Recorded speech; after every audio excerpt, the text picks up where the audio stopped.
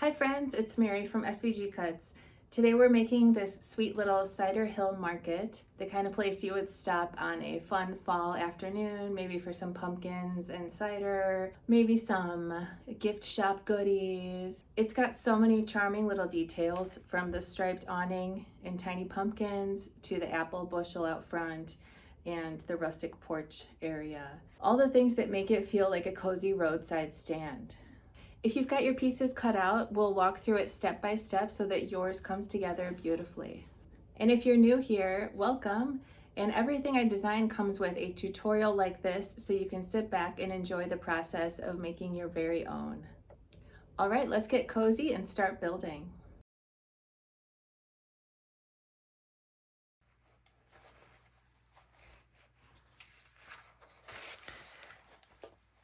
The first thing we are going to do is just start with a whole pile of all your shapes cut out for this project.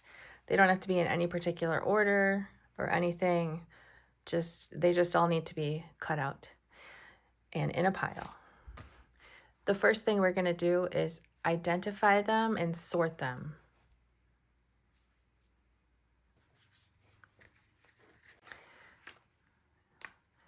So I'm going to create little general categories. You don't have to do this too, but just so it's super clear, I'm going to have my floral stuff. I'm going to put up in the corner here. I'm going to do my all my large pieces here. I put them here. I'm going to put my roof parts up here.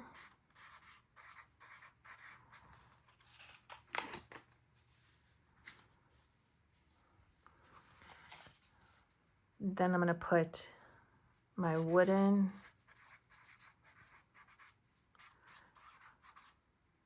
put my wooden parts here. And panels I'll put here. I'm going to put windows.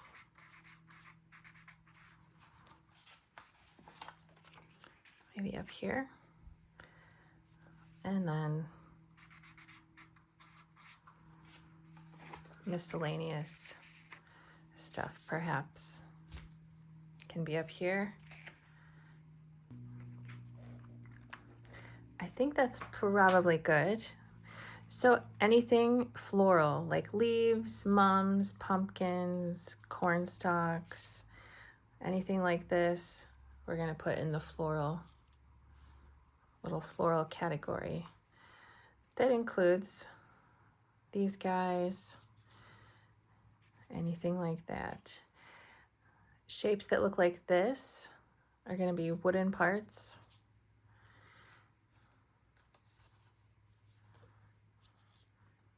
Or anything like that. Any of these, we're going to say wooden parts. Anything like this, we'll say panels.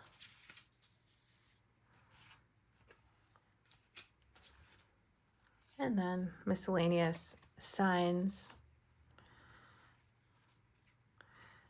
These strips here are for my smaller roof, so I'll put them over by the roof.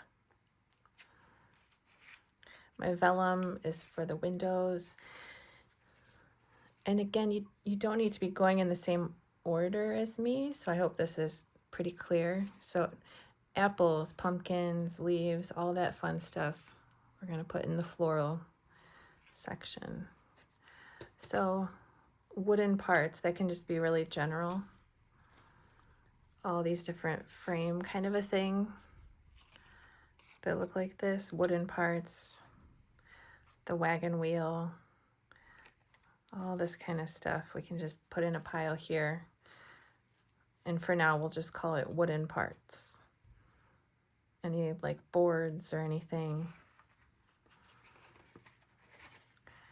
I have some smaller pieces like that too. Just put them by the wooden parts.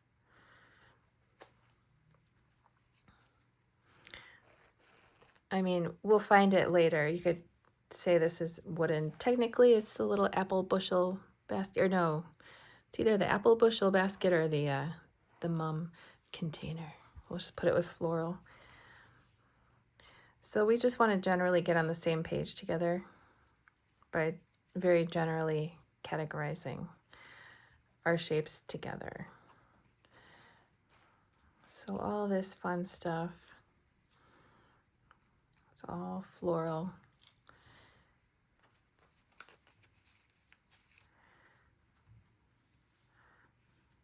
And even these, just consider that floral too.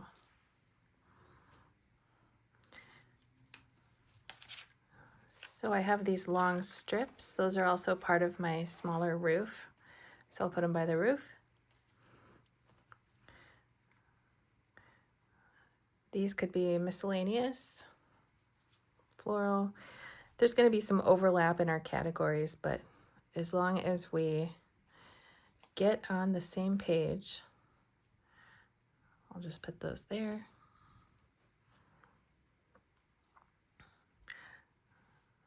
I'm not sure if this is, if I accidentally left that in, honestly. Let's see, we'll just do that.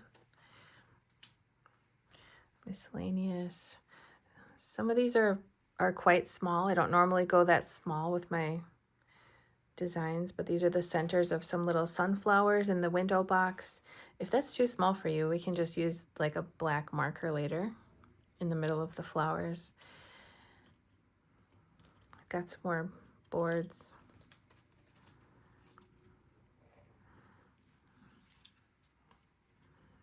I guess these are kind of,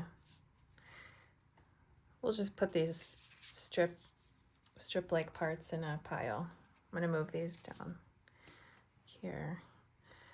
So any kind of strip, perhaps I'll put these strips in a pile together. This is our little sign. Miscellaneous. Here's some more floral stuff. And these might be the smallest shape I've ever included in a project. These little apple leaves. I'm sorry, it's a little ridiculous. So those are apple leaves. And they are way smaller than anything I've ever put in a project. I hope they're not too annoying. These are little lanterns, miscellaneous. So all of these are going to go on the base later.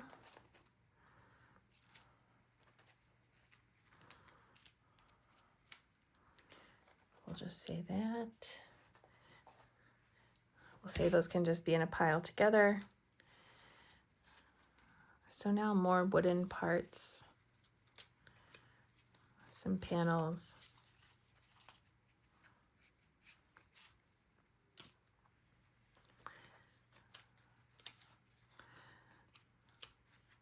Let's see.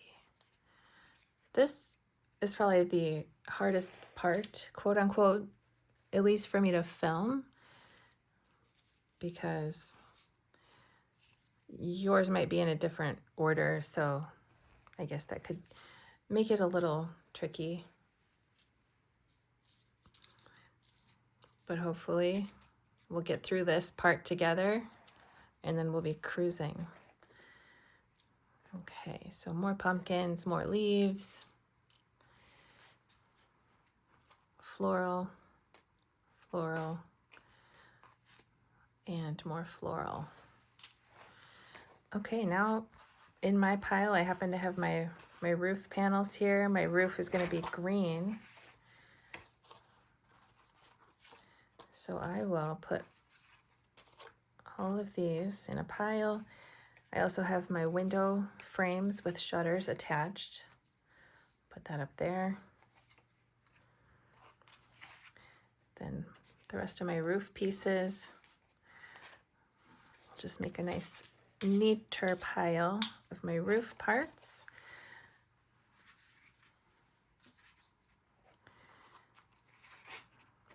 Okay, this category here I have as large. I'm going to put my large parts there. So we've got roof, we've got large panel. This is the smaller roof. And then more of these guys.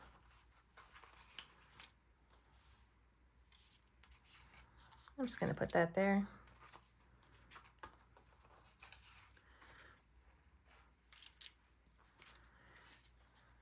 Okay, now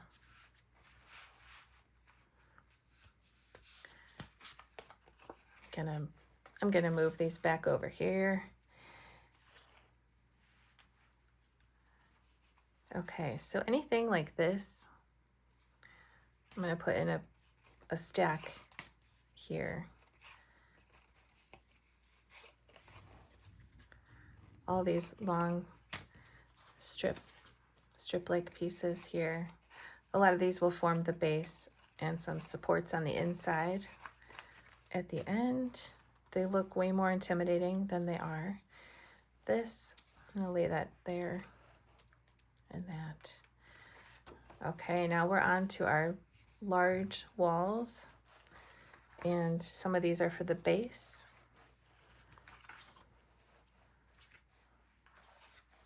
These are the stairs. I'll just throw them there.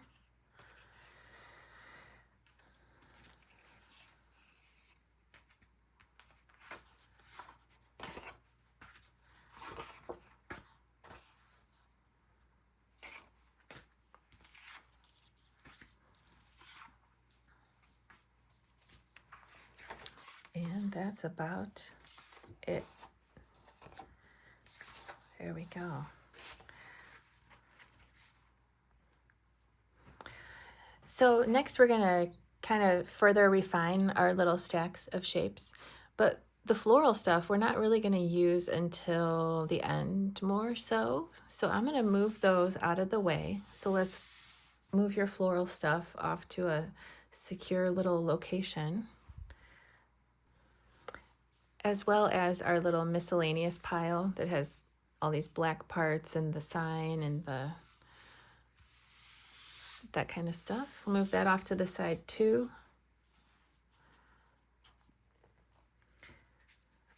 I'm also gonna move my roof parts off to the side, as well as these scored strips.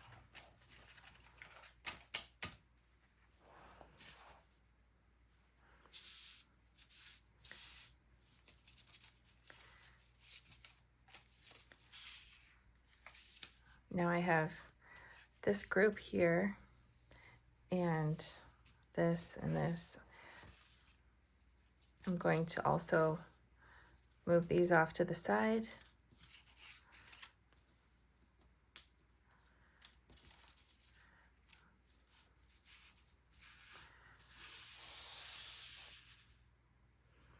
So now we've got our windows, our large parts, our wooden parts, and our panels.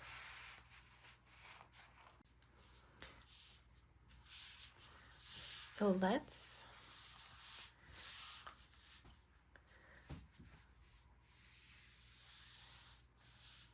take a look at these large parts first. So you'll see that some of them have a number cut into the side. This one has a 4 on it. I'm just going to pick out the ones that have numbers. This one does not. This one does. It has a 3. This one does not. This one does not. There's 4 shapes that have some interesting little guides cut out of them. as you can see here, this has a little this, and this. That signifies that they are part of the base. So I will actually go ahead and put those in their own pile. And then I've got the numbered pieces here in my hand. That's a 5. Here's a 2. Here's just a plain old rectangle. Here's this. I can go here. Another rectangle. Then I have this. This is actually part of the roof. I'm going to put that in my roof pile. Then there's this. This piece is part of the base. And here's another numbered piece. This is 1. And then this is a really large panel. So I'll just put that over here. I'm going to move my base pieces off to the side also. I'll go ahead and pair them up with this little stack of strips that I have here, because most of these strips are part of the base. In fact, we can identify those right now. So this, let me see, let me move this for a second. Okay, so the base strips have letters as well as the numbers cut out. So this one has a 4, an F for front, an R for right. So I'm going to pick out my base strips. I can see this has some letters and numbers on it. Letters and numbers, letters and numbers. This does not. Letters and numbers, letters and numbers. This has a heart on it to signify that it is a support piece. There are 2 of them that have little hearts on them. I just picked a heart to be an identifiable shape to signify that it's a support piece inside the base. So we can just put that with these. And then this just has a number 5 on it, no letters. So that's not part of the base. So there are my base pieces. I'm going to put them off to the side.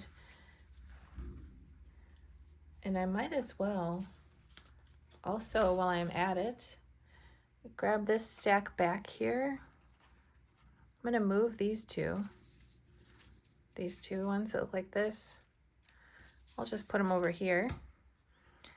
And then this pile is part of the base for the most part.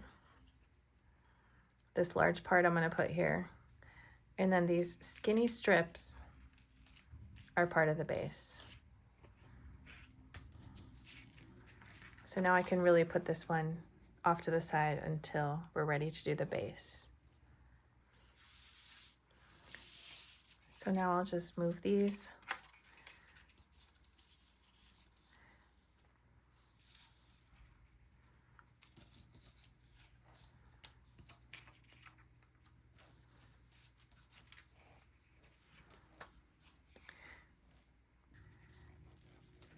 Okay. I will actually put these 2 with the base also. This one, 5, and this.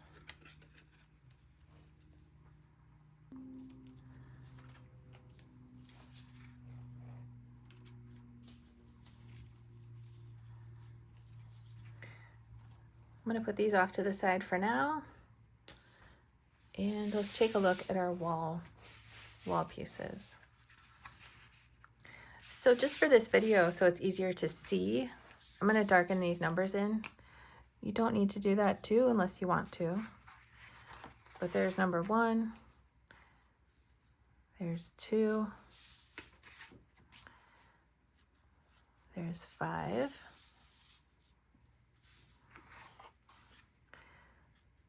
There's 4 and 3.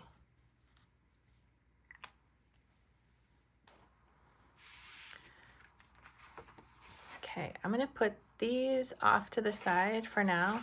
I've got these 2 odd looking, these two odd looking ones, and then the two rectangles. These are going to be the bottom of the house, and these are basically the porch. So we'll save those for later. And we can start taking a look at these and matching up the panels here with what goes on here and start putting some fun stuff together. Okay, so we have 1, we have 2, we have 3, we have 4 and 5.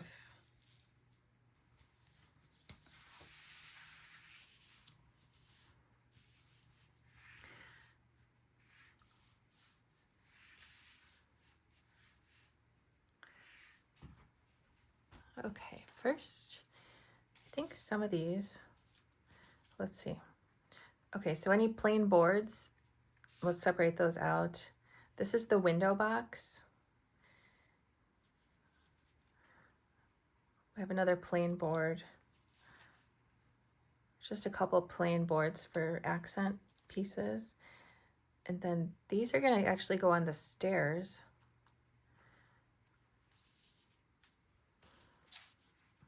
And these will be going on the base, actually. So I'm going to put these two in my base pile. I'll move these stairs off to the side. I'm going to move these boards up here, the window box.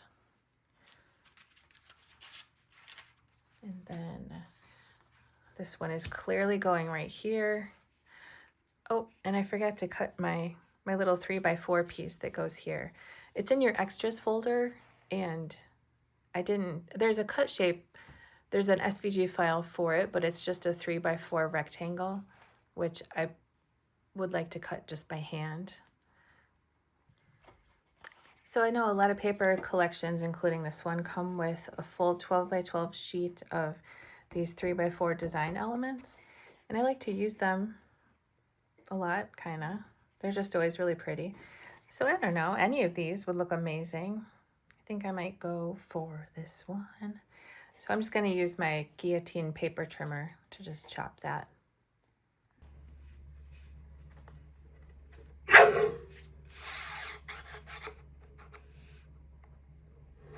Ooh.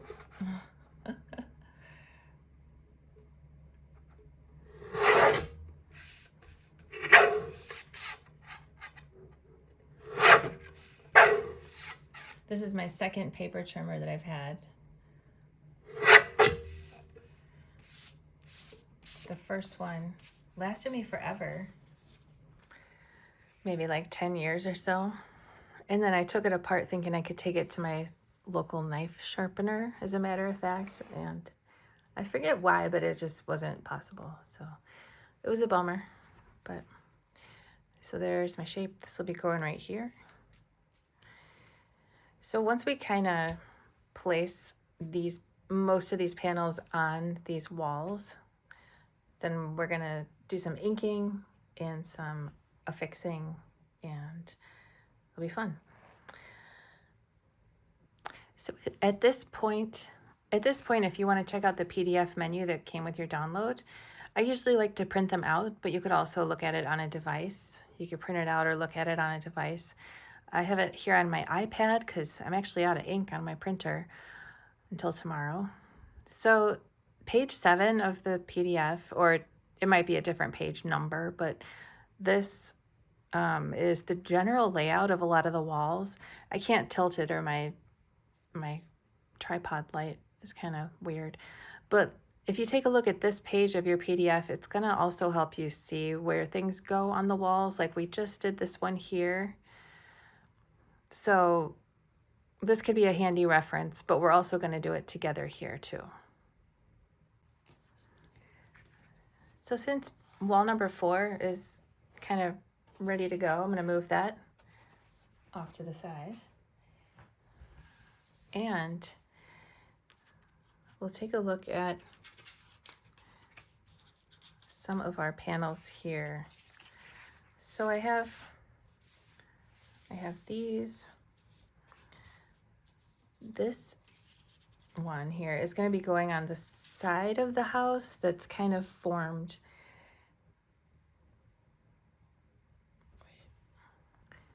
as we're making it.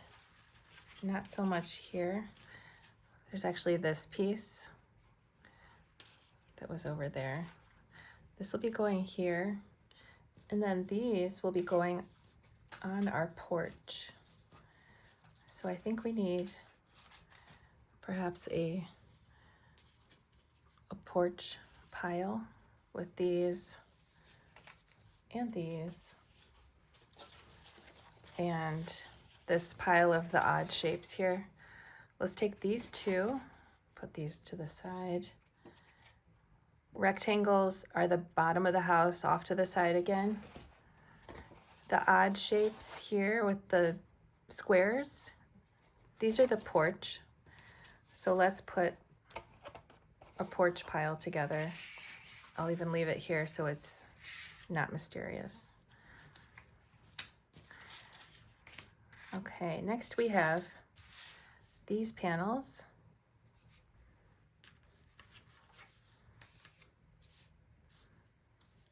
And these two are going to be going on the porch. And the rest of this pile is all just wooden pieces here.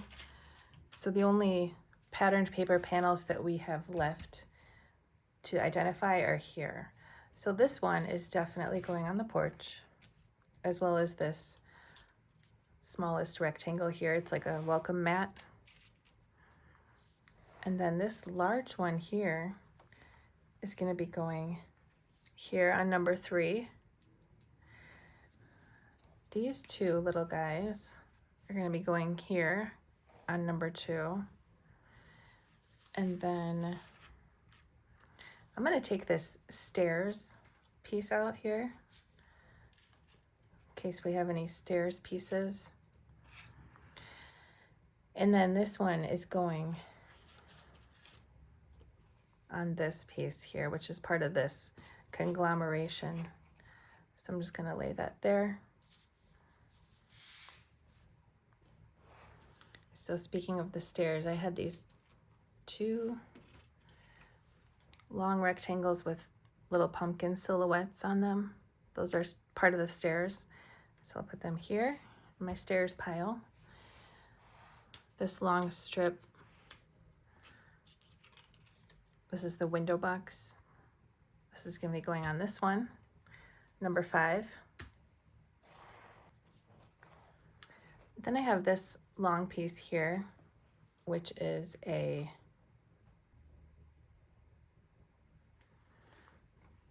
it's like a long planter box that's going to end up going here on this piece.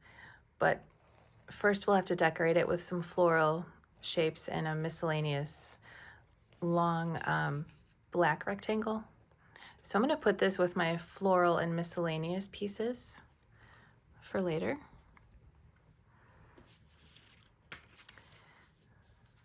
Okay, so let's kind of regroup a little bit here.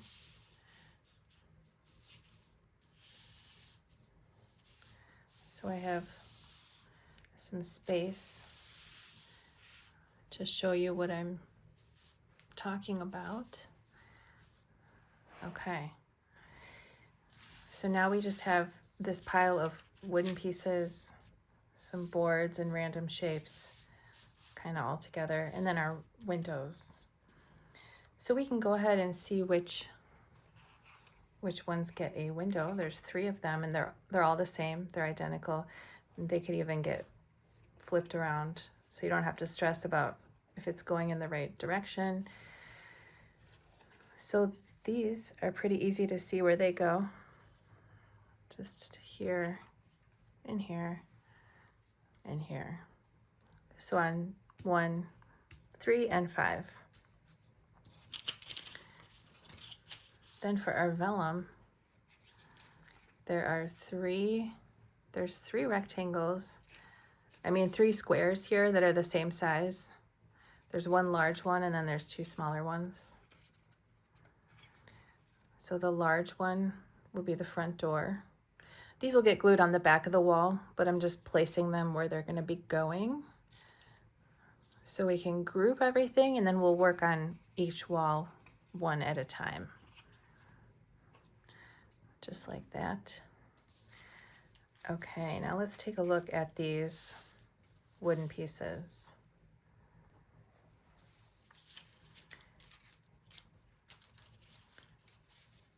Okay.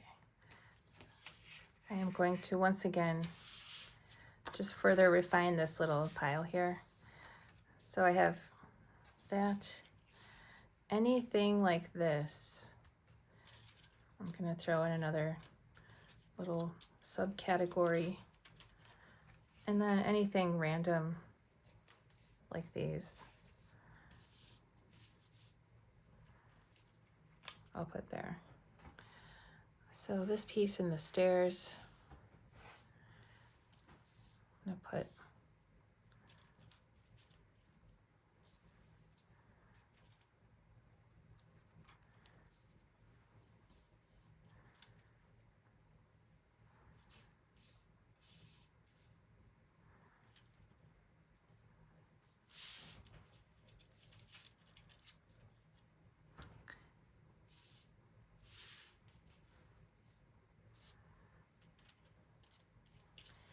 okay.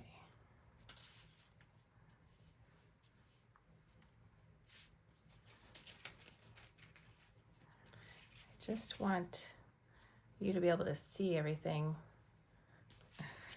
I feel like I'm like slightly overcomplicating this, but I want to be really clear so that it's okay. I just put all this stuff in a pile in my hand here. Okay.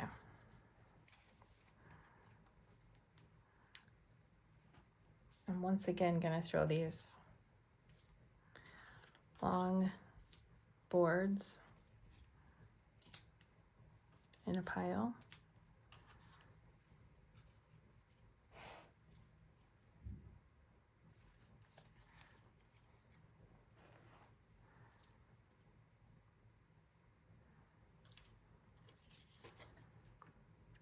Then these are the porch columns.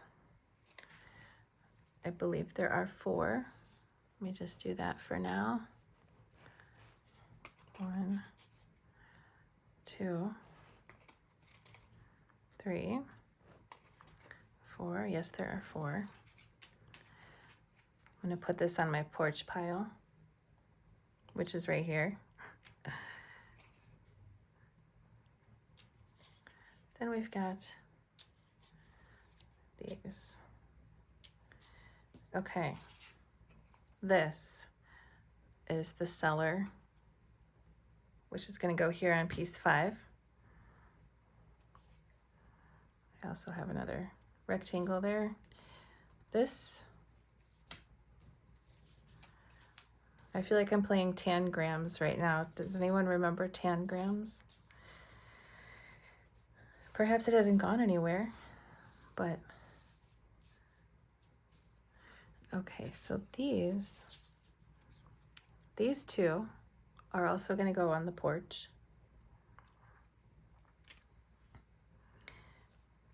And then we have 2 more rectangles. I'll put them in the rectangle pile. Then you can see that these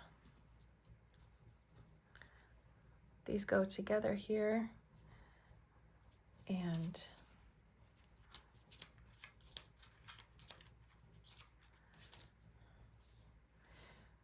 these 2, there are 2 identical rectangles here. 1, 2. This one's a little bit bigger, but these 2 are going to go on these 2. So let's do that. And then put this on our porch pile.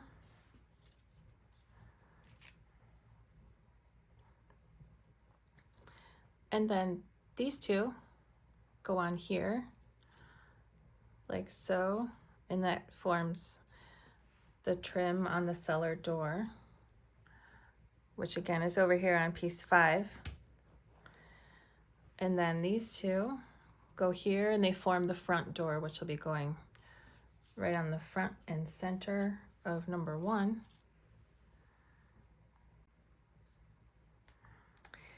These two tiny rectangle or triangles go on the sides of the cellar.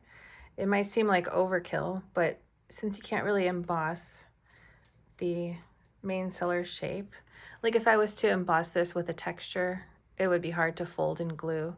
So that's why I have a separate triangle to emboss and put on there. So that goes there. These two triangles are going on the sides of the roof, the porch. So porch pile. This one is a window box. So that's going here on number 5.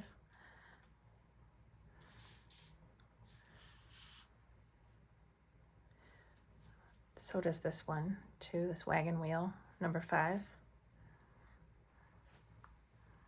So next for these,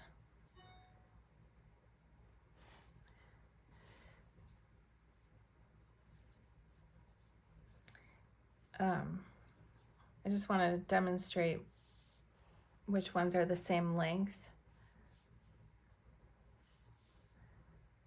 So obviously this one's smaller and this one's longer. And then you're left with these 4. These will go on the stairs.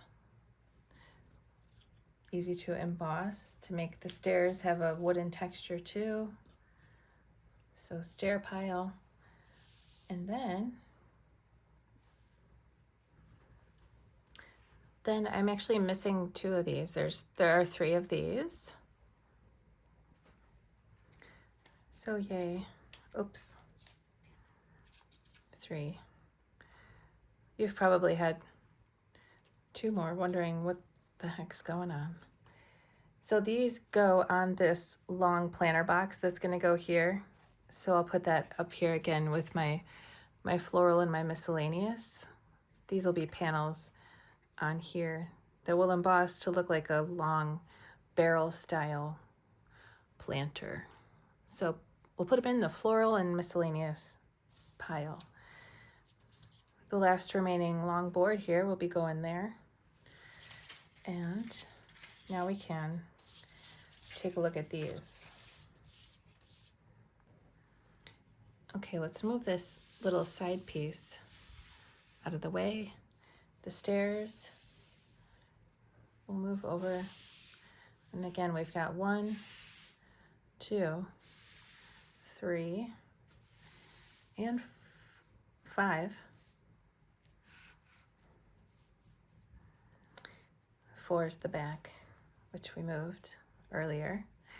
Okay, so here's our walls. Here's our porch.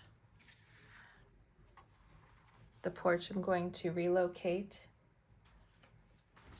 Now we've got all these pieces.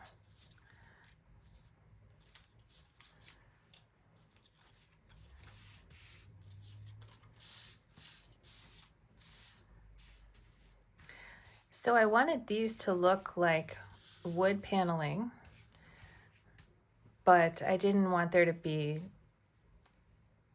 a single piece. There would be way too many pieces if these were all separate little boards, but I also still wanted them to be embossable if you were doing a texture, which I think looks really good. So these are designed that way so that you can emboss the wooden texture on them and that they're not too hard to affix in the right place. So some of them you can kind of see they look similar, like they might go together. This one actually goes in between these 2. And this is going to be going up here. So I'll put that there. And then we have these 2, and this one. This one is actually going to be going here. It's Kind of hard to see with all that stuff on it. That will go there. This will go here. And these two will go here.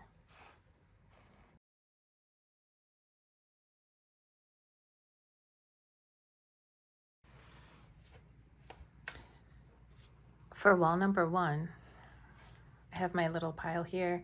I also have my embossing machine.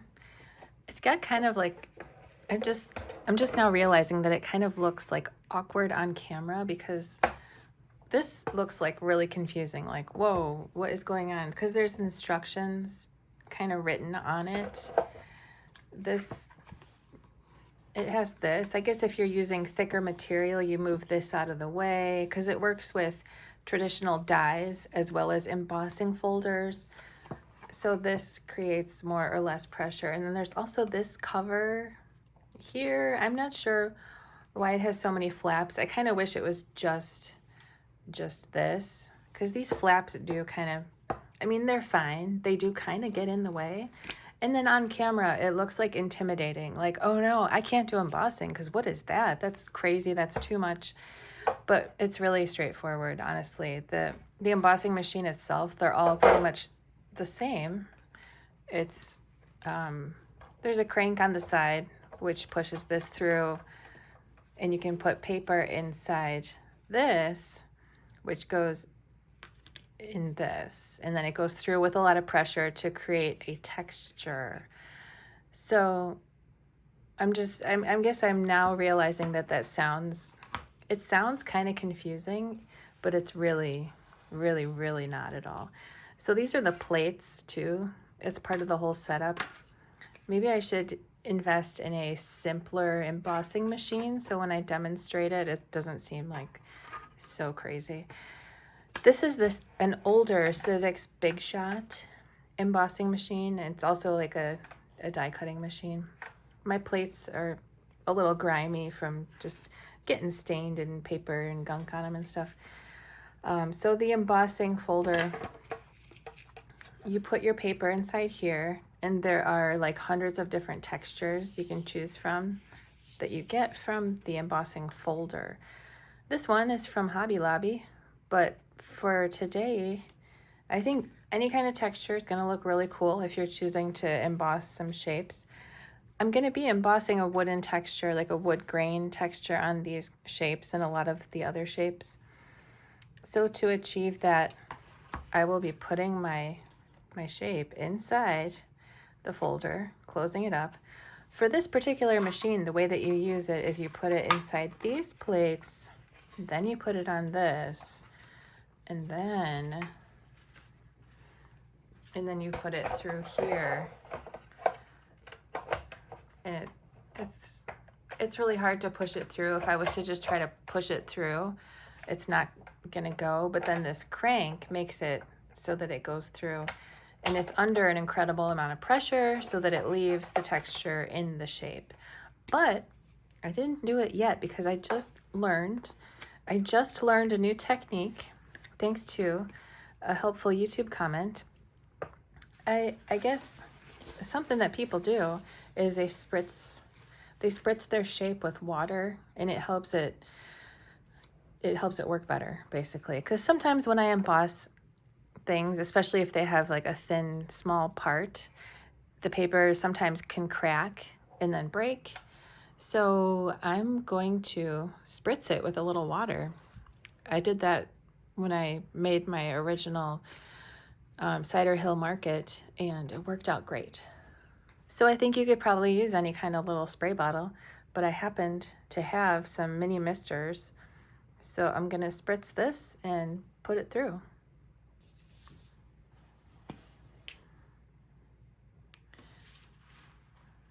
Okay. So I will spray both sides of it.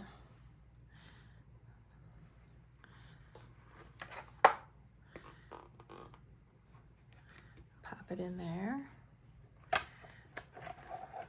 And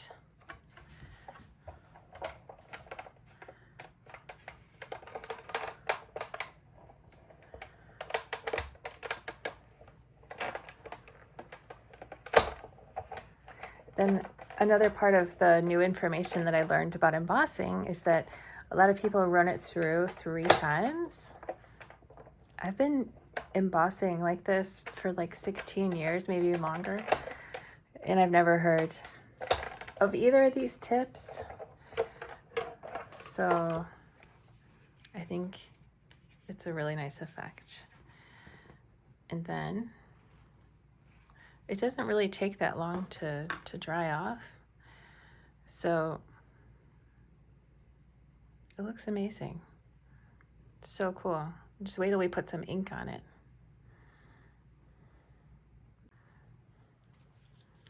So I'm gonna go ahead and do that for the other parts. And when I do this one, I don't think I'm gonna go like that. I'm gonna put it the long way with the grain. But I will spritz those and emboss them. And as a reminder, if you are watching this on a computer, like a desktop, laptop computer, if you would like to easily pause the video anytime, you can press the space bar on your keyboard. So I suppose I will show the embossing part of this, but I don't think I'm going to show you every single embossing, because that would make this video like really, really, really long. And it's already going to be pretty long, which hopefully it's long and fun. Let's see here. So I'll show this part, but again, I think for some of the upcoming wall sections, I'll just cut to them being embossed already, if that's okay. You'll have to let me know. I've been trying to include more in my videos because I think the consensus among viewers is that people like to see the whole process. But I don't think you necessarily need to see me actually emboss every single part. Or maybe you do. I don't know. Maybe I'm wrong. Let me know what you think. I mean, it's not like it takes forever, but it's just not the most, it's not the most exciting camera-friendly process, because I don't know.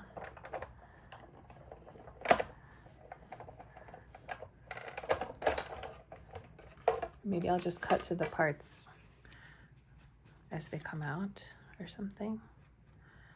We'll see.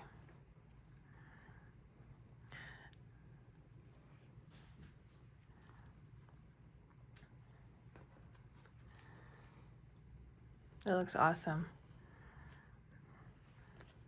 Okay, doing this one.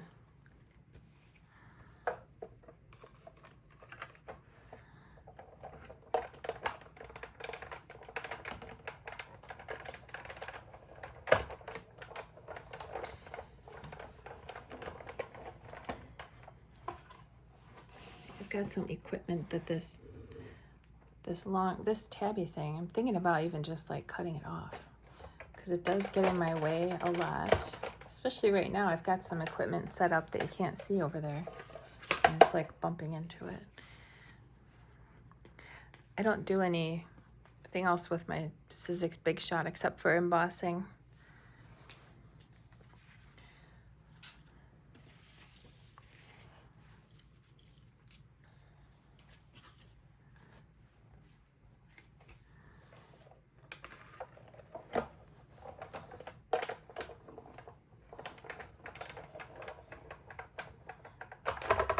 So it goes without saying, but I will say, tell me in the comments if you do any embossing, if you have never heard of it, if you've heard of it but you weren't sure, if you wanted to try it. The thing that kind of stinks is the machines, the embossing machines are pretty expensive. I think it like at least $100 for a new Sizzix Big Shot. And then there's even more pricey ones, but then there's also some like random Amazon ones that I'm not sure. They might be great and they're not as expensive, but I don't know if they're satisfactory. I might try one since I only emboss. I don't do any die cutting with this thing. I don't need it to be super fancy. So I'll keep you posted. Let me know your thoughts, any experience you have with any of the embossing machines.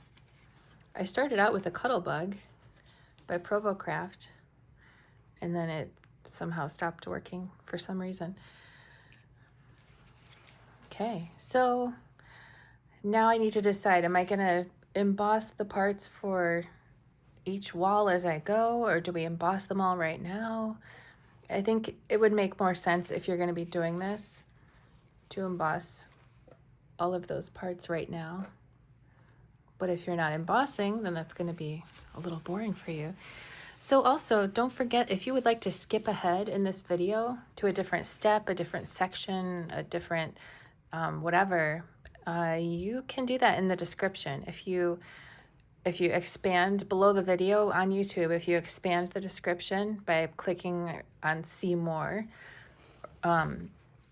there's a list of sections with a timestamp, like numbers in a little parentheses, where you can click on the timestamp to jump ahead. So I'll make it easy to jump ahead if you are not doing embossing and you want to skip ahead or whatever. The steps below in this video will also correspond to the steps shown in the PDF menu that comes with your download. The PDF menu that comes in your download it's printable, or you can look at it on a device, but it shows all the shapes and diagrams that are helpful, and it will also contain this checklist of steps so you can stay on track with what you're making today.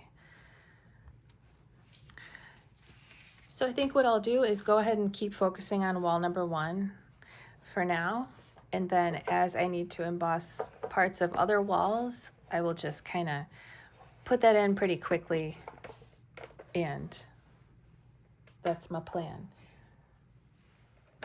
Okay, so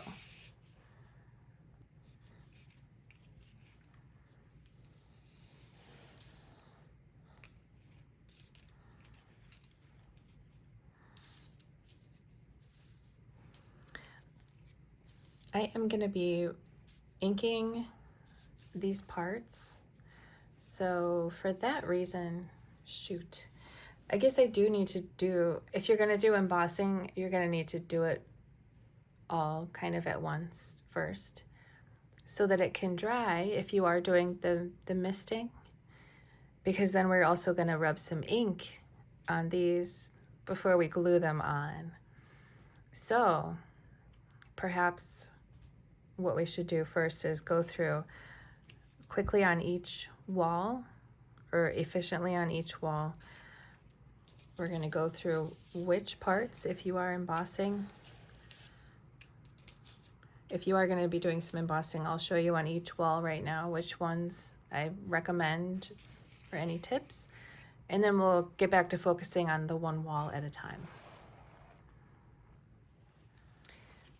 So wall number 2 doesn't necessarily have any embossable wood paneling on it, but its little apple bushel baskets look nice embossed, and they're the same size as the 3 chrysanthemum bushel baskets too. And then the long planter box that goes on the side, the right side of the building, wall 3. It's got these.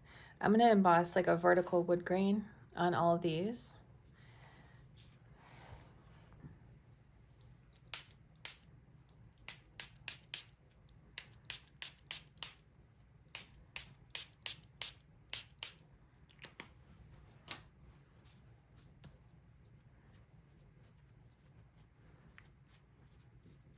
I feel like a light misting on both sides is a good idea.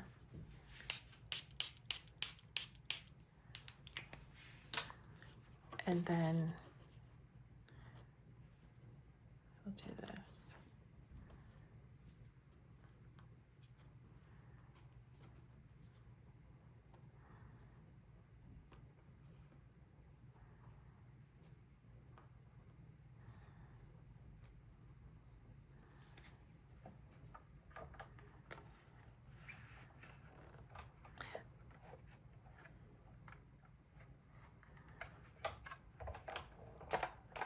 I actually took a screwdriver and removed the tab on here that I never use.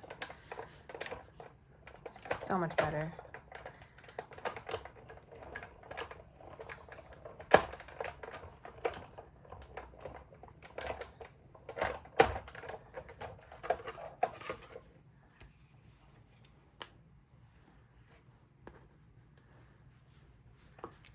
So I'll put these back with this piece.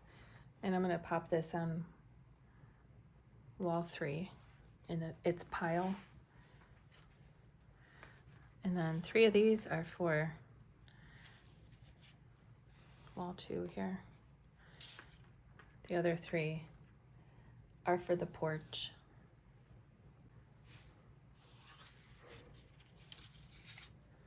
Okay, this is wall 3. I'm going to spritz and emboss these.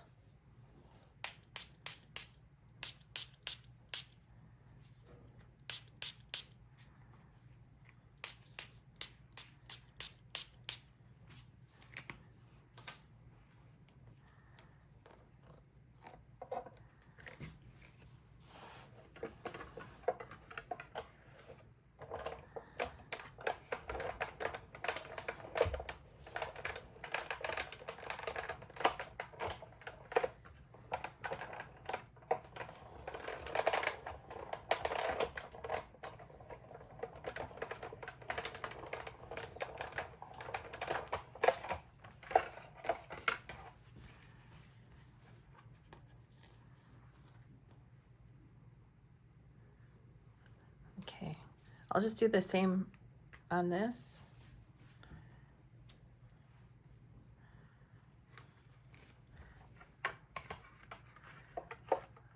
And then I guess we're getting pretty close to just having everything done. So again, if you want to skip ahead to the next section, you can easily do that in the description down below.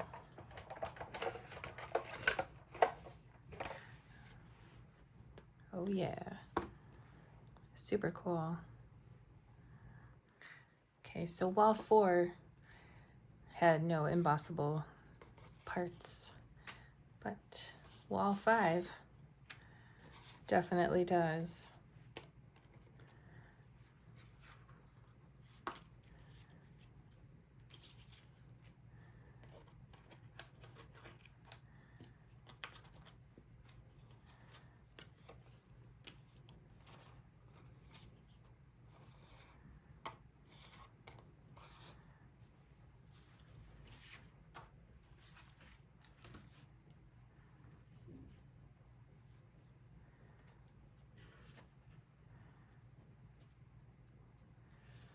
So for this one, I think I will run it through twice with it just inside the folder here and then just over here, because if I emboss these, I think it'll get weird. So I guess I don't need to show that, but well, I will show it. I guess I'm just paranoid about too long of a video. I'm not sure why.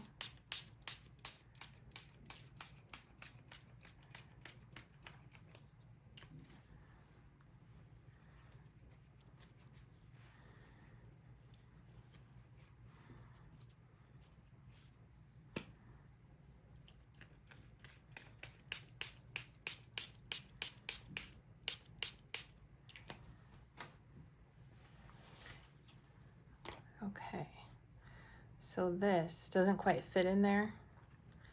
So part of my technique is I'll put it in here, but I will not put it all the way in there. I'll have it stop. Like here's my plate. So instead of having it all the way in there, if I ran it through like this, it would have a kind of a hard line where the design stops. So what I will do instead is have it sticking out.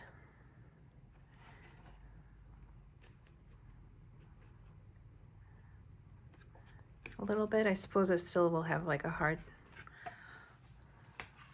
bit of a hard line, but not as bad.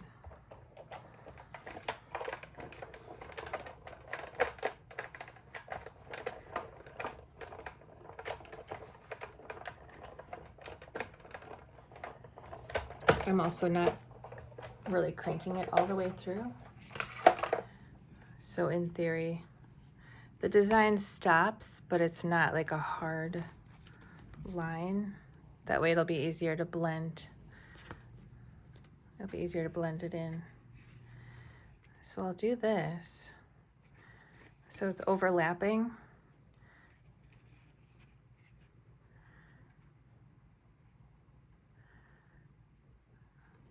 Doesn't have to like perfectly line up or anything, but so I want it to overlap, and then I'll kind of do the same thing where I just don't necessarily crank it all the way through, but almost.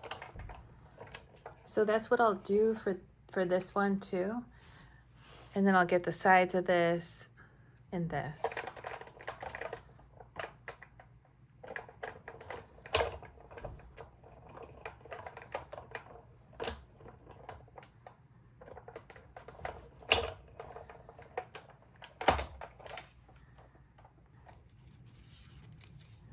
That came out pretty good. I see a little bit of a line, but it's okay. It's rustic, so it's fine.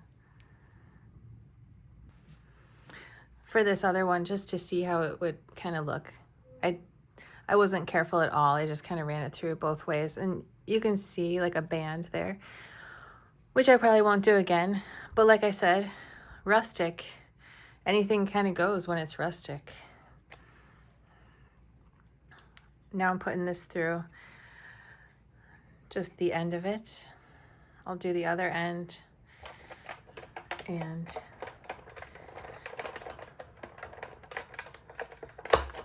oh, I totally goofed up. I didn't put it inside the plates, but it still worked.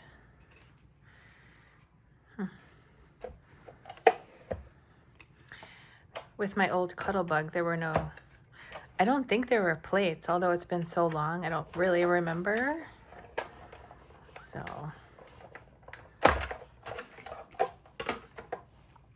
I didn't even do that 3 times, just once. Maybe once is fine. So I feel like these can go any direction. This makes sense to go that way. I don't know if it really matters. You can have if you're doing wood grain, you can have it go in whatever direction you think makes sense.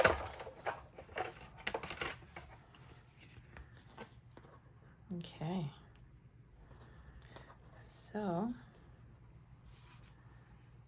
I'll put these back with wall number 5, and they are drying out pretty quickly, surprisingly. So that's great. So that's the walls for embossing, unless I missed something. That's possible. I thought we could do some stair parts, not these parts, but these rectangles for the stairs.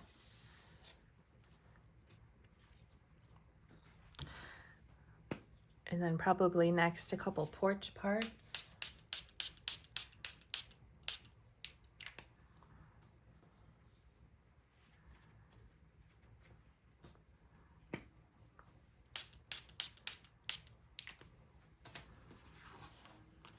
And I think the long way makes sense on these. I was just at Michael's the other day, and I saw, first of all, I saw some, like a section of embossing folders, which I feel like they haven't carried embossing folders in years. I could be wrong, but I was excited to see that because I'm a big fan. of the embossing. I'm not so sure running it through 3 times is necessary, but I've seen embossing folders usually at Hobby Lobby. I haven't checked lately, but Michael's had a pretty nice selection, and they were 2 packs, like 2 different kinds of wood grain for only like $5 or $6 too, which was kind of an amazing deal. So I'll put the stairs to the side again, and then just one last thing, as long as we have this out, I'm gonna grab the pile that I have here for the porch. I'm gonna move this up here. I'll put anything I'm gonna emboss on here and anything I'm not over here. So the 4 columns, no. This, yes. I think it would be nice to, this could go either way. You might want to just emboss like just the top. Looks kind of nice, but you don't have to. But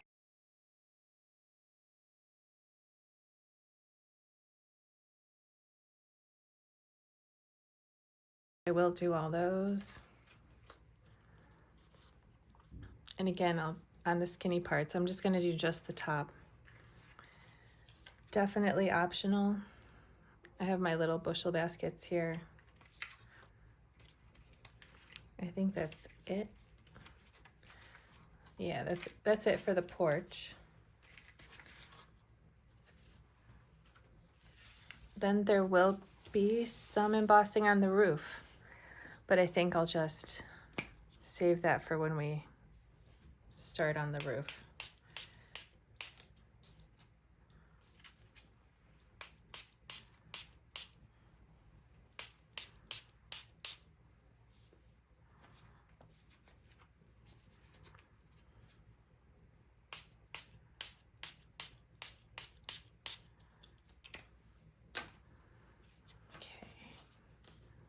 So these, let me double check. Okay, so these are oriented like this. So it could probably go either way, but I'm gonna go vertically with that.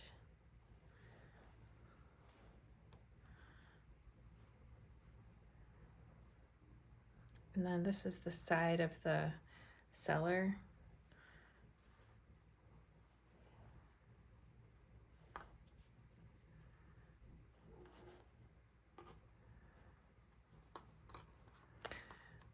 Be nice to squeeze it all in.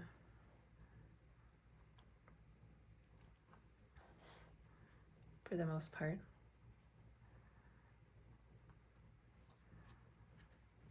Okay.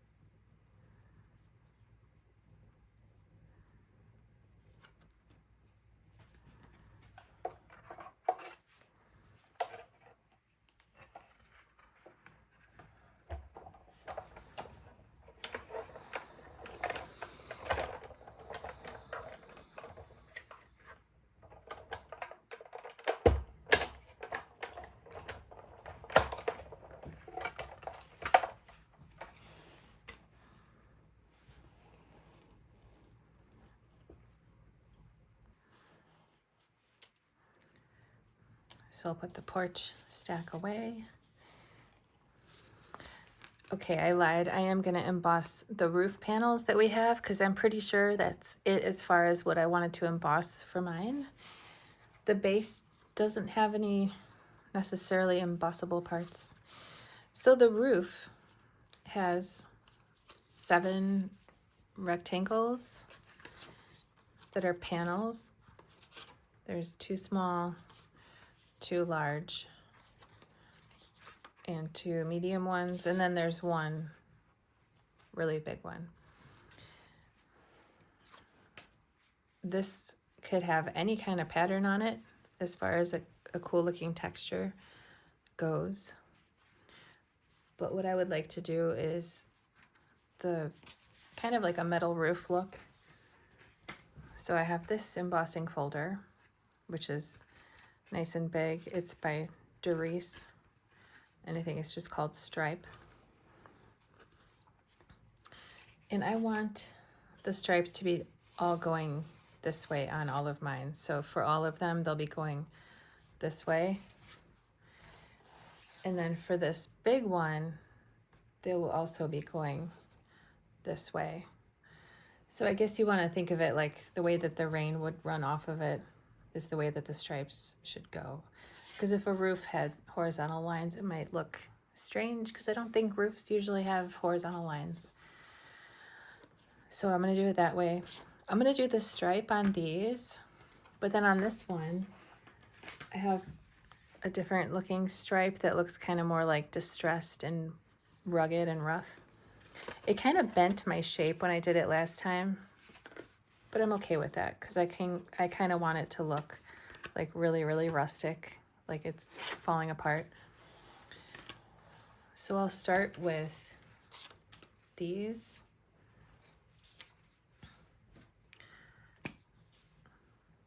And I'm just gonna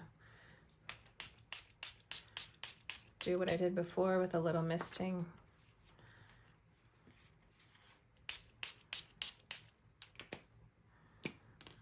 I guess I could even just get them all misted.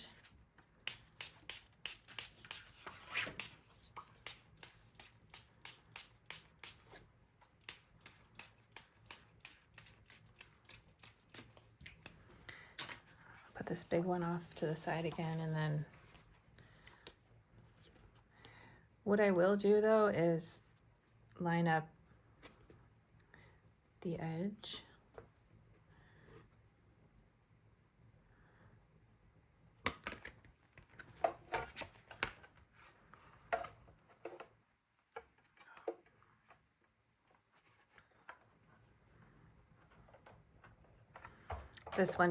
This barely fits in there.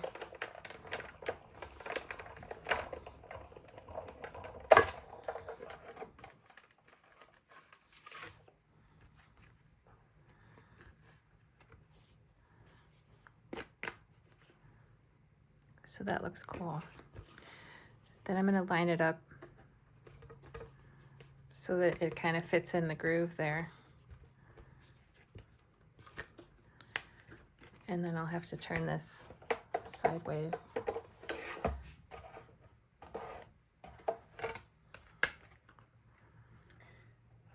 How did I even do that before? Oh no.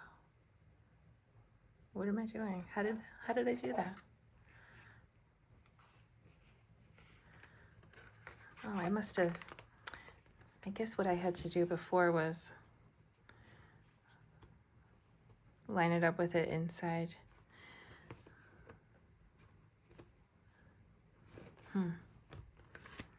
Well, this one's going to be rustic.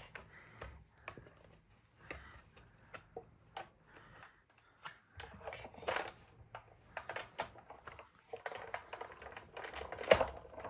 It's got a story to tell. Okay.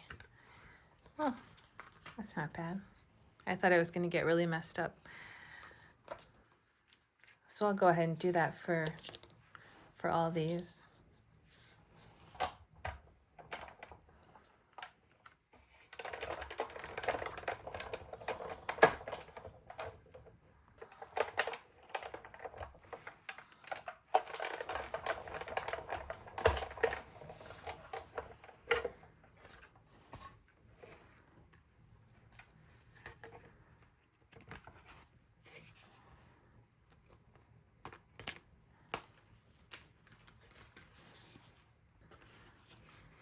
Okay, next I'm going to do this long one.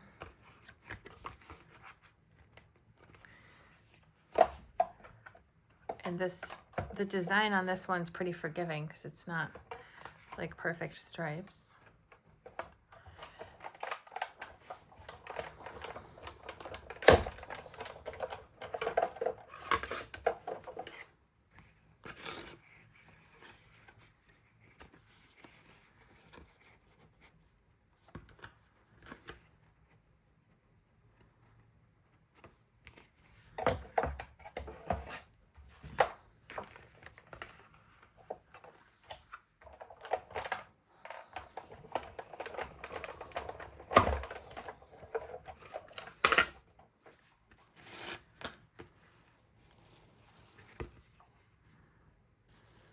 So I'll put these back on my roof pile, and that's it for embossing. Let's get back to wall number 1.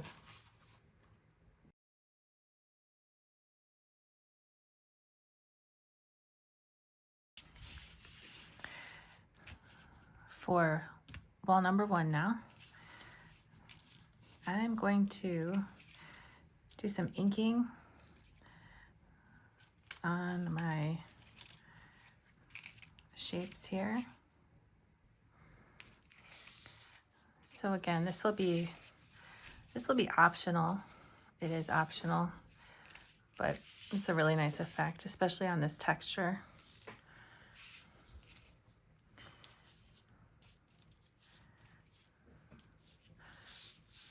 So to do that, I'm gonna grab, these are my 2 go-to ink pad sets. I've gotten these on Amazon, and they are actually set number 1004 and 1025. I wrote it with a Sharpie on here. Kind of hard to see, but those are linked on my website on the page for this project. I just think these have a lot of good colors for what I'm about to do, such as the various shades of the brown, the gray, the black, even the green. I'm even going to use a little green on the wood to kind of look like maybe it's gotten a little bit mossy and like a little rustic kind of a thing. So there's no right or wrong way to do this part, but I used to have similar ink pads, then they were discontinued, so the Color Petal ink pads are really nice now. I actually wish I had more of like a dark brown, but you can still kind of see this on here. You can start to see that a little bit, and it just adds a little nuance like you would really see on some wood. So I'll go ahead and do that on just like random swipes on here, and just that little bit of darker brown. It's really starting to look realistic, which is awesome. So usually, since I'm going to be doing some more colors randomly like this on these pieces, I probably should have started with the lightest one first, because right now if I grab this light green and go on there, I'll probably transfer some brown onto the green, which I want to take good care of my ink pads. So if you want to do that, you could start with the lighter color, which I should have done. So that is already really cool. I already really like that a lot. And hopefully I was doing the right side. My paper is textured on one side, so yeah. So they will be like this. These two are interchangeable shapes. And this one.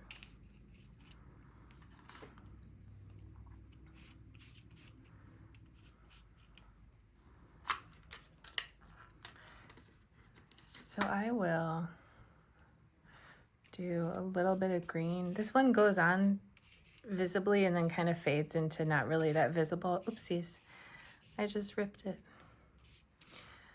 I wish I had some good chalk inks, because if this was a chalk ink pad instead of pigment, you would be able to see it better when it dries. It just kind of dries off into nothingness pretty much. So I think that looks really cool. It looks like a little bit of moss might be growing on it. Adding that little bit of a highlight like that is a really good effect. I'm gonna have to put it on my list to look up some chalk ink pads so I can get back into that, being able to do that where you can see it. My mind is a little bit all over the place. My daughter's starting kindergarten tomorrow. I'm so excited. She's so ready.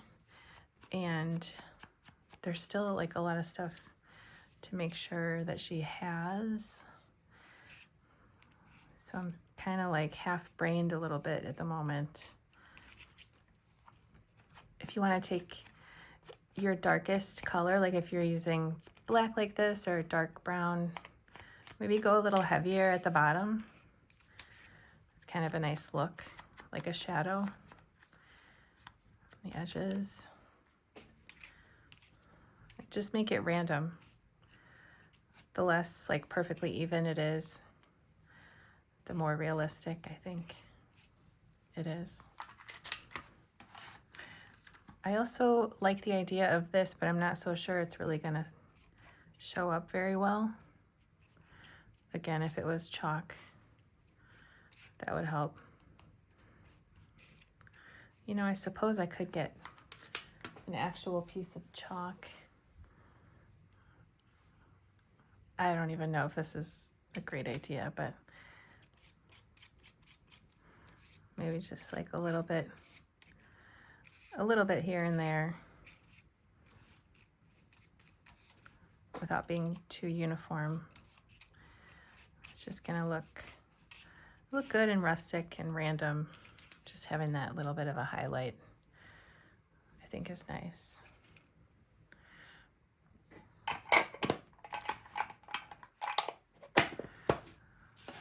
So then we can glue these in place. I suppose the sides here could get embossed, but I gotta draw the line somewhere and get this going. I'm gonna glue that on and then I'm gonna rub some ink on it.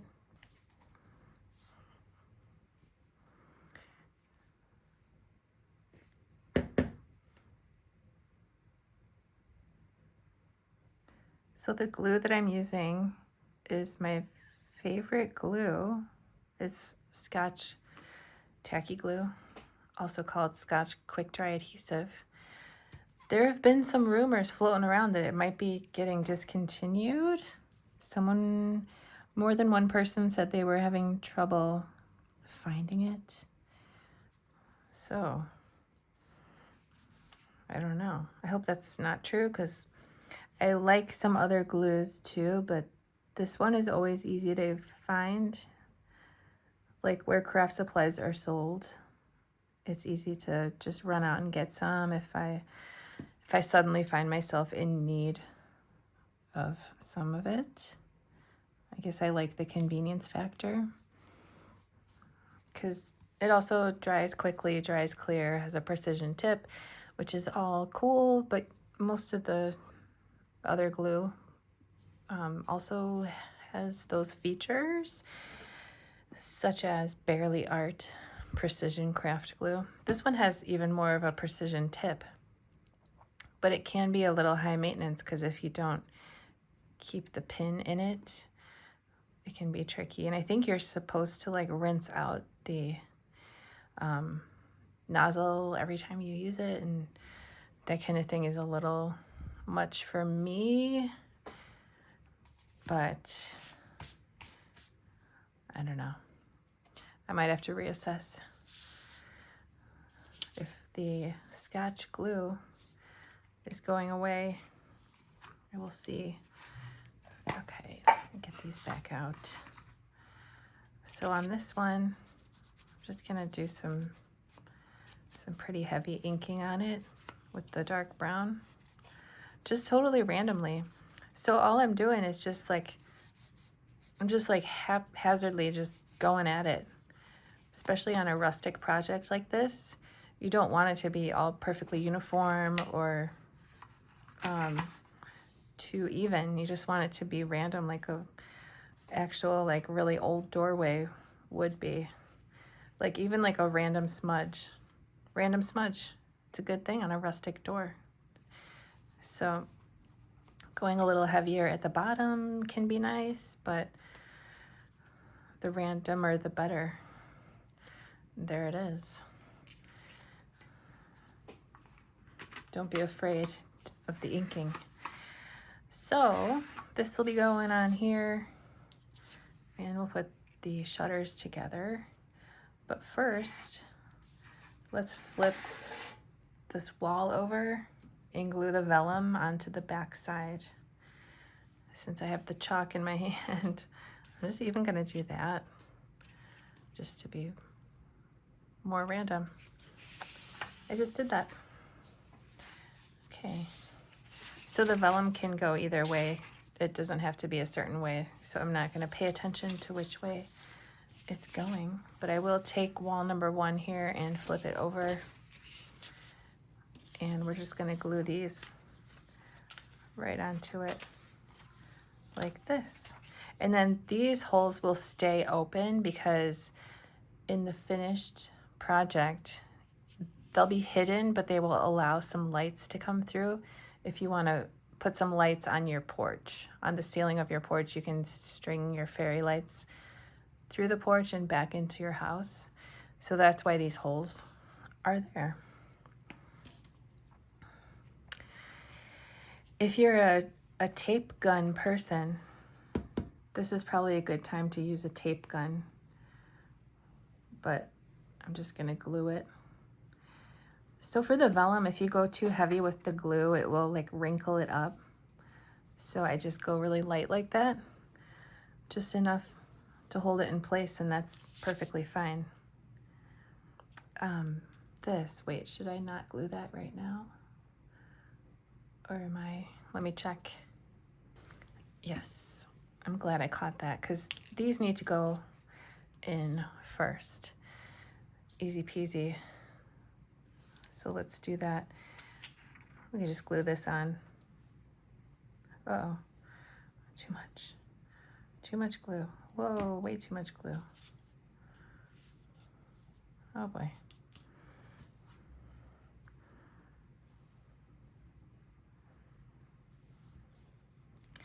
Okay.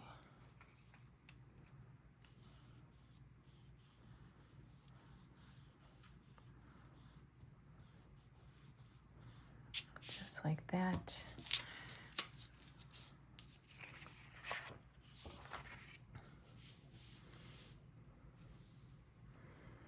So for this, here's what I'm going to do.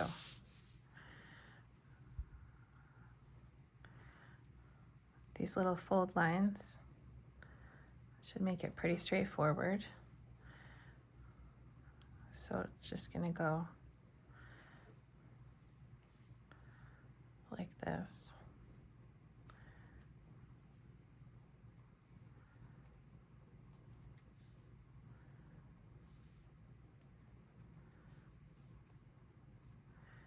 And like this.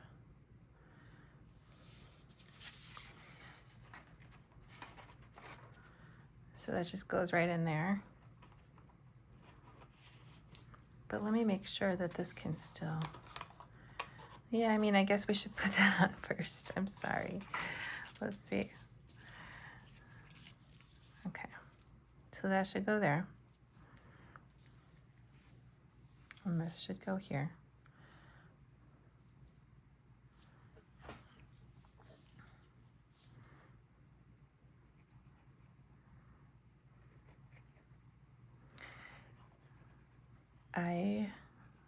It's been a while since I made my first one of these, because in the summertime my schedule is so spread out that I started this fall kit, this project, the whole kit, I started designing for fall, including this, basically like at the end of the spring, because my opportunity to work during the summer was a little spread out and limited. So I got a really early start, but now I'm feeling a little rusty on this. I could have taken possibly some better notes about my own steps. Lesson learned, I will do that. But also, now that summer break is over in my house, my schedule will be a little more typical, I guess. Or it won't be as spread out, so. Okay, so there is that. Let's do this other one.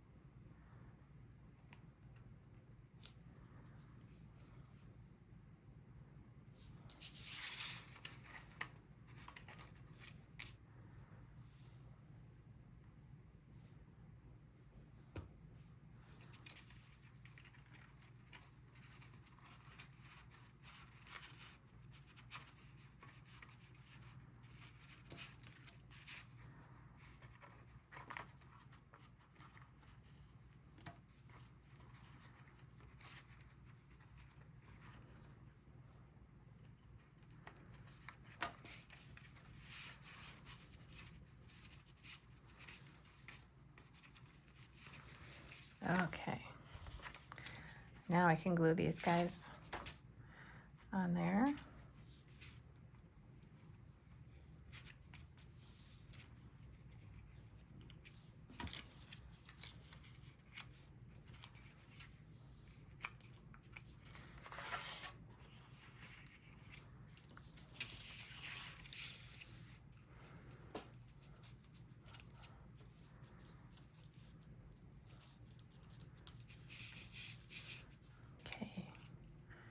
Now I can do this and this and this with my broken piece there.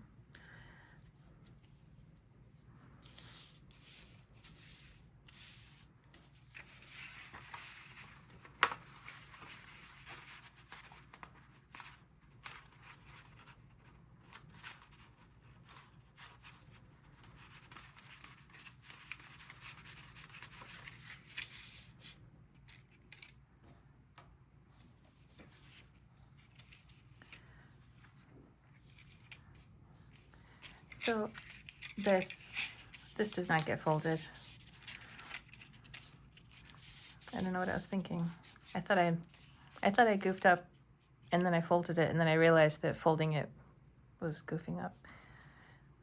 So don't fold that. Okay.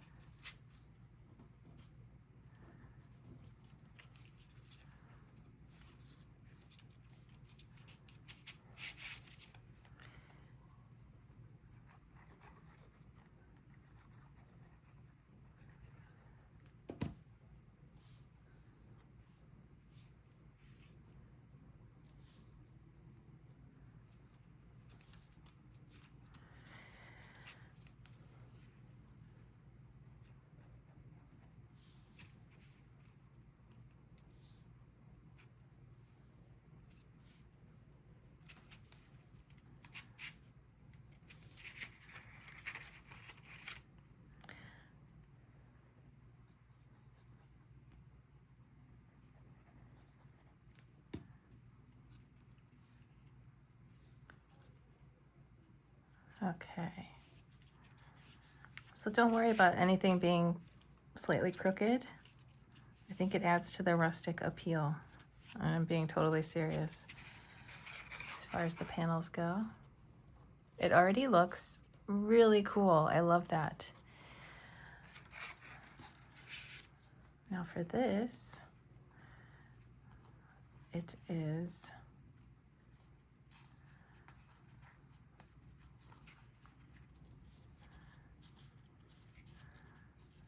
it goes like this.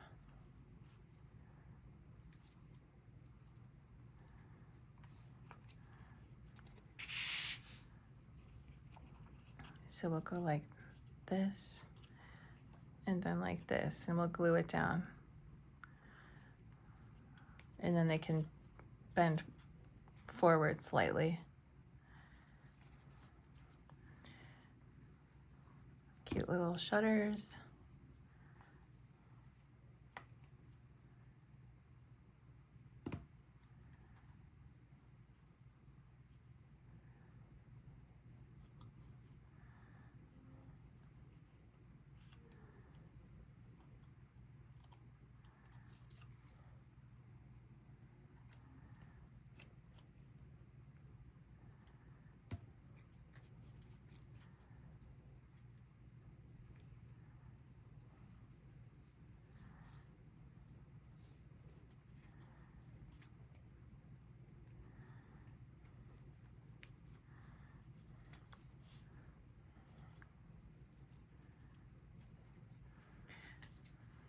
I'll still have that too. So I think to really show up, I'm gonna need to use black just lightly to kind of highlight the texture there.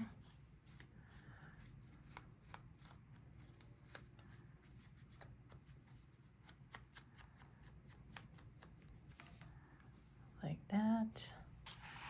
And then I will glue it right onto the front there. And then I'll be gluing this just right there.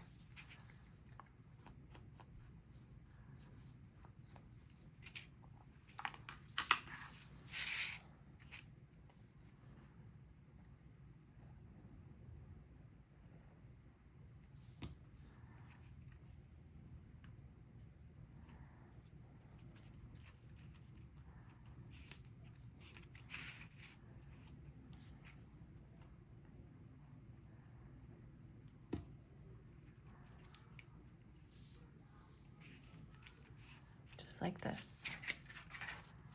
So there's wall number 1.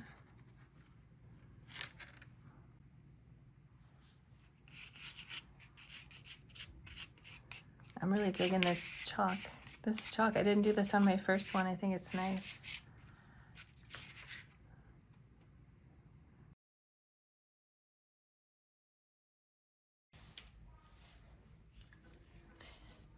All right, for wall number 2 here,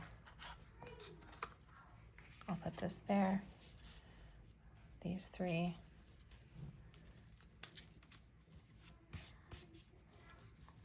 There's also these 2. So out of my floral and miscellaneous piles, I'm also gonna grab this oval, this sign. It's a little hard to see. It could go either way. I'm gonna flip it so the smooth side is up. Then I'm also gonna grab these 3 that are gonna go here. As well as all of my apples and my leaves, which are, again, really crazy tiny. I couldn't make them any bigger without them looking too big, so if you want to just skip them, I think they'll probably still look like apples. Okay, and maybe first I'll stamp on this. I'll do some inking, and then we're going to separate out 4 of the apples to go on there. I can start by just putting 4 leaves on here, and this will be part of the base, actually. So let's see.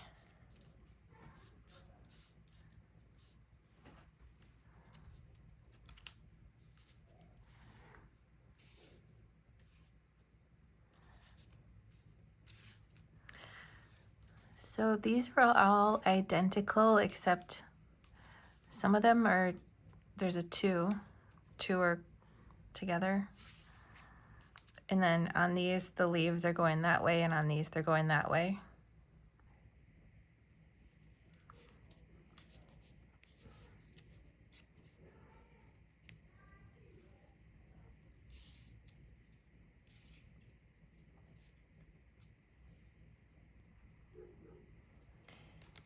So these two are actually going to be going here, and we're going to take two that are going to the left with them and put them here with the 4 leaves, and we'll save this for later. I'm going to put it on my base stack. I'm going to go ahead and glue these little leaves on here, and in this situation, this super precision tip is pretty nice. And then instead of trying to pick them up, I could do like a tweezer thing, or I can just kind of stab at them with this. And it doesn't even need to be lined up perfectly on the leaf shape. I think it gives the general effect of being an apple. Just like that.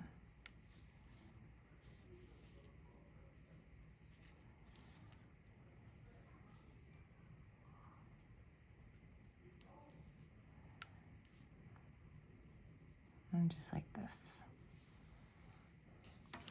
Then for a nice effect, if you want, you can add a little highlight, but I think I'll wait till they're positioned to do that actually. So let's go ahead and position them on these little 1, 2, 3, 4, 5, 6, and they can be going in any direction, whatever kind of strikes your fancy is going to be good. So I could just use my regular glue for this, either one. It's gonna work well. And I'll just put a dot on each one.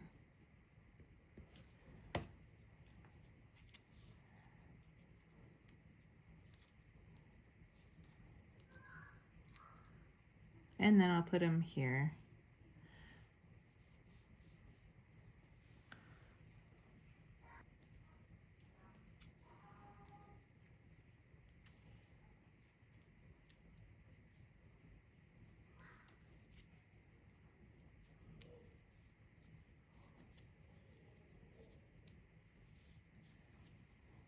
Just like that. And then I can put each of these just like this with this little band just right in the middle. So this is really cute. I could have done some inking on there before I started gluing stuff together, but it looks good. Now I can do some highlights on here. If you want, I think it looks cute to just do a little white dot near the top of each where there would be a highlight in real life, like a reflection.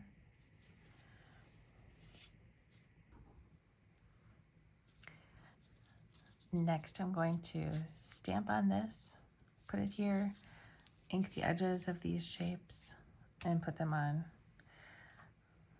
So you could certainly use any kind of stamps. I've always tried to use stamps that are maybe available. These are no longer available, but I'm going to use this stamp here from Pumpkin Patch Stamps. Used to be something that I had going on years back. I designed some stamps just independently for sale. I think they're super cute, but for now they're no longer available. But any kind of stamp. I also had some random fall ones hanging around. These stamps are part of this collection, but none of these sentiments were exactly quite right, and this one's too big. So that's why I just went with this discontinued set that I have. But if you're like me, maybe you have some random stamps. So that can go there. Or if you got this whole collection, this collection came with some stickers, maybe some of those could work. Or if you're watching this video, you're probably pretty creative. So I can't wait to see what you do with your little sign.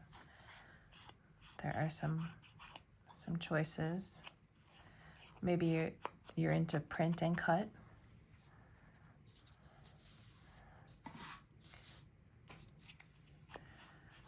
Let me know in the comments what you're planning on doing with your sign. And let me see a picture, please.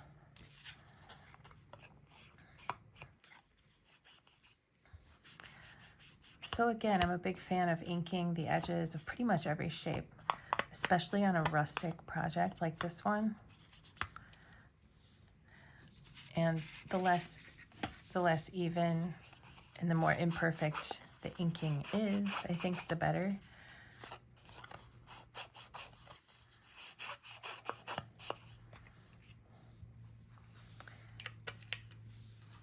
And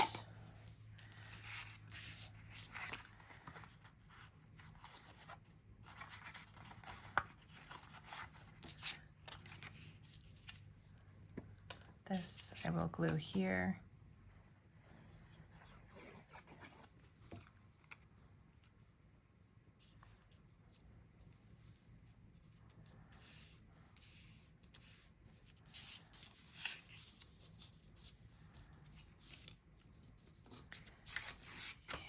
And for this, I will just gently fold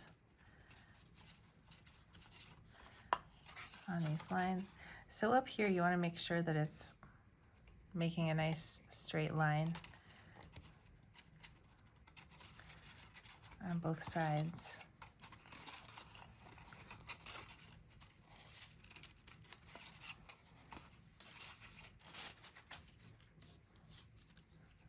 Then I'll glue this.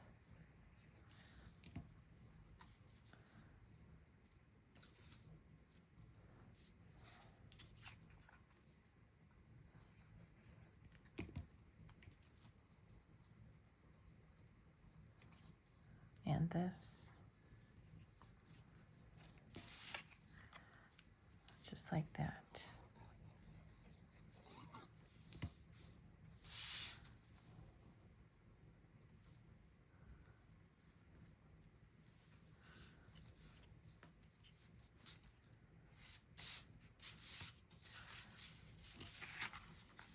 Okay, so here's wall number 2 for now. Now I have my wall number 3 parts.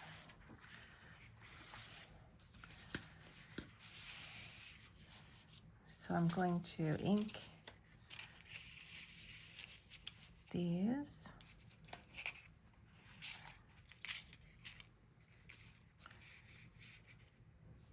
Not this, just these. Not that it matters. And this. And then we'll assemble the window pane, shutters, and put this on.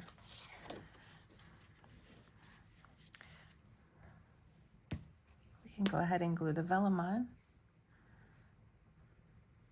the back side.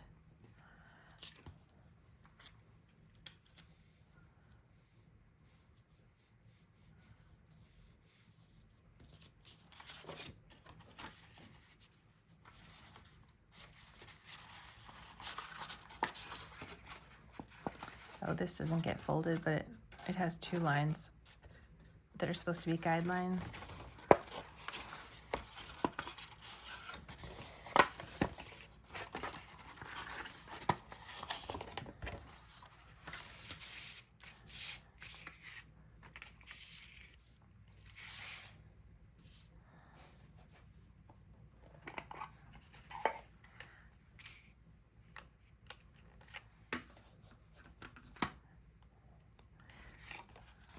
So I'll just throw some ink on this. Brown is a good go-to color for this. Pretty much anything's gonna look good with brown on it. I will go here.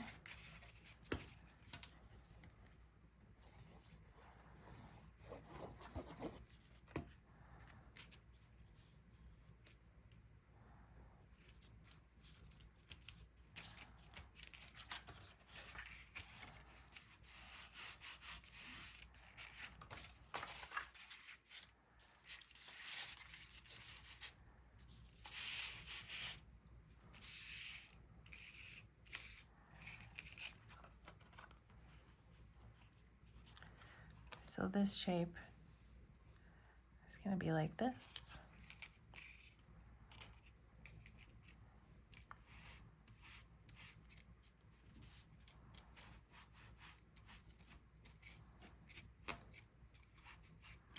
So again, I'm just doing super random big smudges of the brown.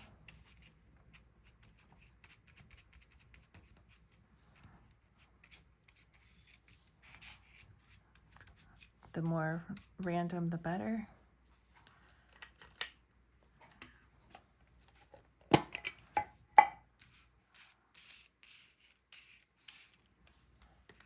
I'll do some black.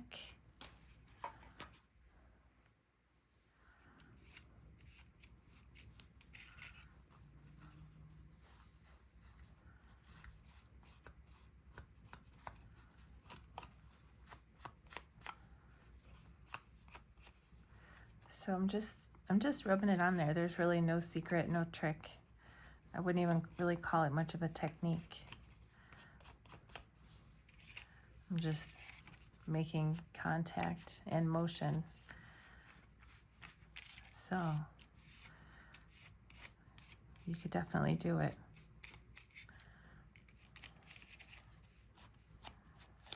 Oops. And again, the more random, the better.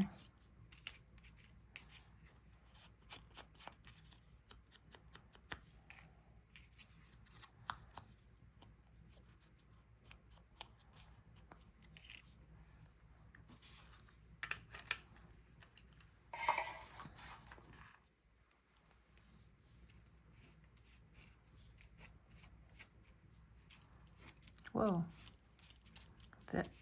that came out like crazy. But that's fine because this kind of disappears since it's not chalk ink. I want it to look like it got a little mossy over the years.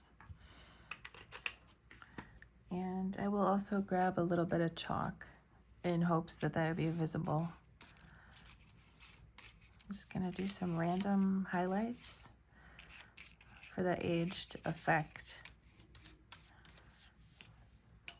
I think that looks good.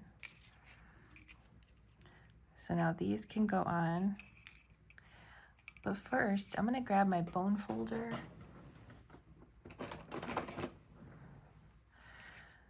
and just give this like a really gentle curve.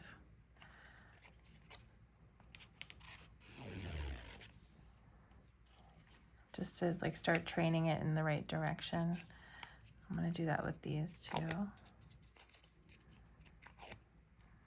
Because if I just glue it flat and then I try to curve it later, I think it'll get kind of weird.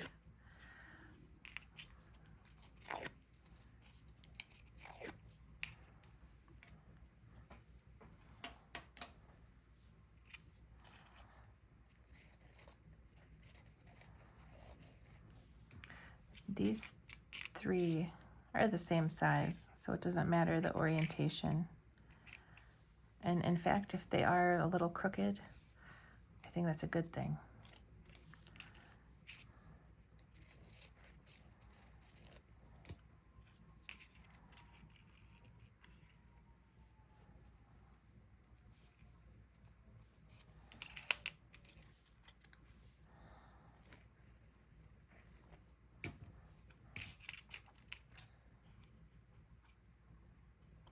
Uh-oh. Mine is longer than yours. Yours should fit perfectly. I lost one and I had to cut it. I just manually cut my rectangle, so it's weirdly shaped. But yours will be perfect. So from your little miscellaneous pile of shapes, you can grab this. We can put that on there. I'm just very gently curving that.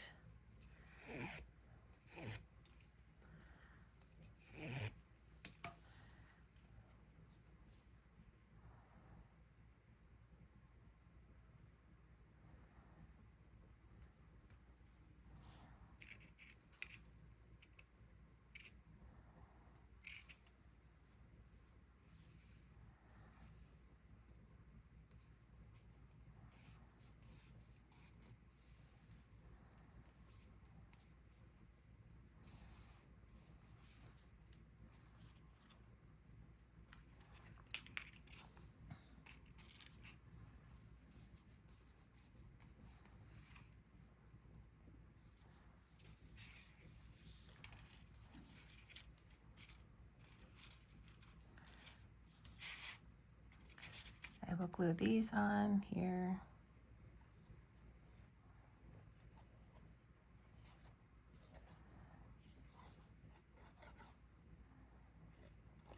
Oops.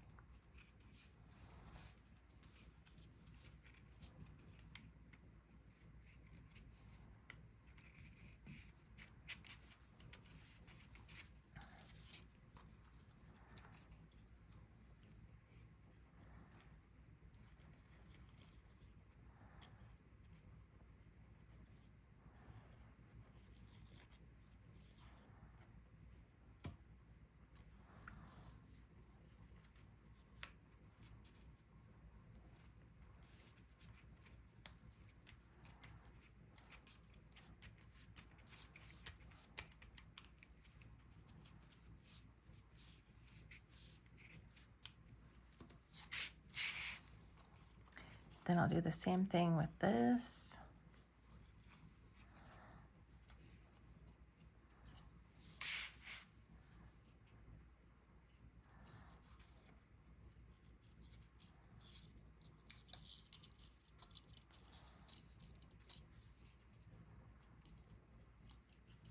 This could be a good bone folder situation to make these lay down. At least just there and there.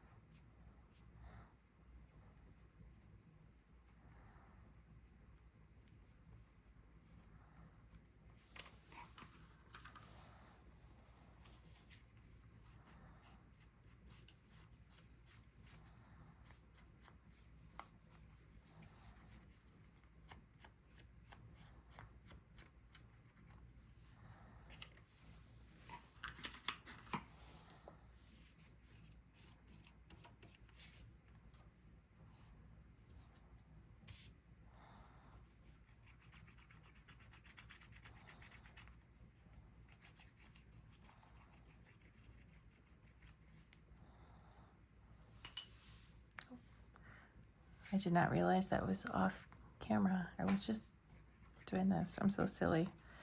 I was just randomly rubbing this chalk on there. And I like it. The more random, the better.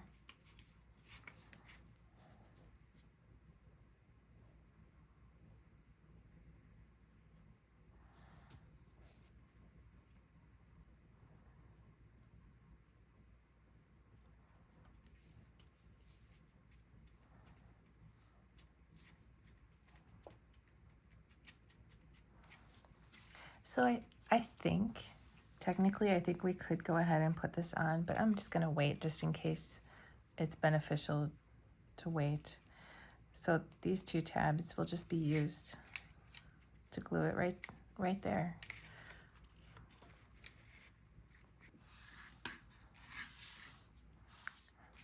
Okay, wall number 4. Like I said, I think brown, you can use the brown ink pad on like literally anything, especially this project, the whole thing here. It's gonna be cool. Any of these would also look nice. Like this would look really cool on this. Let's try that.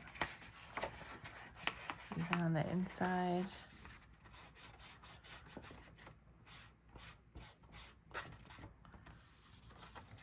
It does look good.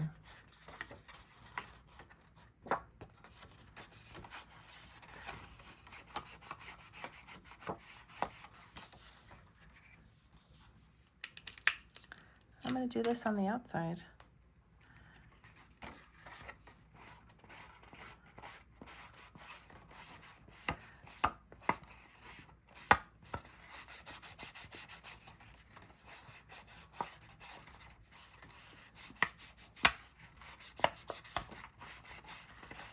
And then I think just to tone it down and make it mesh well with the whole vibe, I will also just do the edge lightly with brown. Because I like this, but it's starting to take on like a different feel. And I'm not sure. I don't want it to be too like brightly colorful, but I do, but I don't. Let me see here. I will even do just a little bit of black on the edge.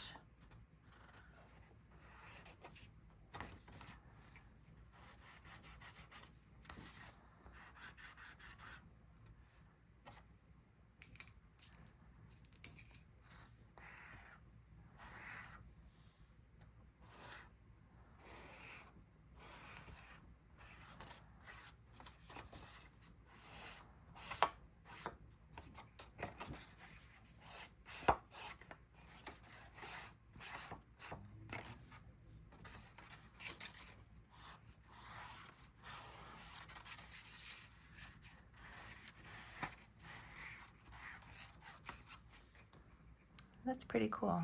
It was already beautiful. I think that just adds a little extra love.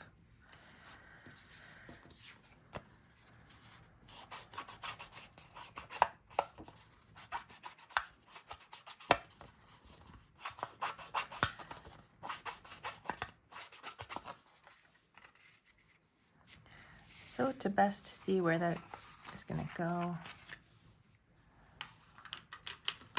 I will just fold these over so I can see the back more clearly.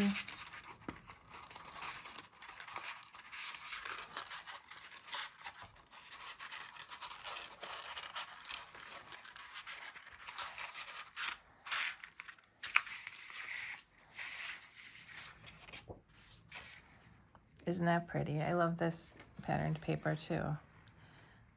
I just want to use all of it.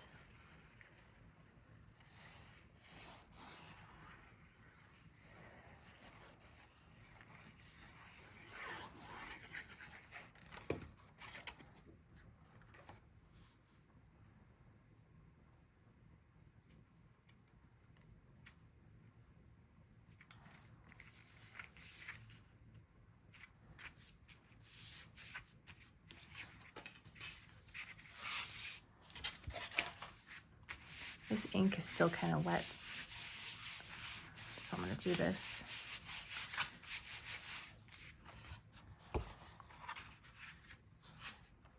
And then this.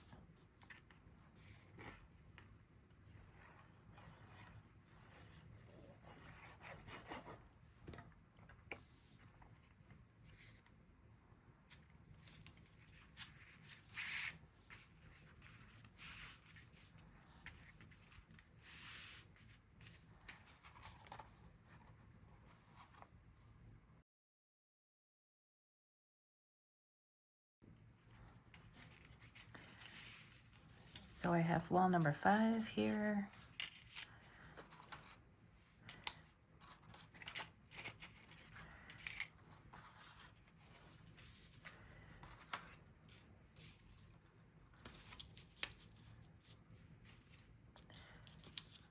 And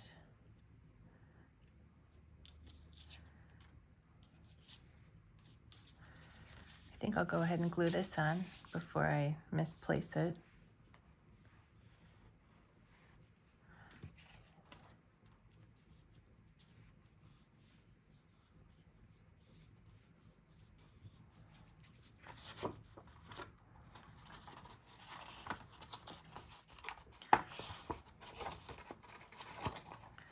These all bend the other way.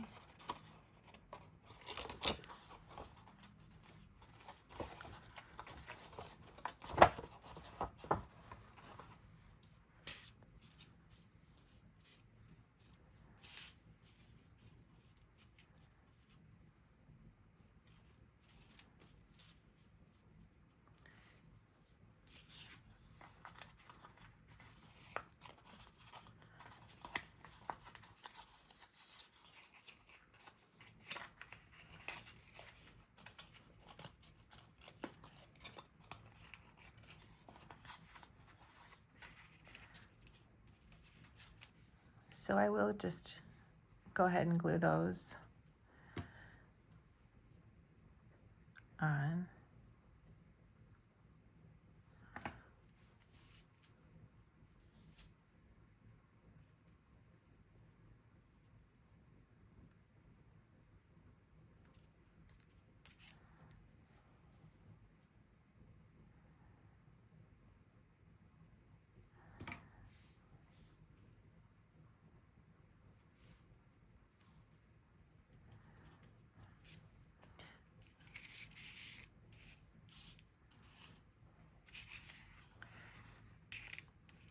And I will get some black on this to bring out the texture and add to the distressed look. This can go right here.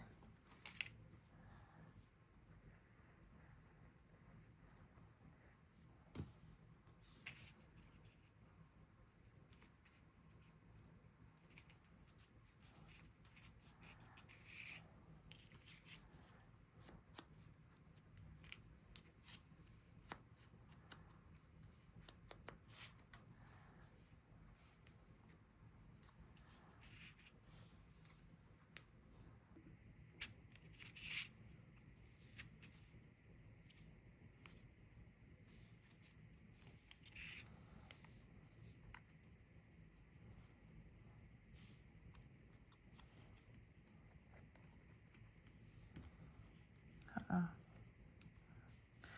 Did I do this on the wrong side? I did. Oops.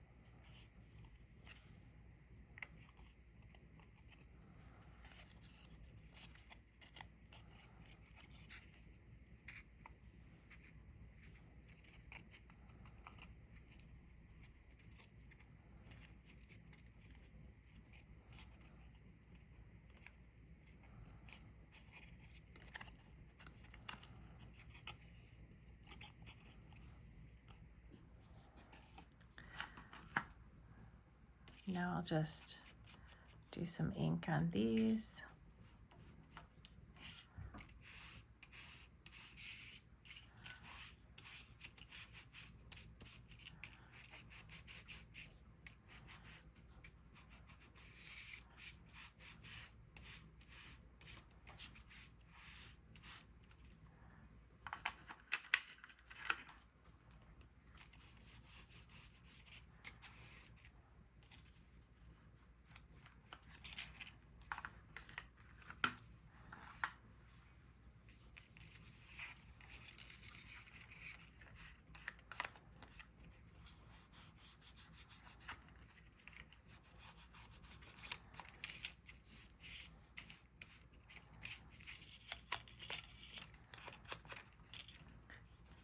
So once again, the more random,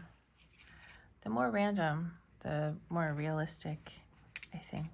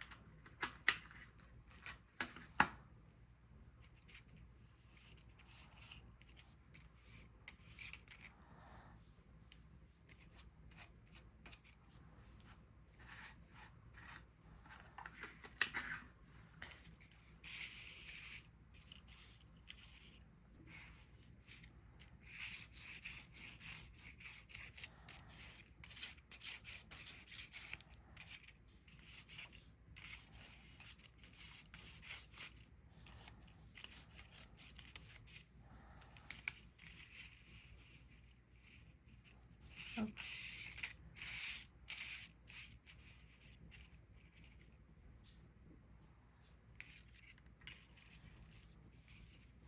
So I will glue these here.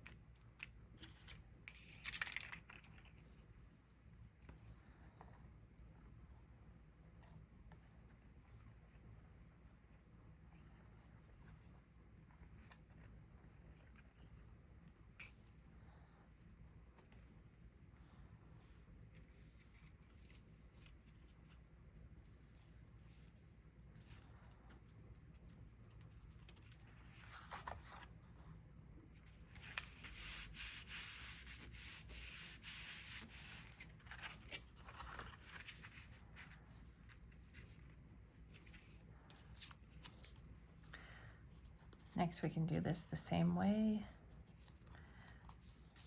we did the others.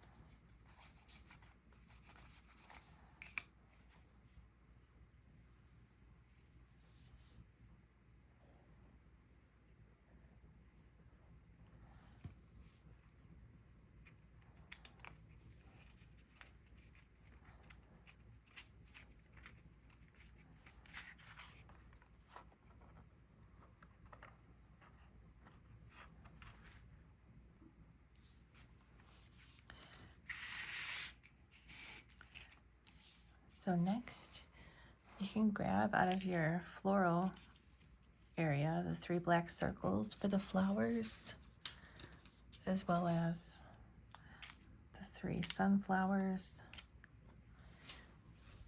and the leaves. So if you want to like bend these a little bit, you increase the leaves.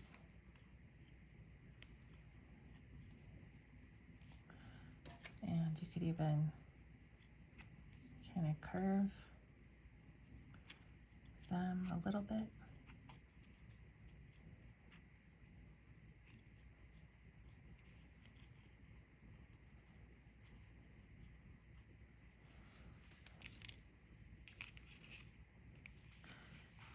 And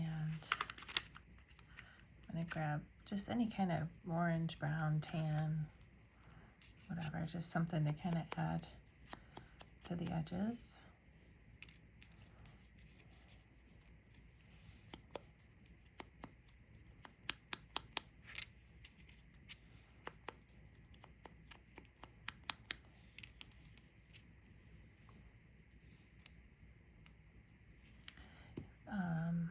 Let me see, one technique that could be good right now is the old upside down mouse pad trick. So I could kind of add some dimension to this by going around in a little circle. So it just makes it kind of perk up a little bit.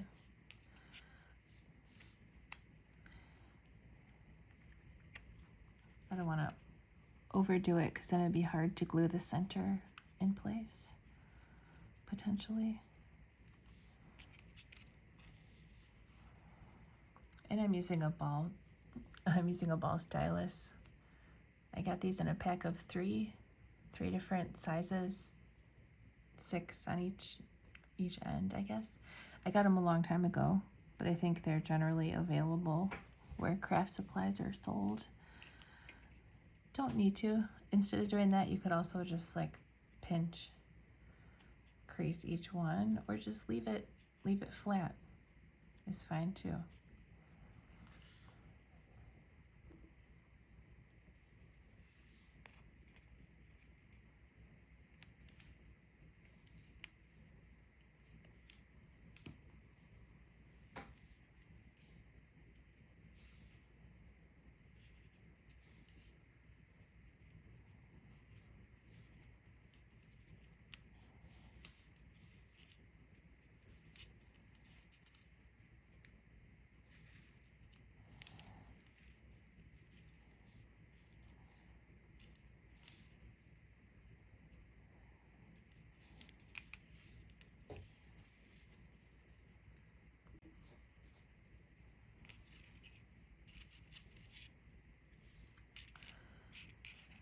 Next, I'm going to glue this onto the green.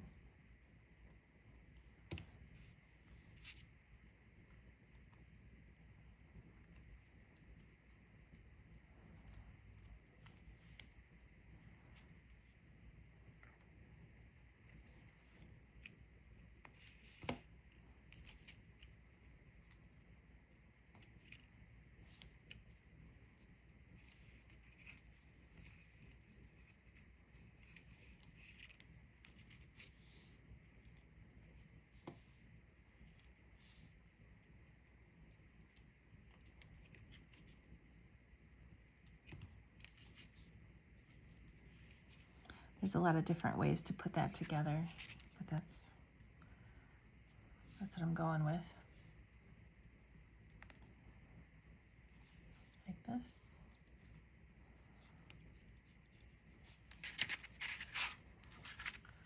And then this can just go right here.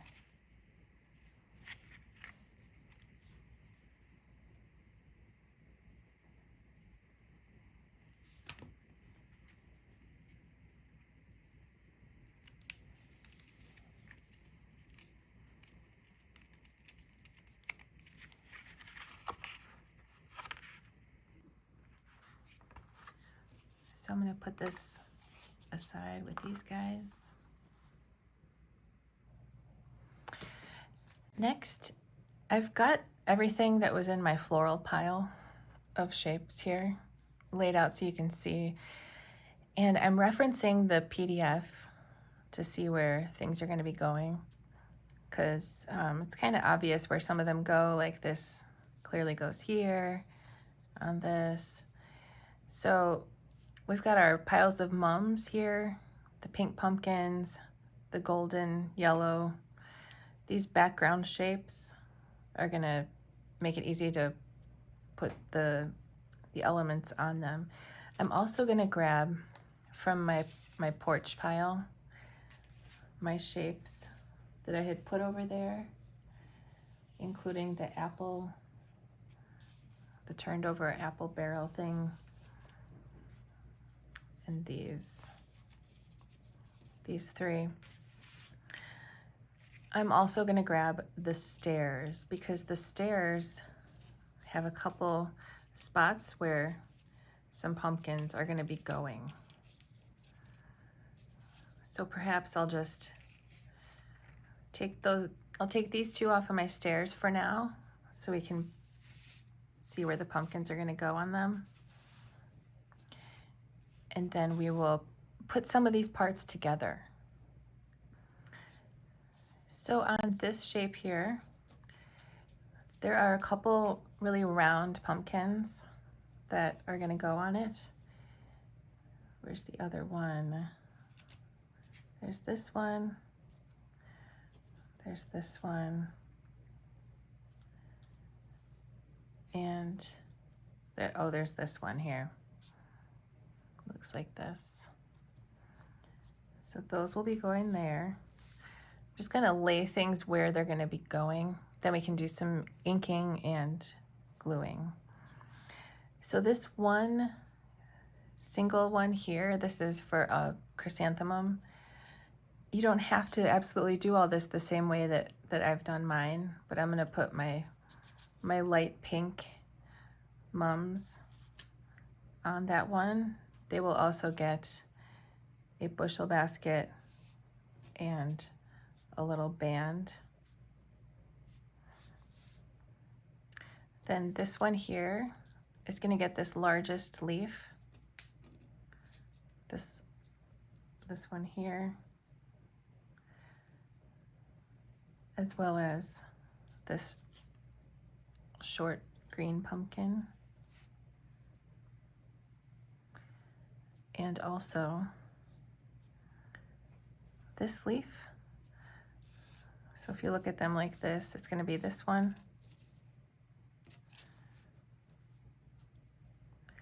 And this pumpkin flower.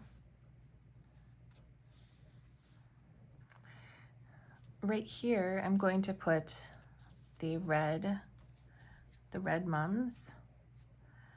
They will also get a bushel basket and a band.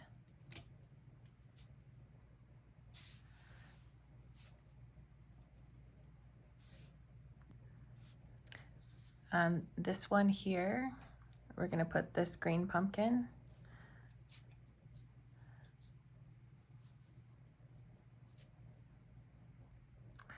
Then next on this stack of 3, it's going to start with this, and this goes on top of it. A little hard to see on the white.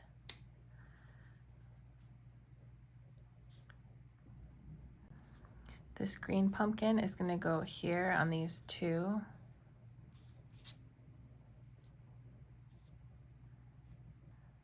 And then next to it, we'll put this pumpkin, as well as this nice big green leaf. Next for this one here, this pumpkin, this is actually upside down. You can see the bottom of it corresponds with that bottom. So that'll go there. And then next to it, we can put the remaining green pumpkin, as well as this remaining leaf here. Next for this big pumpkin, it's going to be this one.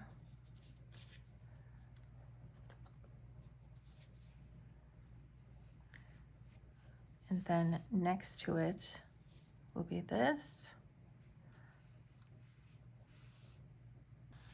Next, right here, we're gonna put the light pink pumpkin that's wider. So this one here.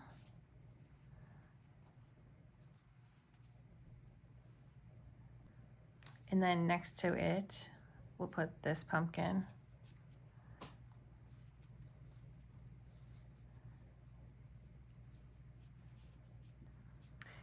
These two up here, the larger one is gonna go on this pumpkin. So I'll move that there. We'll kind of blend that in with some inking if yours is that high contrast, but it looks nice. The other one is gonna go here.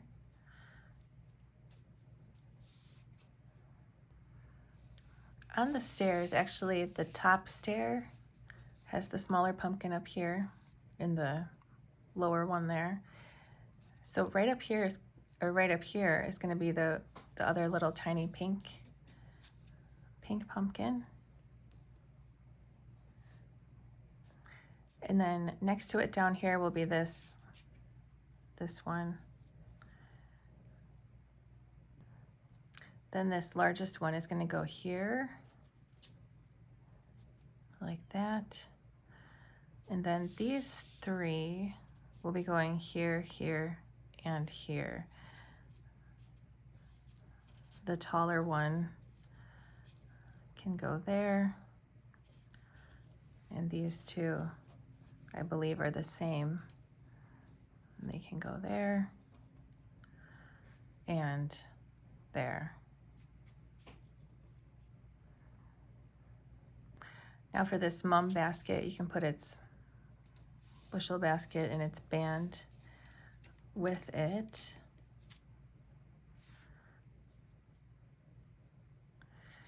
And I have my sign, my wreath, my corn stalks. Just ignore the fact that I already rolled up one of these.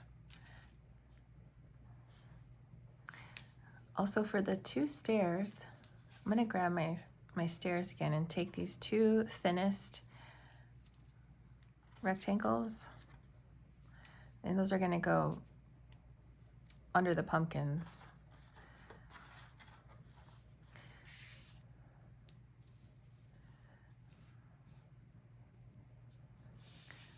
So I'm gonna scoot some of these.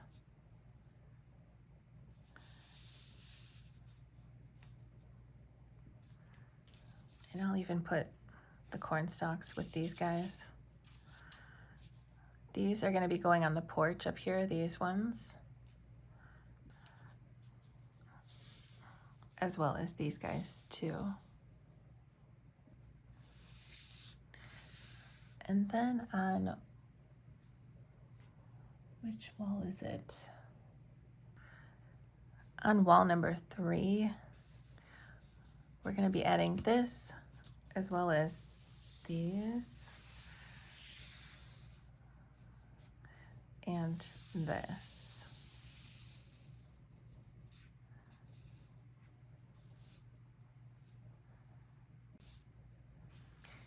This kind of goes with wall number 2. So does this sign.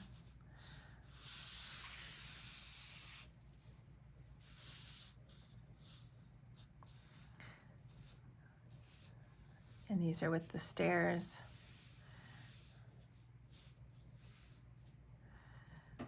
So let's start by putting these together. I'm going to do some inking and some gluing.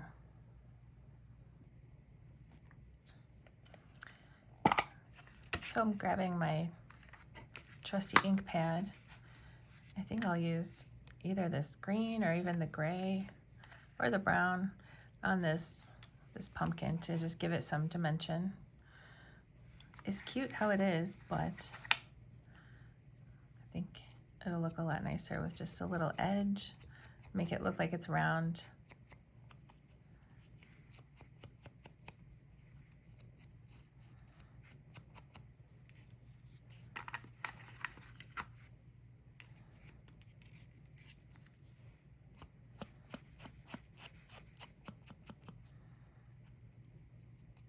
If you want, you can even kind of try to get that little line and accent that.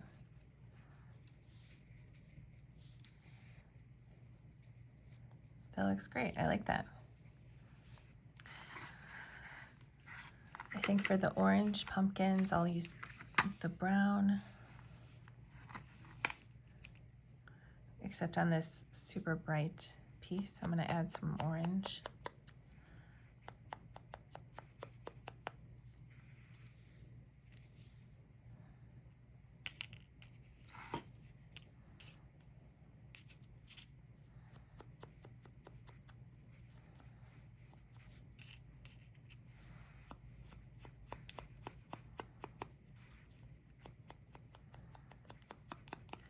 Just having that shadow around the edge makes it look a lot more realistic and cozy and cool. So let me know in the comments if you're new to the inking technique or not.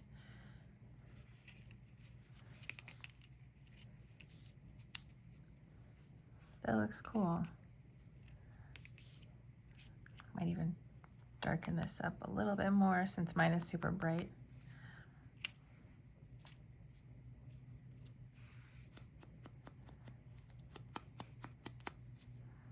If you want to go a little heavier on the bottom to make it look like a shadow, I think that's a good idea. And then for my light pink, I'm going to use this color.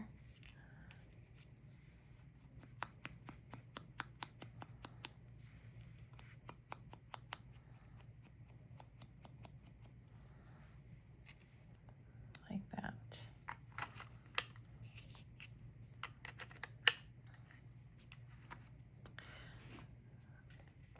On the bushel basket, I think I'll add a little black.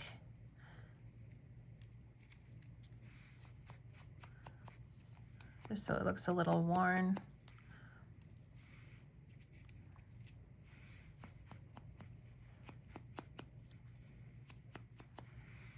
Like that.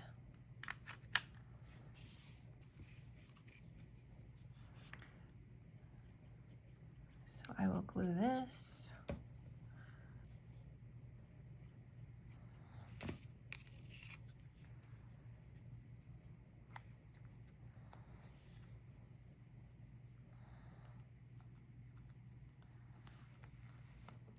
I like having the stem as part of the bottom layer.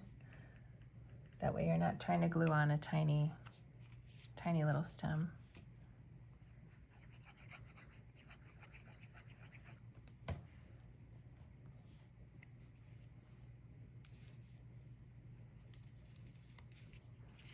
And then this you could just glue on, or if you want to use some dimension, like a dimensional dot to make it stand out, I think that's a great idea.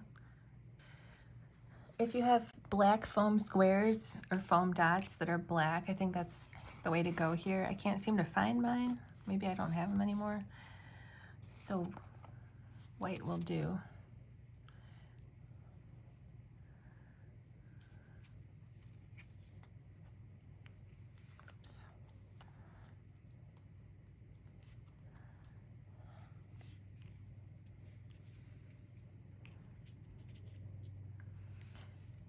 And then I'll put these on.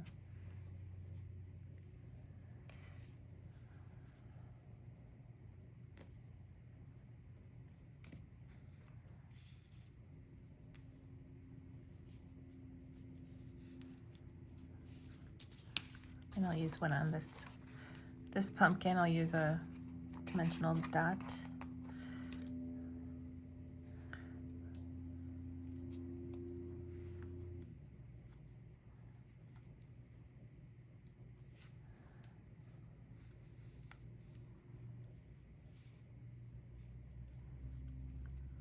So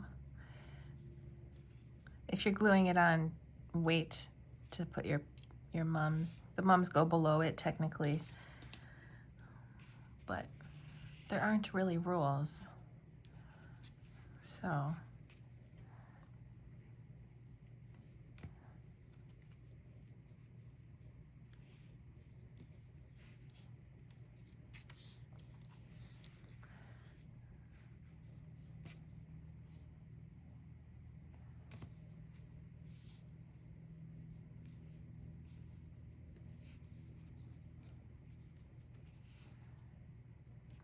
So for the rest of the floral elements, it's going to be a very similar process.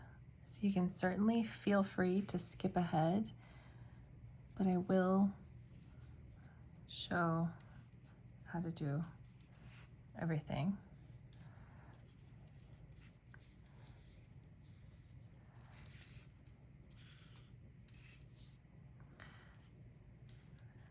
I'm going to glue the basket on first. So if some of the flowers are on top of the basket at the top a little bit, it looks like they're kind of spilling over.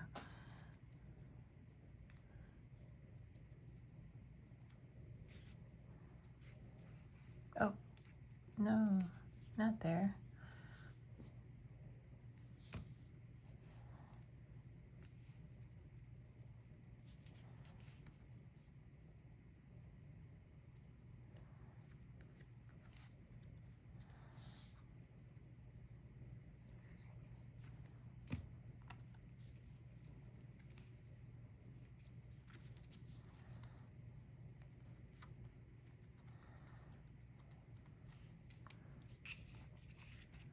Okay, so now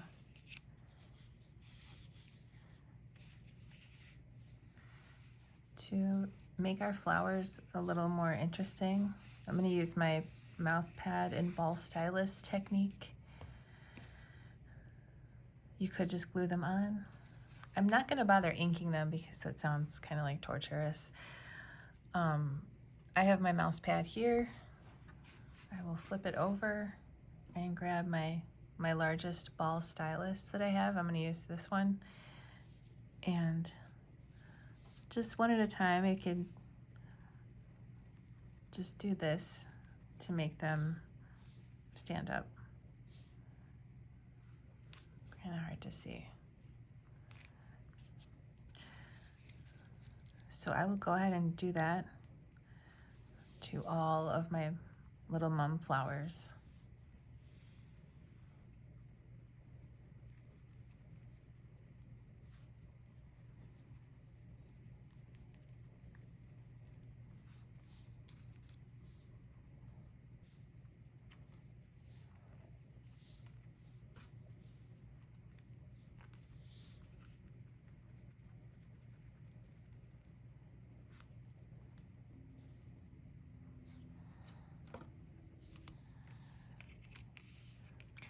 So now I'm just going to glue these all on. No right or wrong way to do it.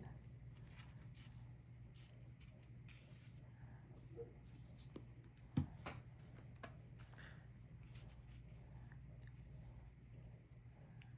just do some dots.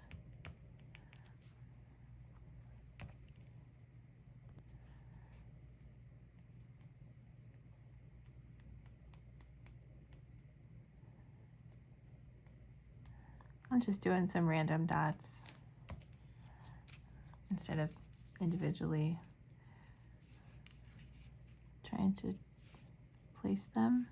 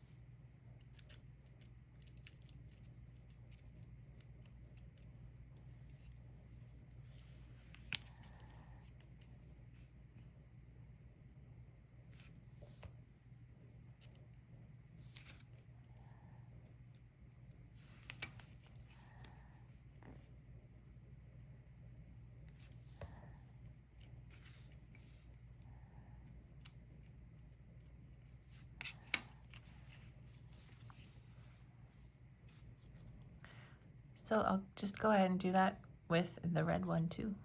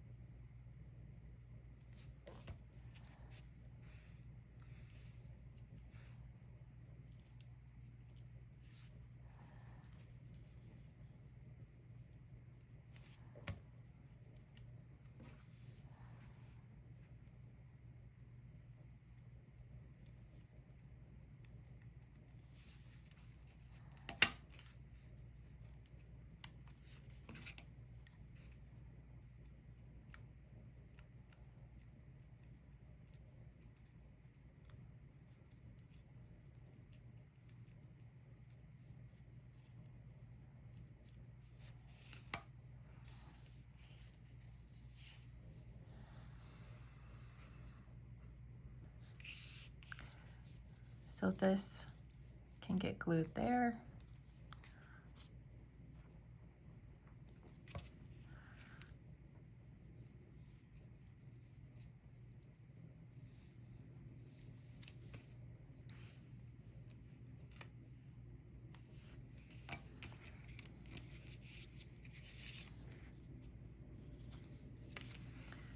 Okay. So I will move these and let's put together these and the mums in the same way. I'm just gonna do some inking. I'll do this mum basket the same way. I might use a dimensional dot on a couple spots. Easy peasy.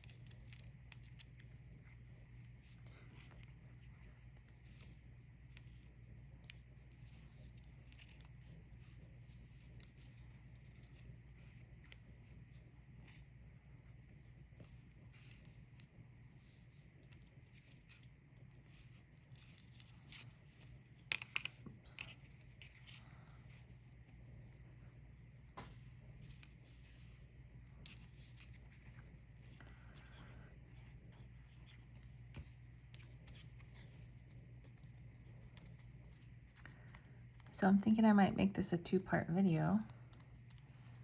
I'm not sure how far in I am at this point yet, but it might be nice to break it up into two parts. Or not, I don't know. If you have any input on that, let me know.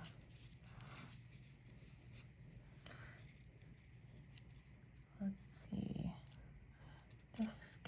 first.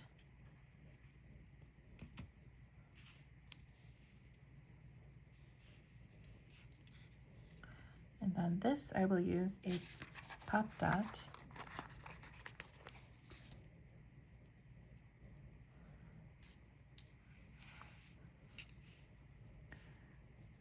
Maybe a couple.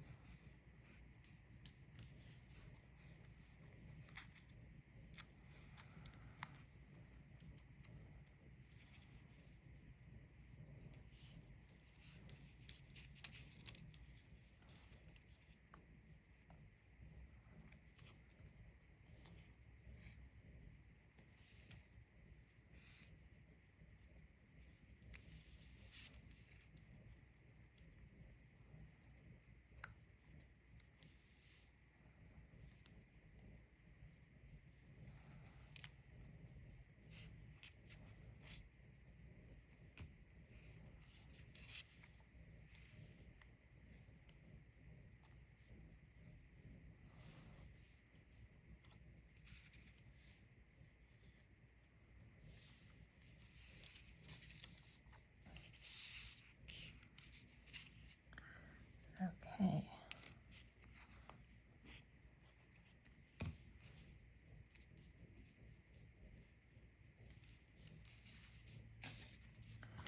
I will do a pop dot here.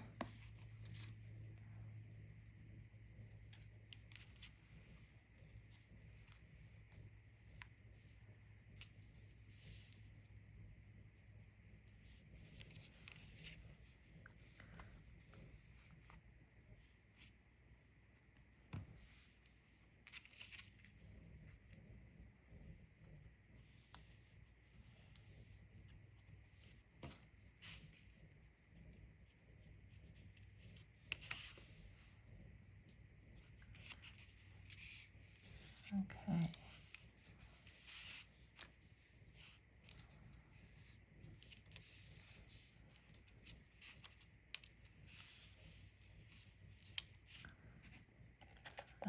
I will get my black.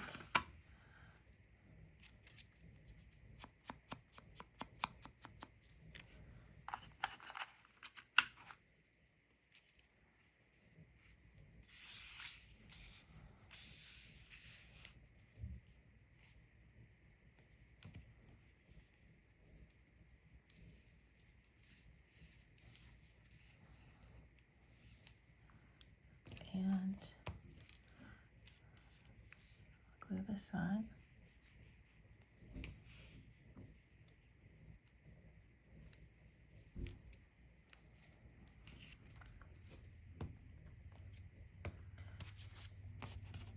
Flip my mouse pad over again and do this technique on these flowers.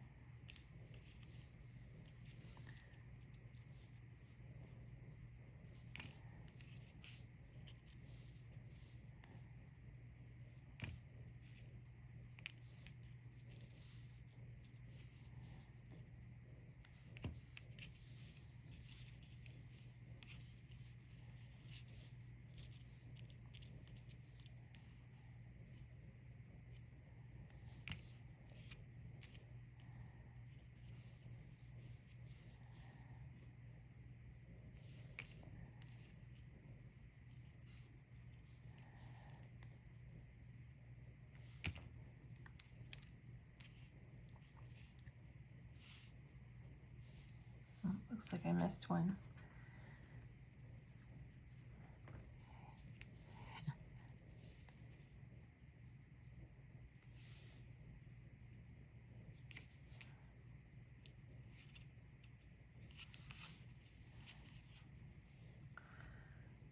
Okay.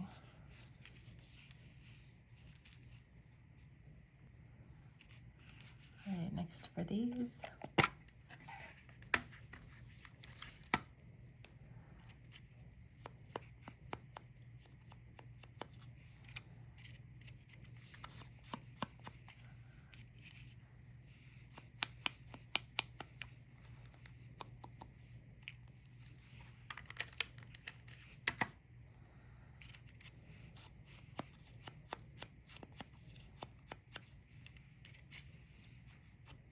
Oh boy.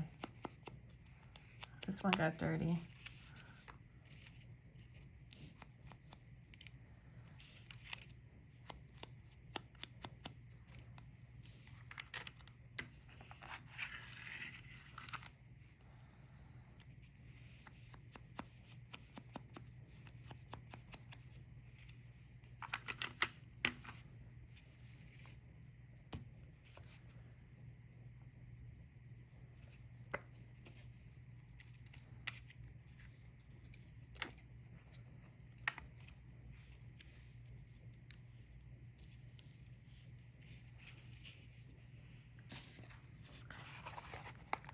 Definitely a pop dot situation here.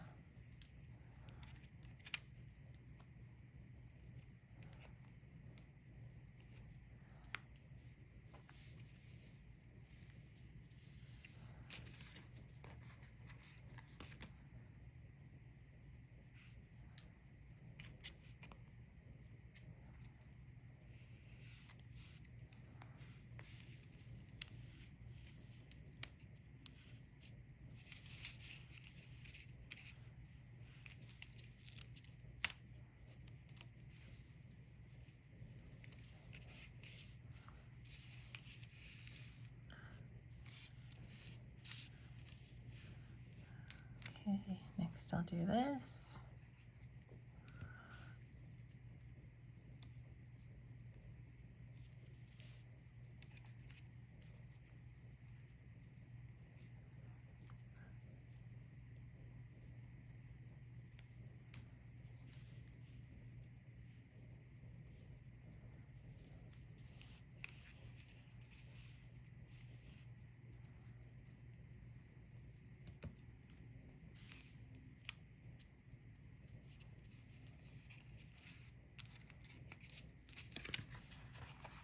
And then, again, there's no right or wrong way to put them together. Whatever you think looks nice, and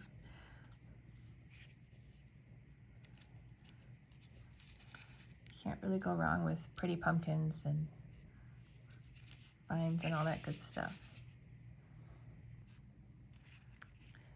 For the cute little sign, we might as well put this together. We can just gently curve it, or gently fold it, and then these go the other way. So it'll be like this. And this will go right here. If you have a white gel pen, you can write something cute on it, like I'm gonna say Gala.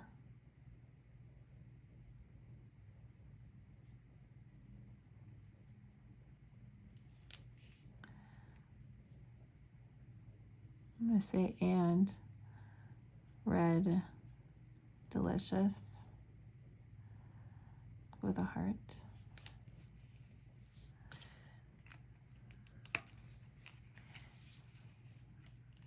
And then maybe to make it look less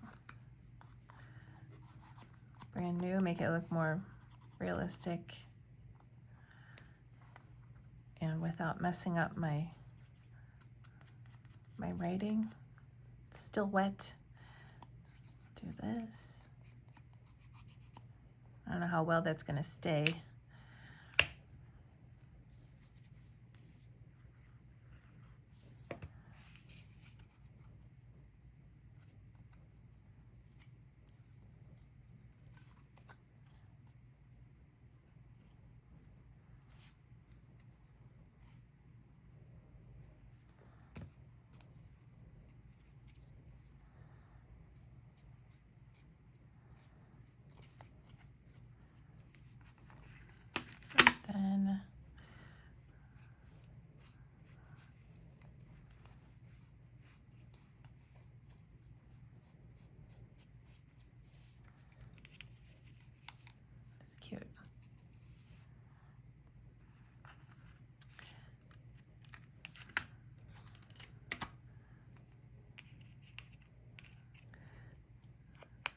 So I will ink some of these cute little pumpkins, and then we can put the stairs together. We've still got to make the porch, the base, and the roof, and put the walls together. That'll be the really fun part when it all starts to come together.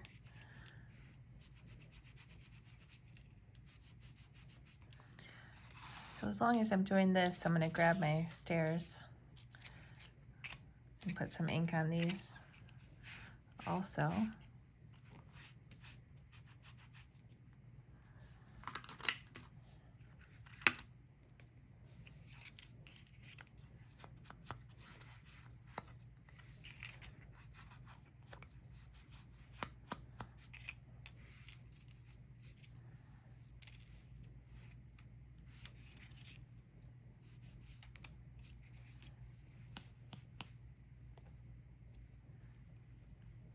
I did that on the other side, but it's okay. This is the textured side, I think. I don't think it matters. Okay, so these are the same size. So I'll just glue one of them.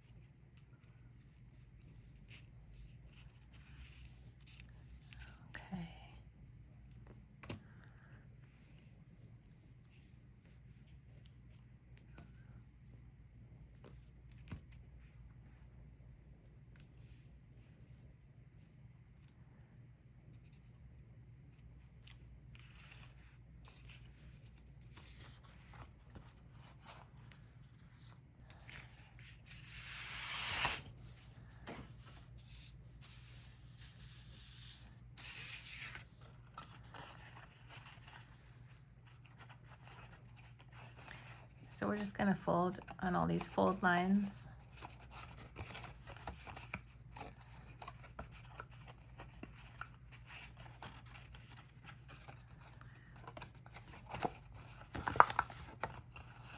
And then certain ones will go different directions in just a minute.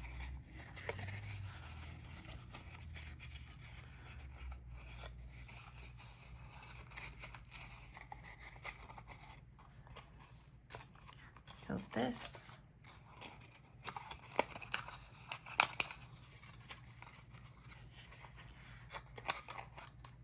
is the side, the top step here. And then this is the other step. So let's fold these.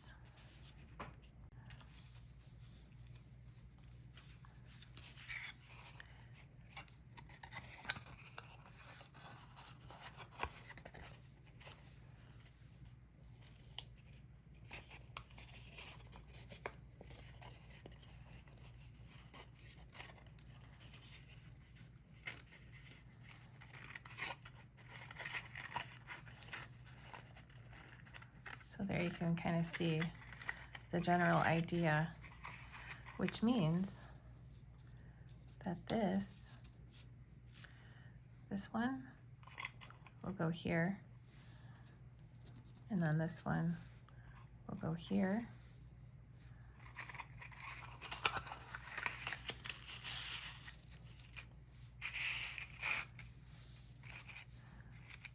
That'll go there, and that'll go there.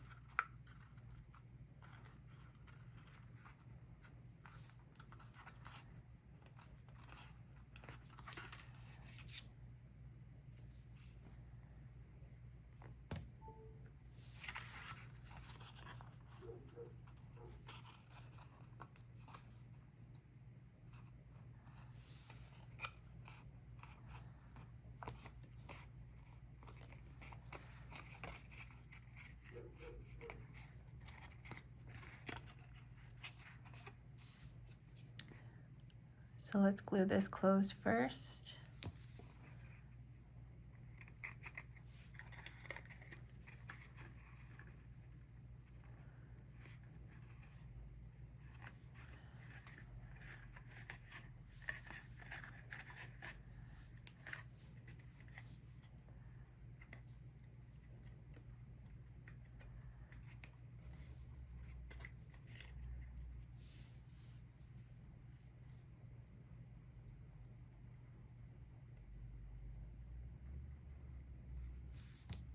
And then the sides.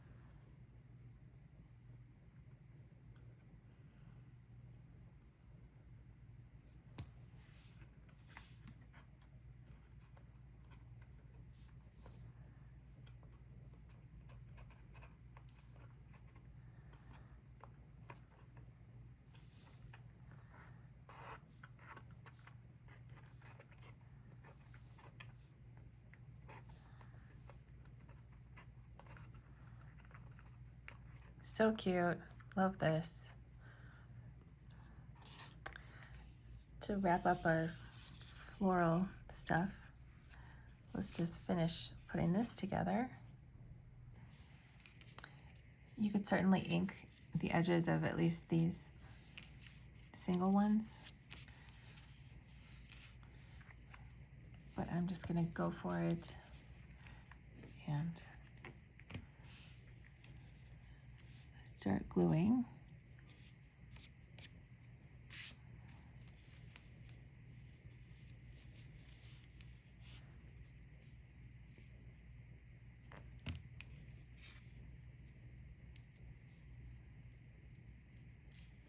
It does kind of lose something when it doesn't have the ink, so I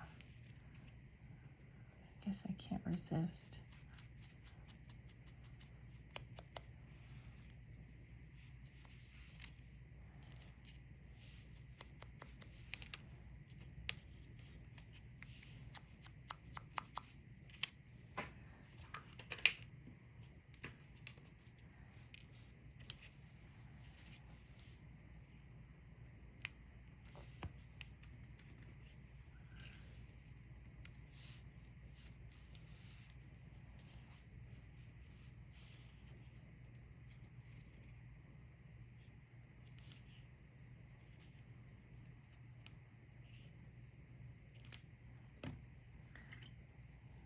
Tweezers.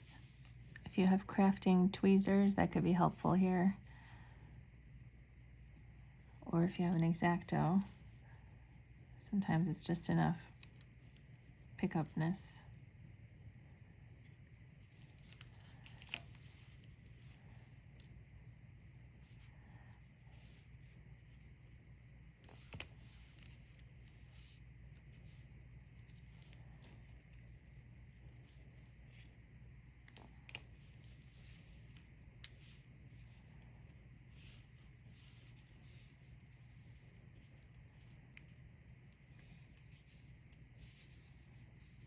There is going to be a strip that goes here, so you don't want to glue these too far down on there. If you want, if you have a white gel pen and you feel like it, again, you can add a little highlight on the apples to make them look maybe a little shiny.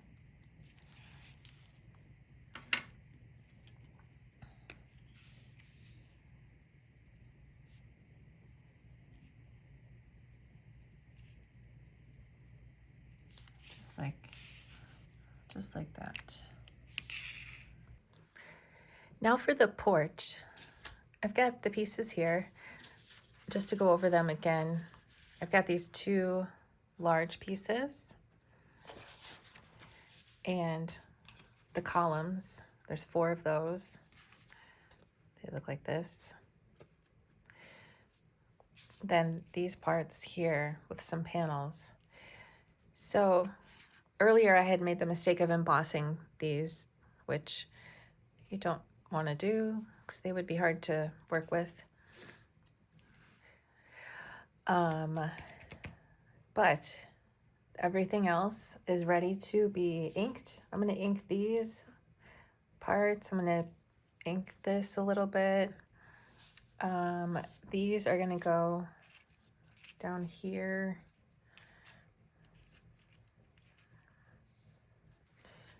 And these will go here. These will be going up here.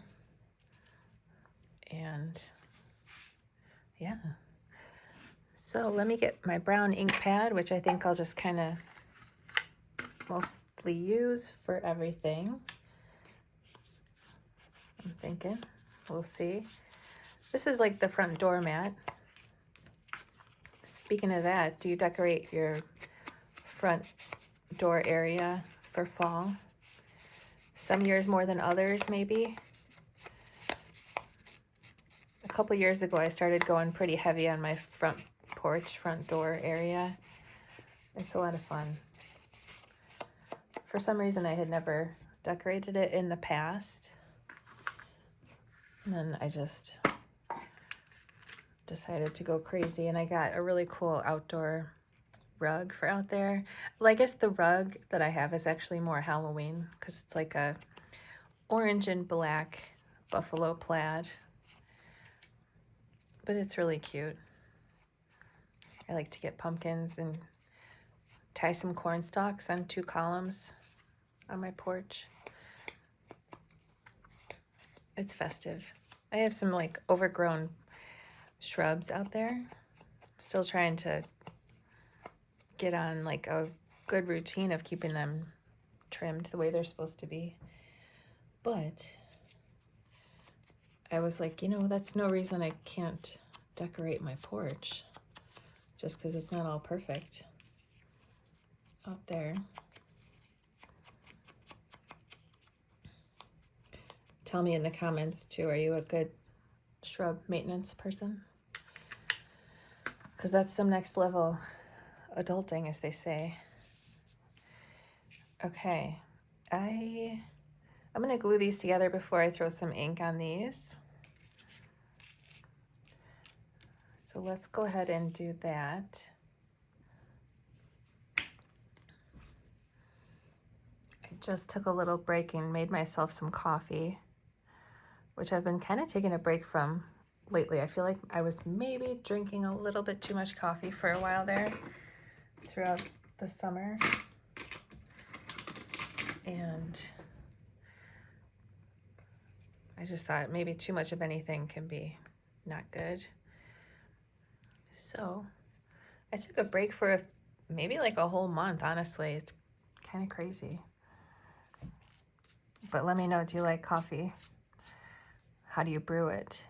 Because I'm kind of I'm into the Chemex. I like the glass and the scientificness of it, and the fact that the hot coffee doesn't touch any plastic.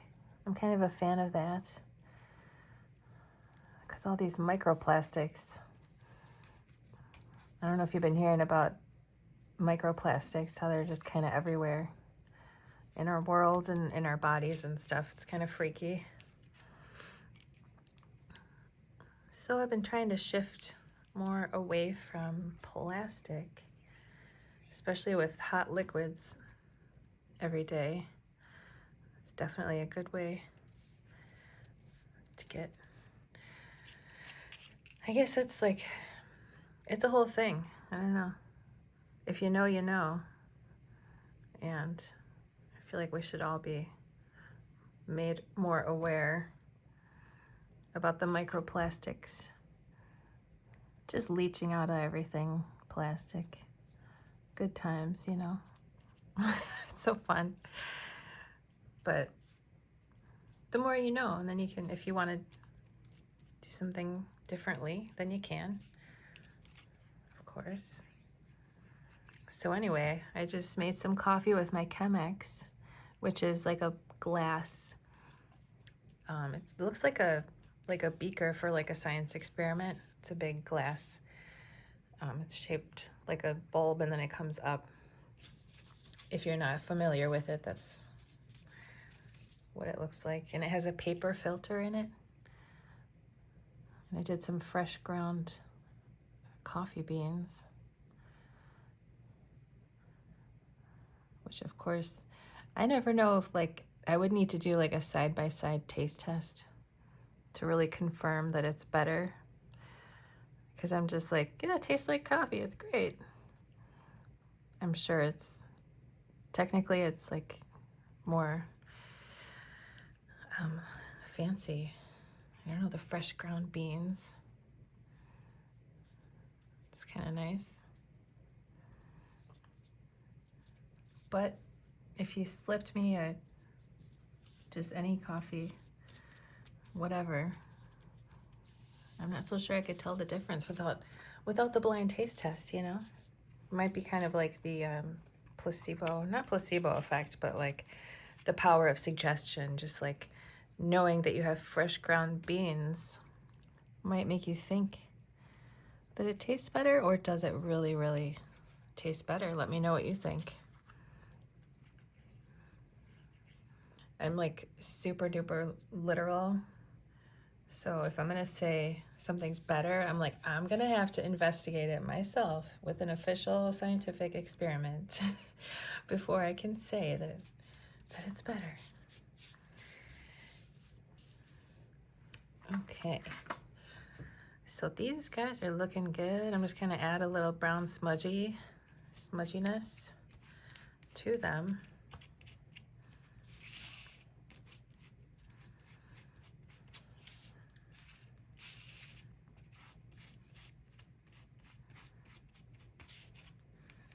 Maybe with some black, maybe a little chalk too.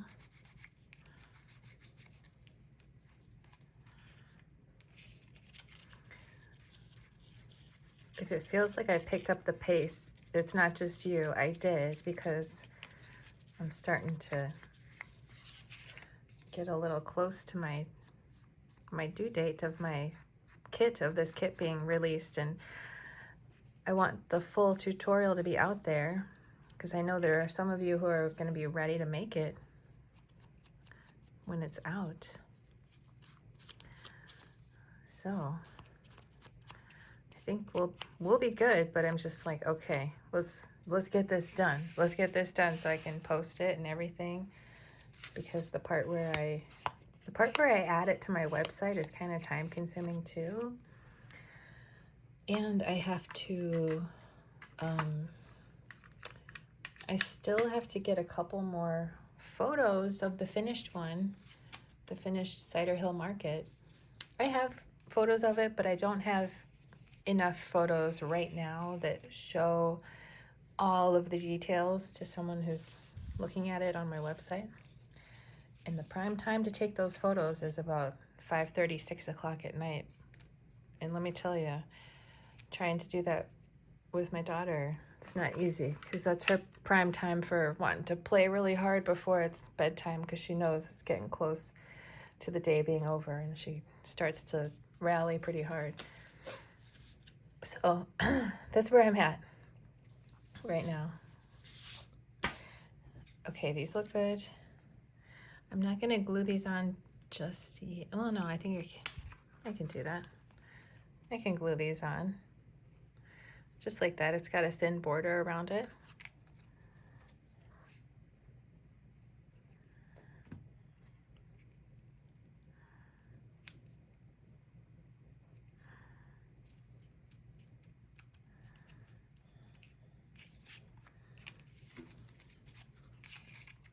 And this one.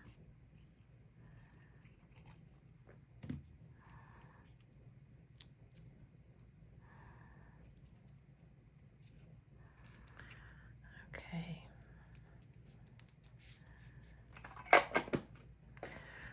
Okay.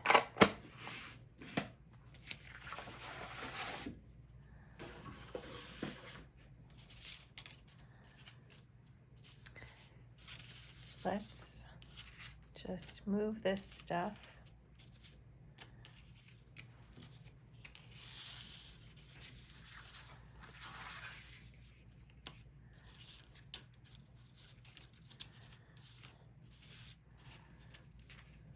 Okay, so this is the lower porch, which I feel like is probably simpler. It's the lower part of the porch. It's essentially like 2 long boxes being supported by 4 columns. And then there's decorative stuff that makes it look nice. So this is just so stinking easy. You can see how it's really just a long box with 4 spots in it for the columns. So let's glue it together.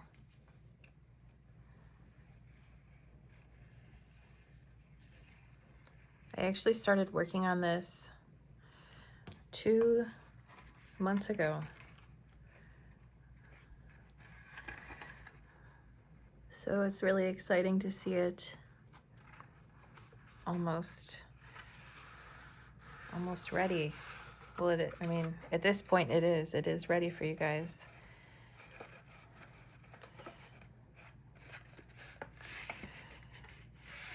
I factored in how much time I thought it would take, and a yearly family trip that my husband's family does. Just like an in-state little swimming getaway. We go for a whole week. And of course, the packing and unpacking adds some extra time to that.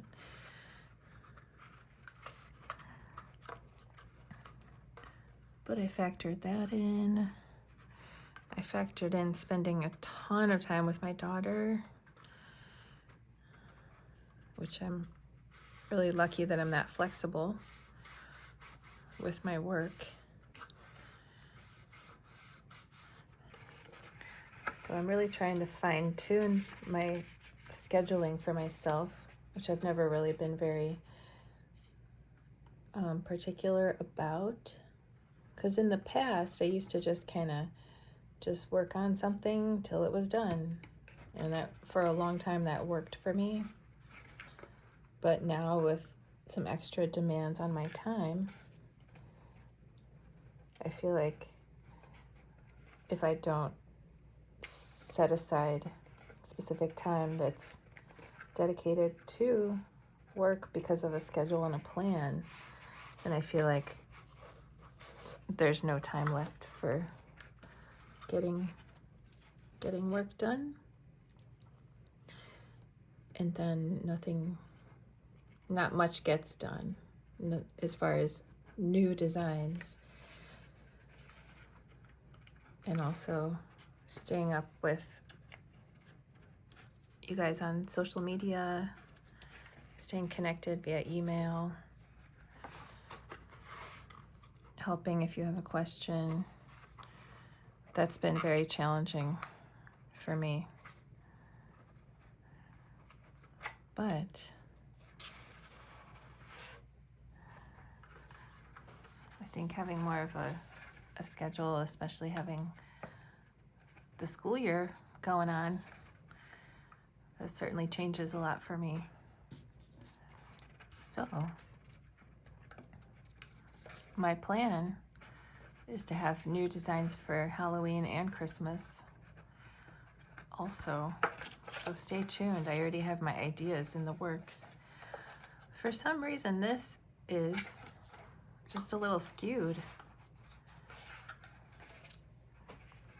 It looks like it would be fine, but when I set it down, it's a little skewed. So that's going to be a problem.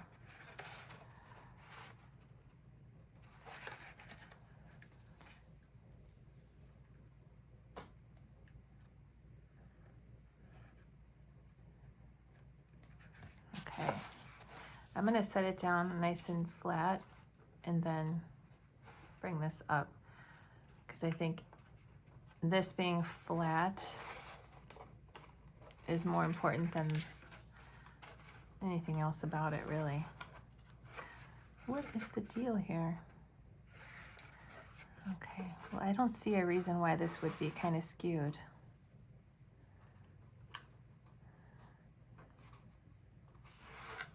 That's bizarre and frustrating. I don't have time for this kind of thing, box. Why are you skewed, box?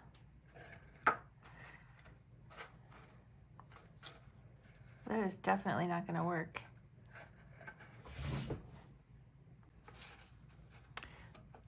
Well, I just checked the file and it's definitely perpendicular and it's fine. So maybe something happened when my machine was cutting it. Maybe the paper slipped and it's, I don't know, but it's not sitting flat at all. So make sure yours is sitting flat.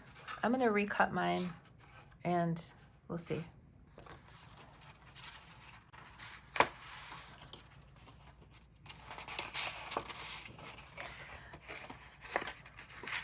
Okay.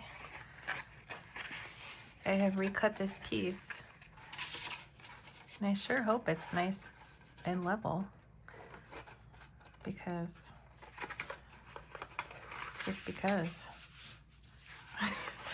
I see no reason why it shouldn't be, so must have been some kind of fluke with my machine or something. I don't know. Now I'm paranoid. Paranoid, just like the garbage song.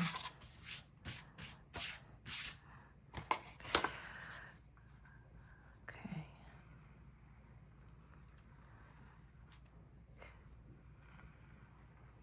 Are there any garbage fans out there in paper crafting land? Garbage the band.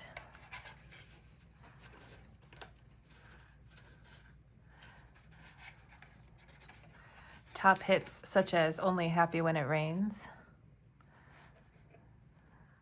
They also have a song called Paranoid. I think I'm paranoid.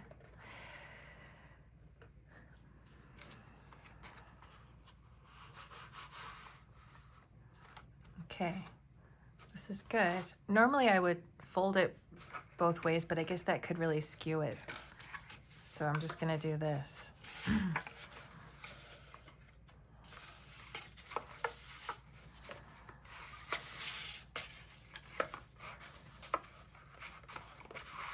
Okay.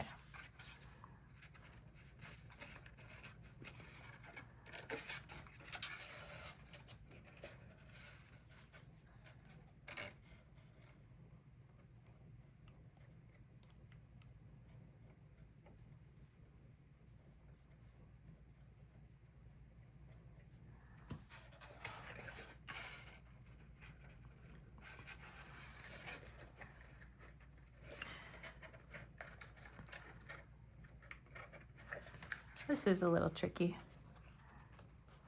It looks like it wouldn't be, but it kind of is.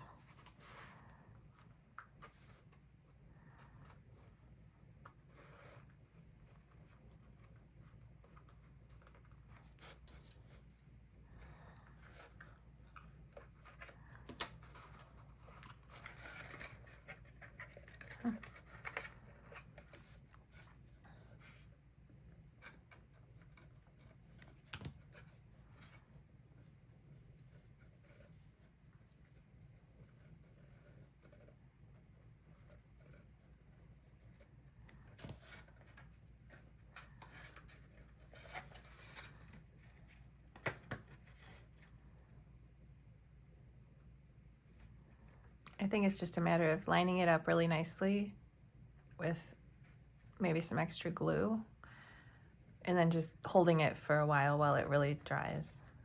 Because if I move around too much, it'll slide out of place. Let me make sure it's still flat. It is. So I'm just going to give it some extra time.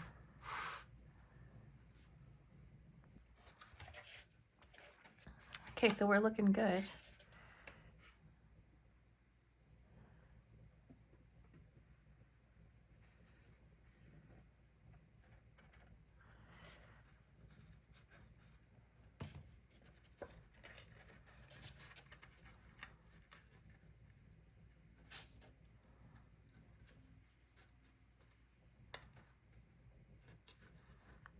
Okay, so I'm lining it up nicely. I'm gonna hold it for extra time, but then before it's totally done, I'm gonna lay it down. Make sure we got a, oh, thank goodness, it's a flat box. That was so weird.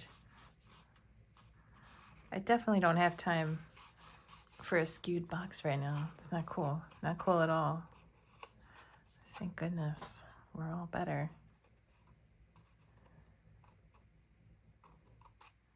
Okay, phew.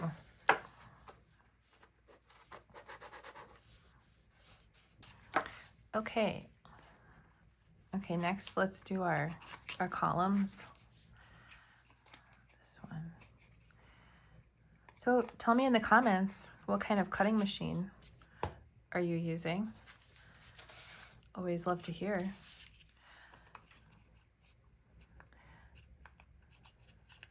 Are you a silhouette lover? Cricut? Scan and Cut? Starcraft Solo? Caesar Juliet? Something else? Do tell. Sizzix Eclipse, perhaps? Are you one of the lucky ones whose Sizzix Eclipse or Eclipse 2 is still working? Because that's a really nice machine. I'm sad that they're gone. I went through 2 of them.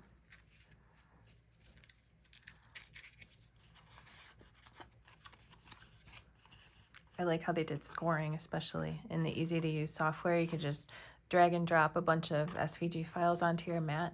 Easy peasy, boom. So as you can see, I folded this like that. You want to make sure that these are nice and sharp and super flat on both sides, and then pull them back out. And then these are less important. You can just kind of fold those regularly. Then we can just roll it up like that. And then we'll glue the side.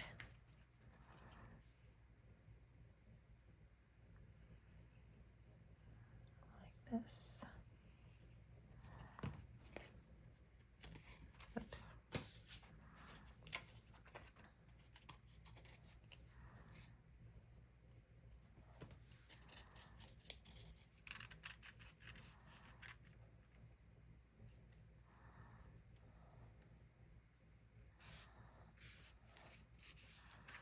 This will also want to make sure that it's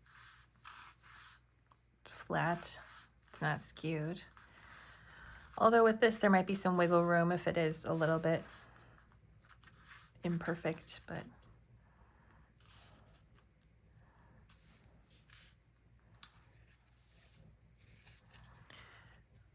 then as you have noticed, one side is flat and the other is angled, but they're going to function the same way as far as just gluing the end closed.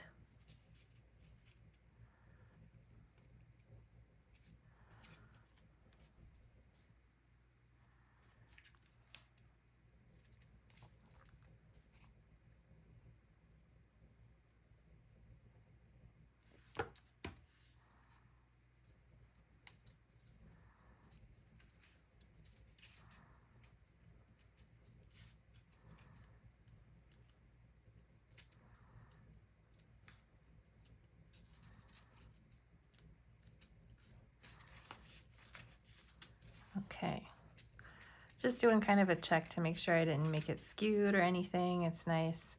It's lovely. So the other 3 are identical, so I'm going to go ahead and put those together too.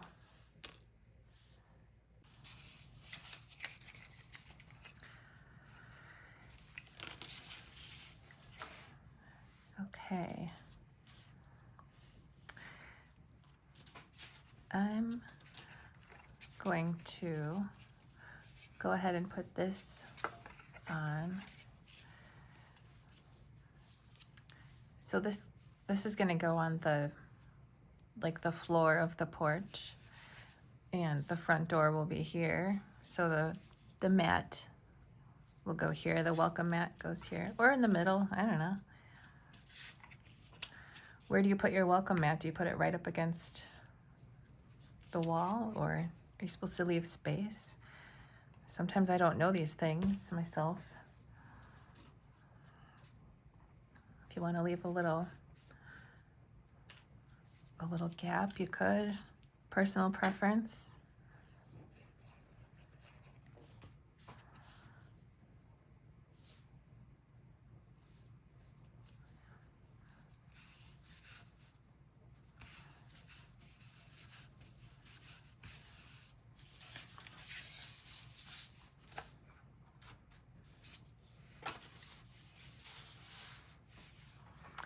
Next we have this piece.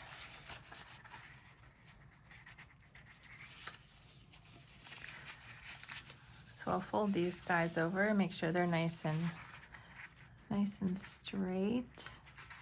Sometimes these tiny tabs with only one score line can skew to the side. So just make sure it looks pretty straight.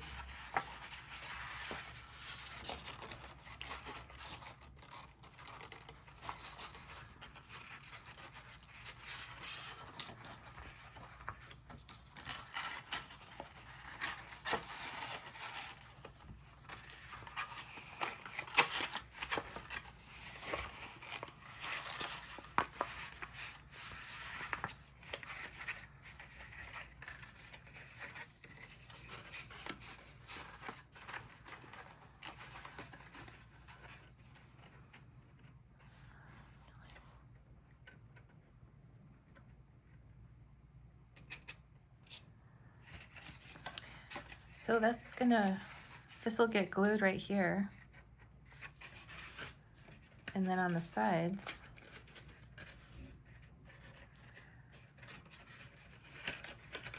we will be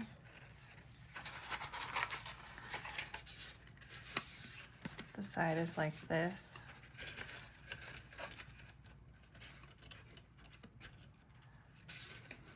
Like this on both sides, and this piece is gonna fit perfectly on there.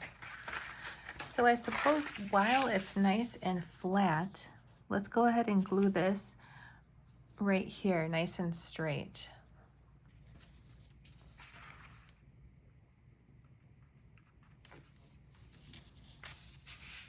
So with these two down here, and with it like this, you're gonna really make it as straight up and down along that seam as you can. And then same over here.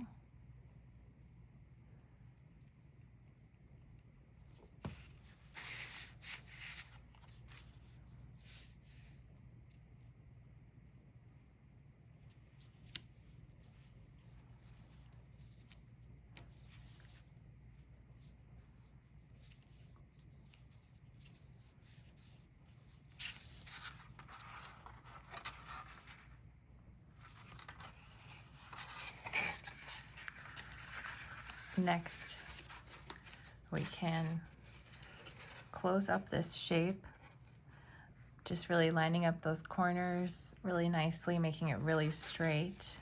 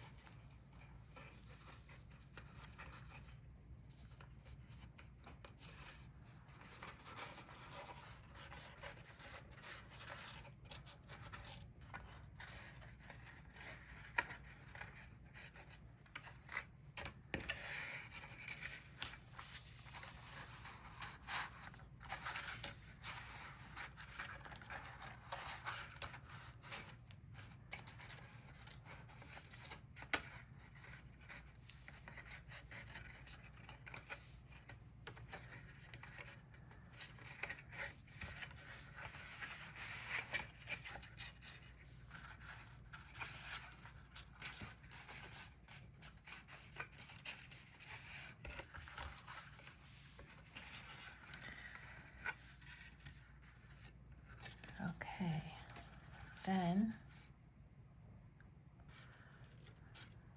we can close this up on the end,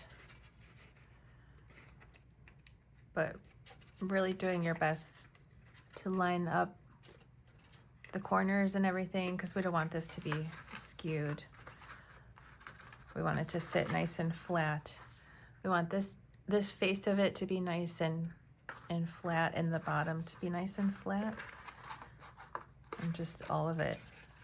So it's pretty important that this part is, if you can do as good a job on it as you can, then it's going to be great. Just be like extra eagle eye on all the little parts and stuff.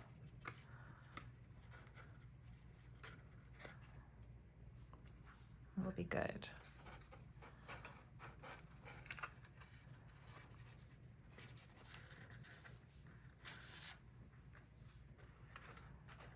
I'm gonna give it some extra time.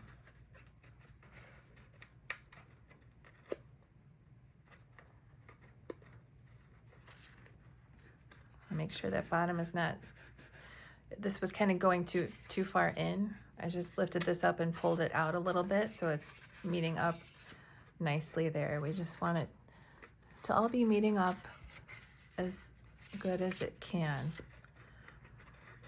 Because if it's off, it might be kind of tough to put the roof together a little bit, but it'll probably be fine. So I just want to set you up for success, because it's not fun when it's not going the way it's supposed to go. Nobody wants that. I don't want that for you. Okay. So that is looking really, really good.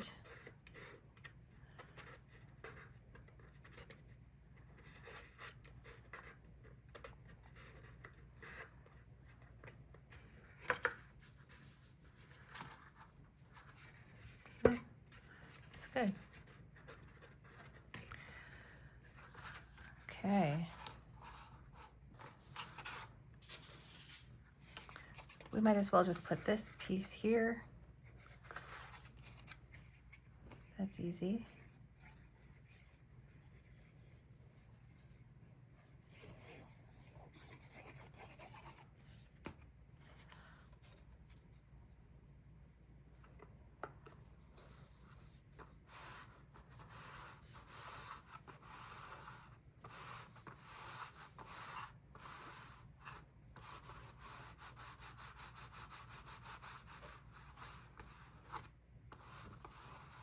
My goodness.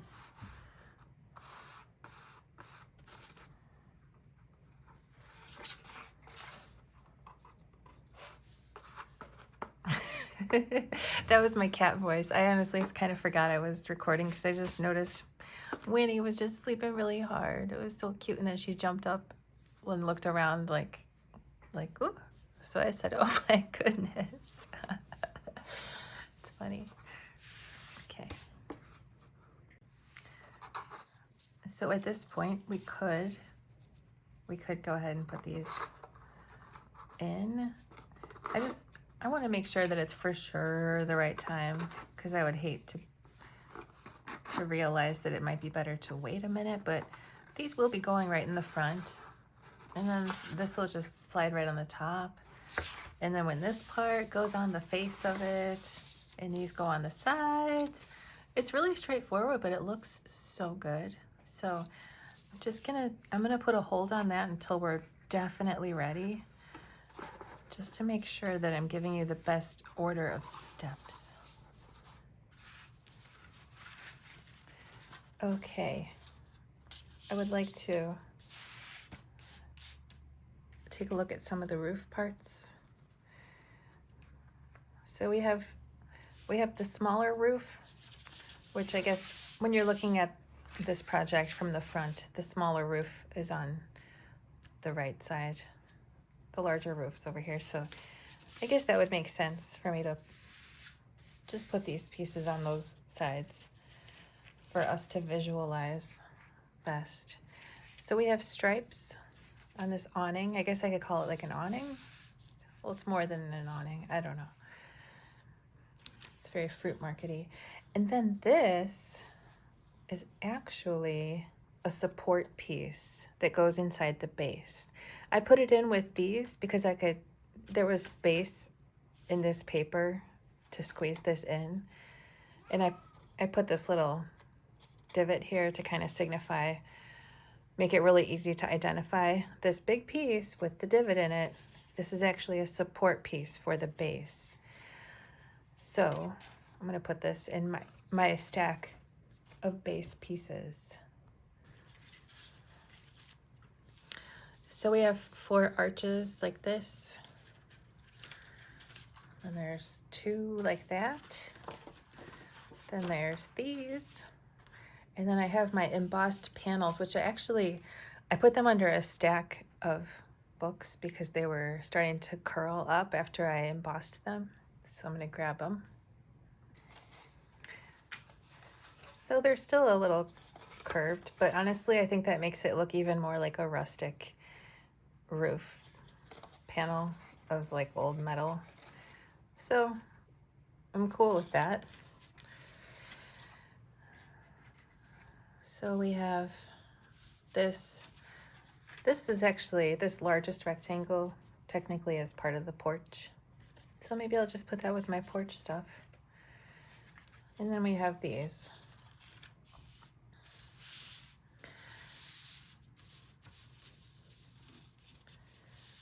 So what I'm gonna do is identify what's going on here. So as you can see, it's like thicker, thinner, thicker, thinner, thicker, thinner. So it would appear that these 2 are the same, and then these 2 are the same. So I believe, if I remember correctly from early June, just kidding, this is how they go. So the thicker part of the arm is in the middle. And that will be going here.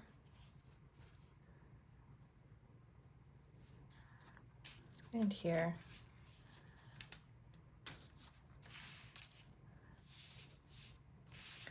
Just like that. Once I glue them in place, I think I'll hit them with some ink and chalk so you can really see them.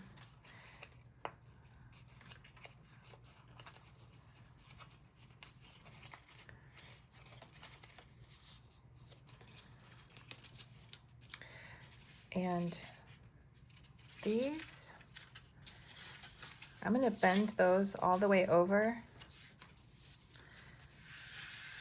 and I'm going to sharply crease them because they're going to get folded over and just glued down. They're just like strengthening tabs. So this is a good scenario in which to use a bone folder if you have one, or perhaps like a straight edge kind of a thing.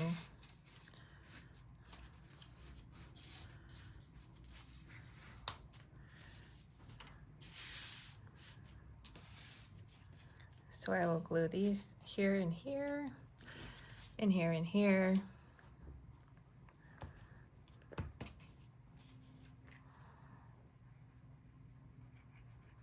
Oh, that is the only issue I have here with this glue. Sometimes I let it sit open for a little bit too long, or even if I don't. Nothing a little pin usually can't just fix though.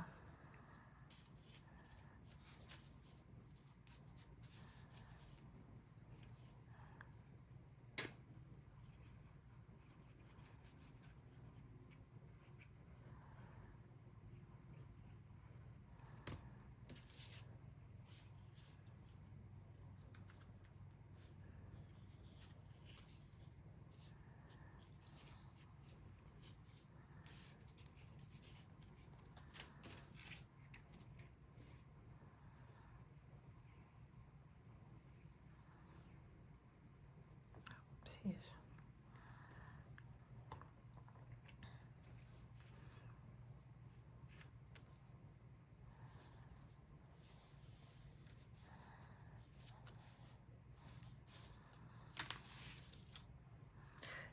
Incidentally, if I forgot to say, these two are the same.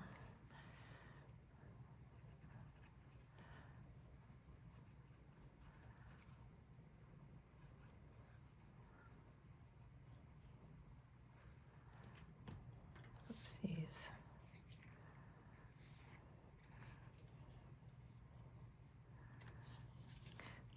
I love the rustic theme because it's just really cool looking, I think, but also because if you make a mess, it's rustic.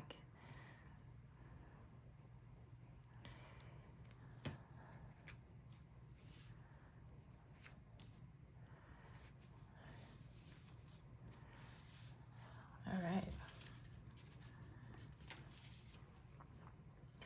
So I will just grab my mess surface. I'm trying to keep my paper on my table nice because I still need to film segments for some other projects too. And it's kind of distracting if there's already random ink all over the table.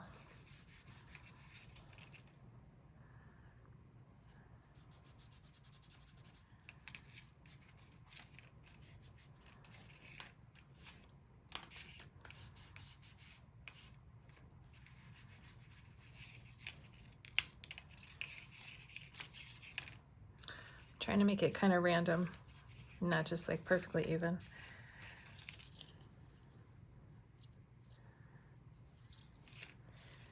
Okay, I look like I've been fingerprinted down at the station.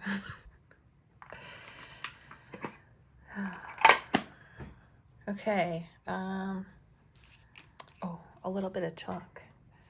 This is my first time really doing this, so I'm not sure if it's gonna stay as permanently as I would like for it to.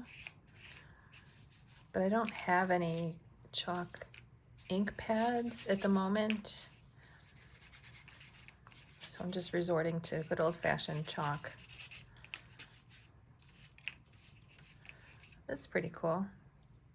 Add a little highlight.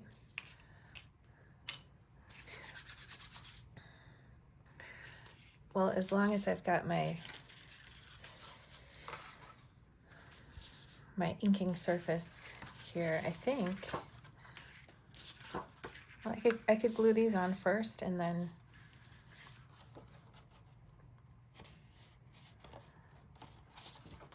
so you can tell which way these are supposed to be oriented because on the ends you can see there's a small tab here.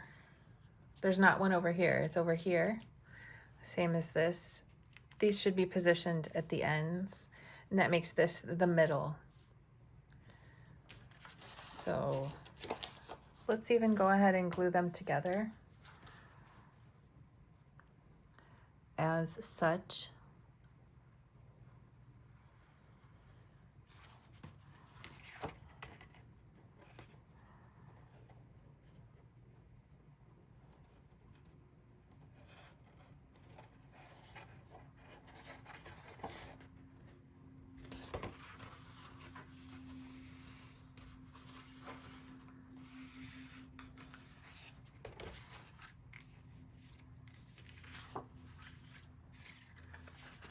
And then I've got, well, maybe I should fold these so you can clearly see where the lines are.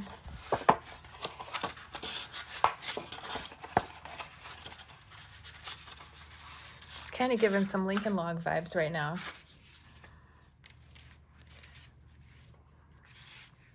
So if you want to orient them in a certain way to like match or line up, you could do that or not.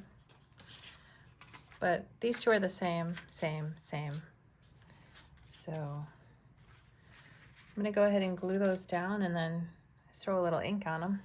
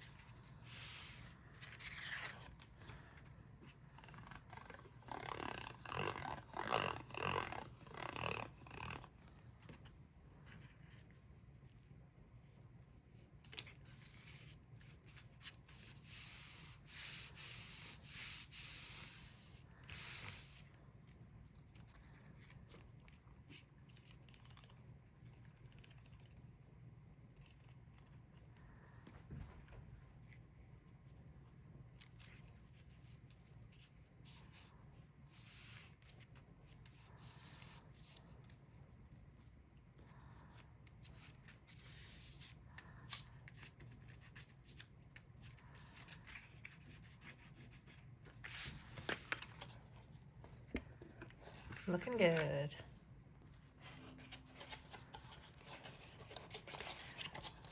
So this, well, first let me ink it. I almost forgot. I think anything besides some black is going to be hard to see on this dark green that I've used. But speaking of which, comment below, please. What color are you making yours? And what paper are you using? What kind of cutting machine are you using? I definitely want to hear, and so do other people. So I'm going to go pretty heavy on this to look like years of rain have been like dripping down and just staining it, getting like rusty and discolored. Good old discoloration, so charming. It's funny. It is though, it's so cute. Okay. That looks pretty cool. And then if I knew you'd be able to see it, I would use this, but since these are pigment inks and not chalk inks, I think it would just disappear. Tell me if I'm wrong, but I've been trying it and I'm like, okay, I understand now the chalk ink thing.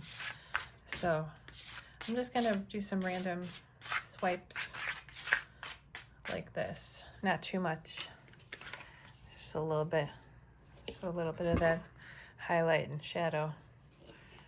It's always good. Okay. Whoa. Now we can glue these into place because that sounds great. So these end tabs can just get folded over. It's a little late, but I could have used this on them. Now that they've got the textured panels, it's not quite the same, but that's okay.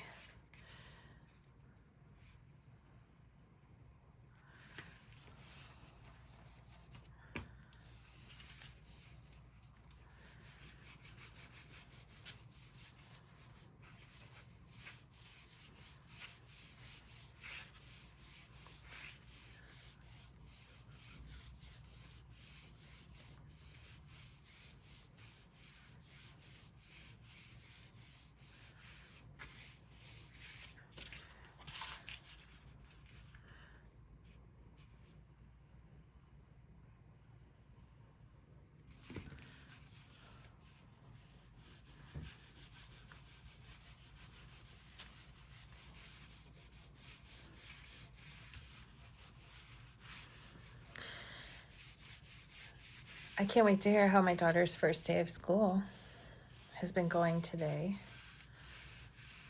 Although I'm sure she might not have a whole lot of details at first. You know how that goes. Sometimes you need a minute to just unwind. Or later this weekend, maybe she'll have some more things to tell me. We'll see.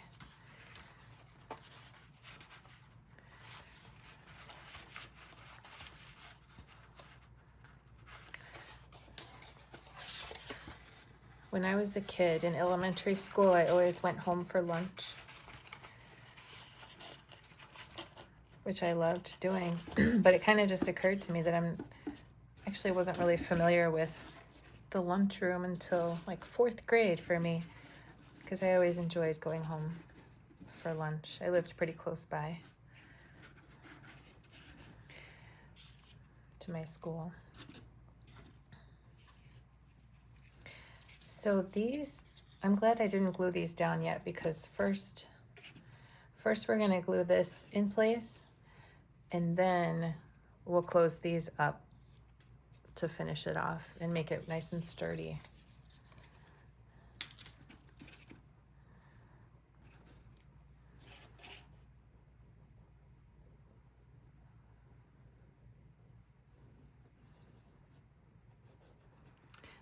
I'm not sure if I should be doing all of them at once.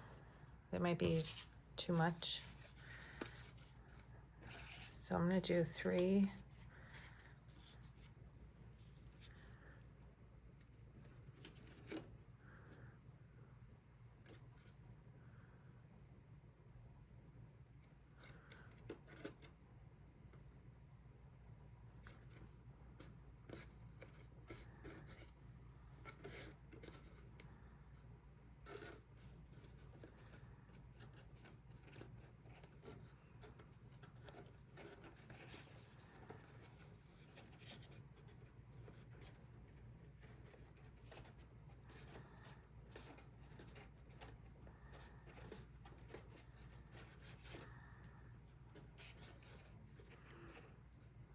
So I guess on the other side I will do them all at once because I don't want to be bending it out of shape to get to the tabs.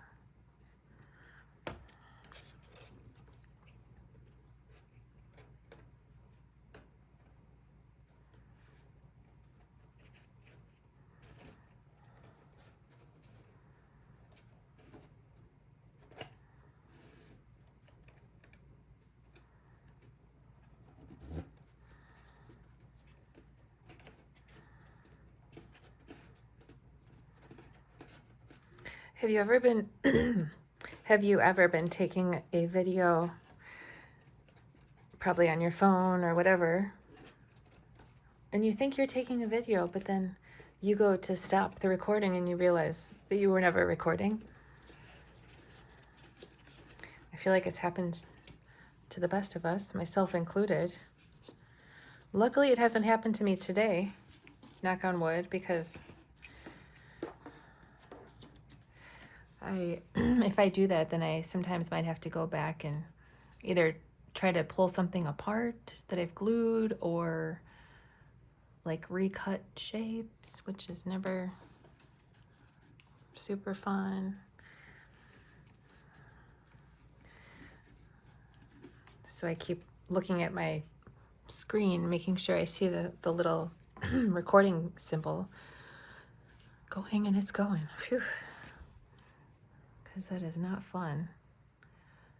Or if you're doing something like a personal video, taking a video of a special moment, and you're capturing it for forever, or so you think, and then you look and you realize you weren't recording.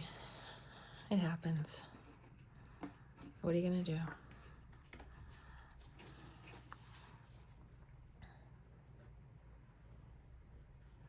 Or when you take a bunch of photos and then you accidentally delete them all. I recently did that.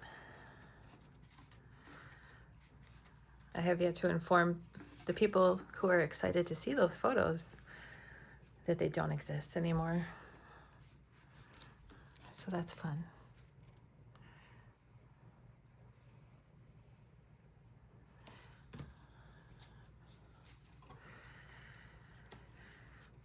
But gosh, we sure take a lot more photos nowadays than in yesteryear, huh?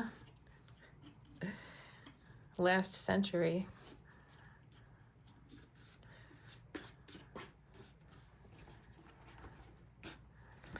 Okay, so that is very cool. Rustic. Nice. I'll just do the same thing on the other side.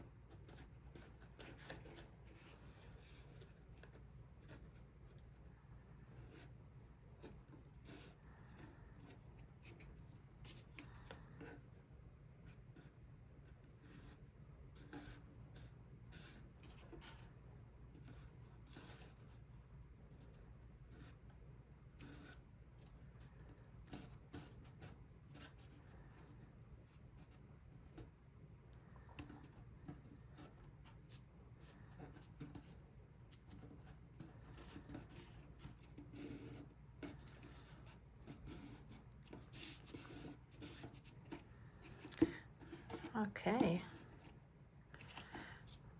I'll just glue these down inside here.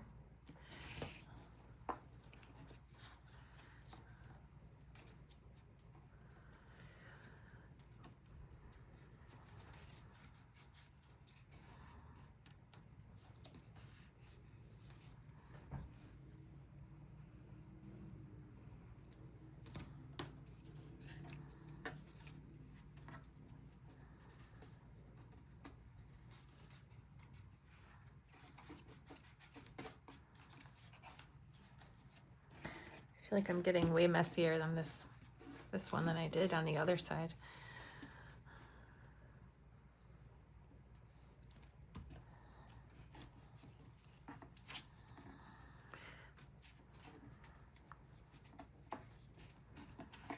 So we're almost at the really fun part where the whole thing comes together. So that's exciting. I just really can't wait to see yours.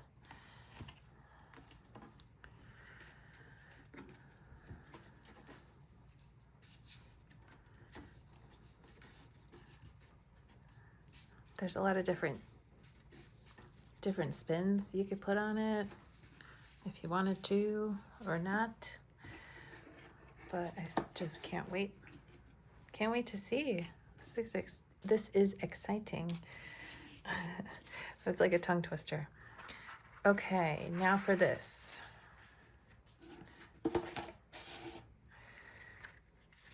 The thing to note about this part is that intentionally, one side, this is a little bit skinnier.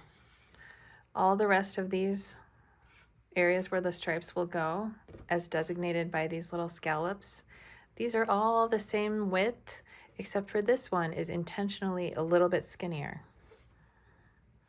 So we'll just keep that in mind. I will rub a little ink around the edges of these, especially since it's white core paper. I could either leave it perfectly white, which would probably be a good option too, or I could just go for it. I could go pretty hard with a black ink pad around the edge, but then that's going to get like really messy. So I'm kind of more feeling like just a green, just kind of like a neutral green. Apparently I have like two or three neutral-ish greens in these basic sets that I have. So I'll just do this. Just so it's not so stark. That white core. That's still a little messy, especially because I haven't used this ink pad a ton. So it's pretty juicy.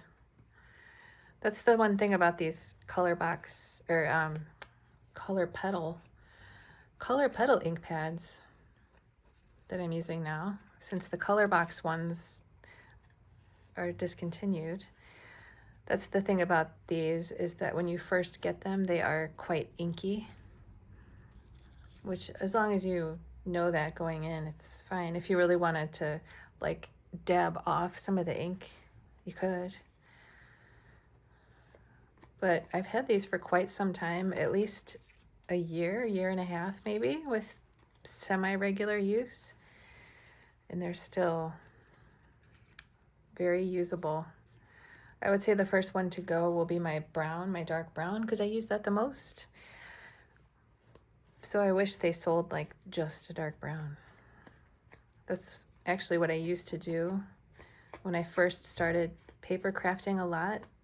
Even before I had a cutting machine, I used to have just one little dark brown ink pad to distress the edges of shapes. It's a technique that I learned at a scrapbooking paper crafting store called Archivers. There used to be one in my area in Chicagoland, in Downers Grove. I don't know if it was Downers Grove or Lombard, but that general area, there was an Archivers. It was gorgeous.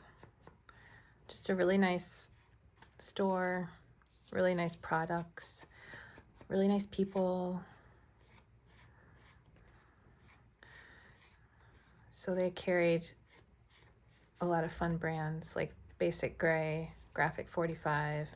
Everything was on display really nicely, so you could see entire collections of paper and all the little things that go with them, just all laid out so you could get a really good look and feel. So it was like a candy land. I was bummed to see them go. but I did some classes there. This is back in like 2007, 2008 with my mom. We did a Valentine's class, and that's where I learned about the technique of the ink pad on the edges of the shapes, and I've been doing it ever since because it looks so cool. And then I started trying it with other colors, and that's nice too.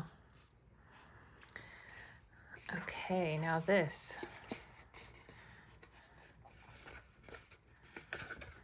This is pretty straightforward.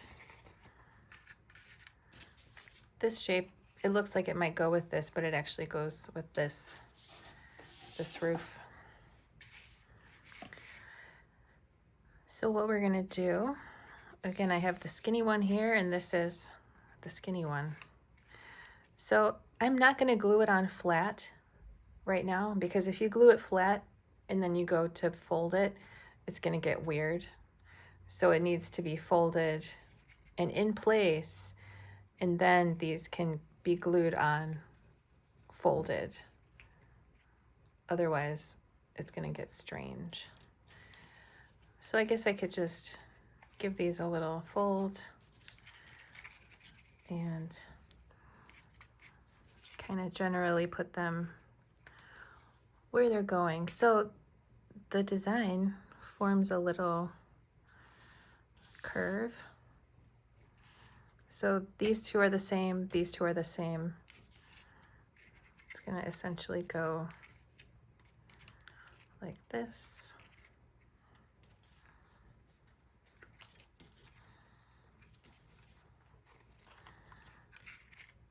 Like that. And then these two are the same. You can see that they have a slight curve. It's a little hard to see, but these two have a slight curve to them that's symmetrical, and they will go right in the center. And then these two also have a little curve. This one kind of goes, like that. So these two are both like that. That will go here. That will go there. And then these two are the same. The curve on top is kind of like that on both of these. And this will go here, and this will go here. So we'll just save this for shortly. Save it for shortly. Next, we can take our walls. I'm gonna put this with my embellishments here. So I've got 4, 5, 3, 2, and 1. I'm also gonna grab these two pieces, which are the bottom, and this, and this. I suppose I will just quickly do some inking on this shape.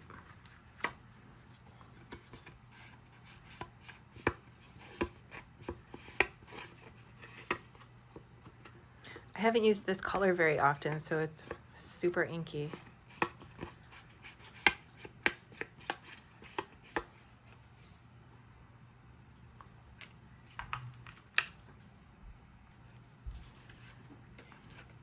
I can go ahead and glue this on.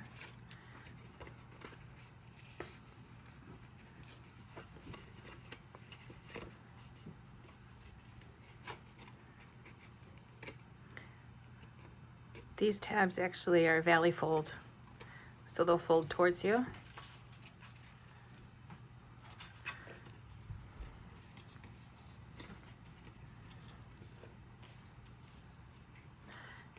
And glue this on.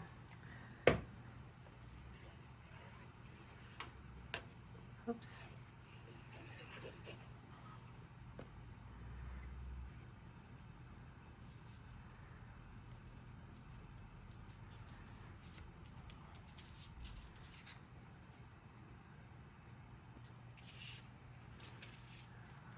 since I've got this here, I'll just do this.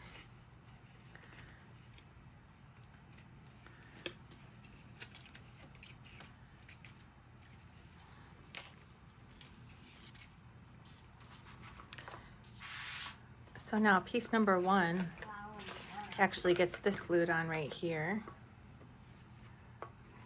just like that on this side tab.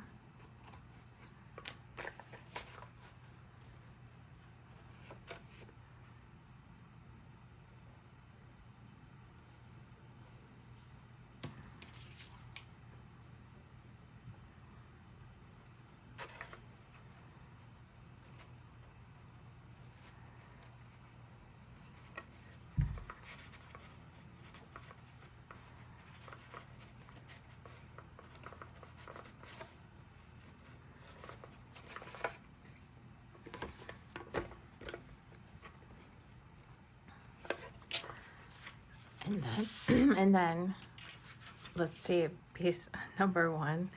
I mean, for number 2 here, this is actually going to get curved.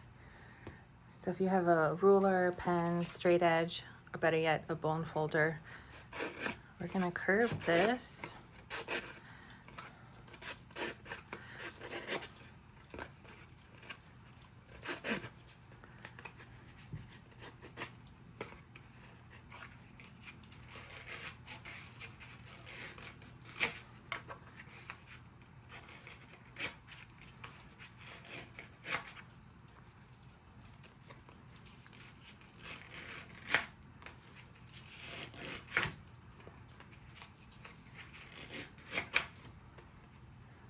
So that's pretty well curved, and then these fold back like this.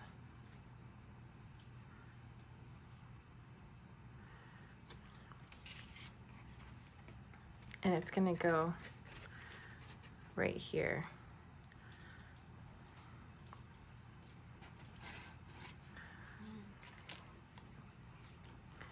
I will do one at a time.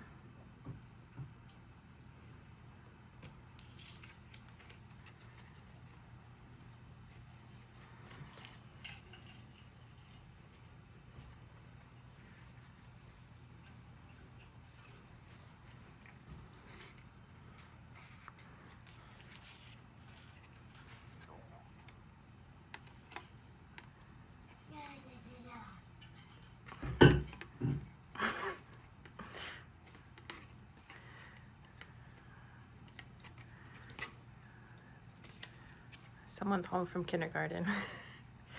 She had a great day. She said, "There's school tomorrow."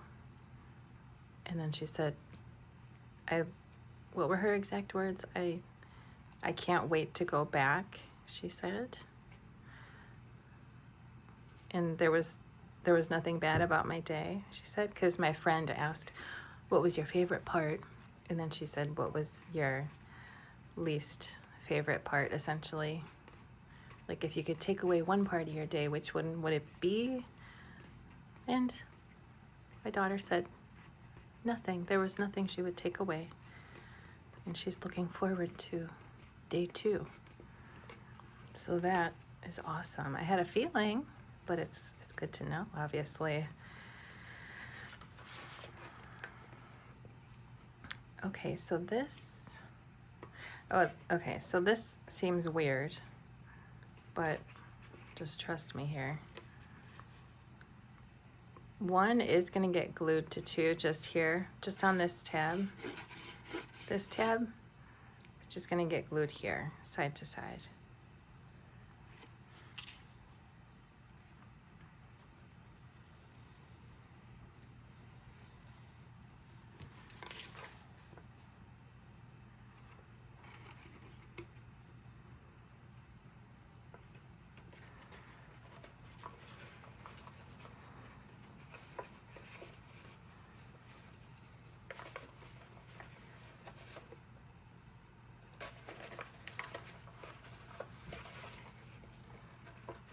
Hold on, mine was a little low. Just want to line that up a little better.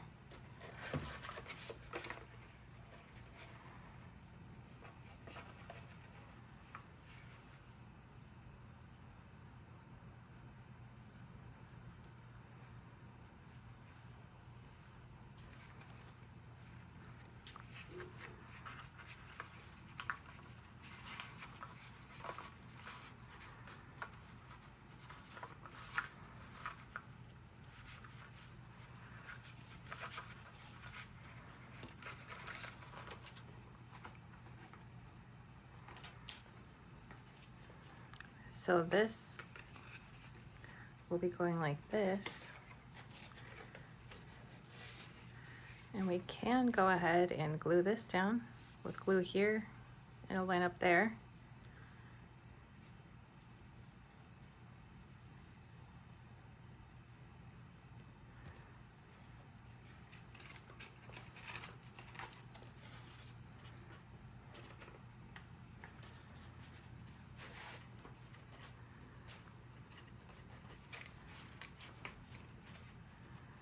One of those spots that just kind of falls into place.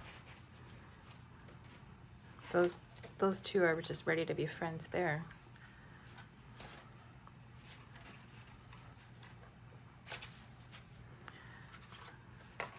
And then we can glue 2 to 3, just like this.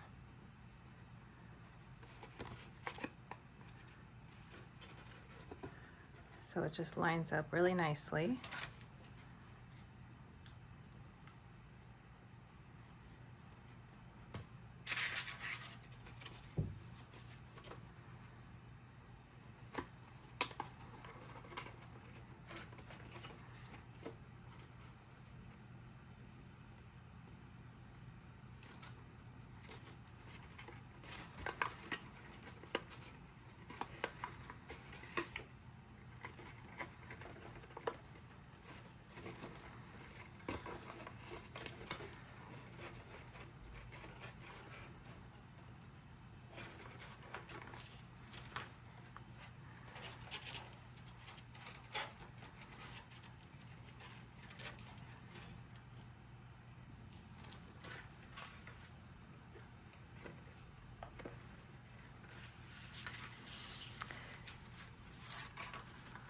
So next I'll put this on. This is the back.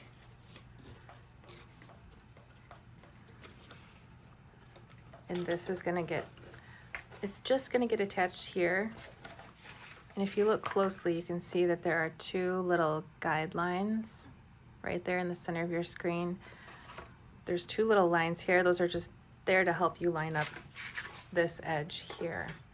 Also, you can kind of do a little like tuck thing to really line that up easily too.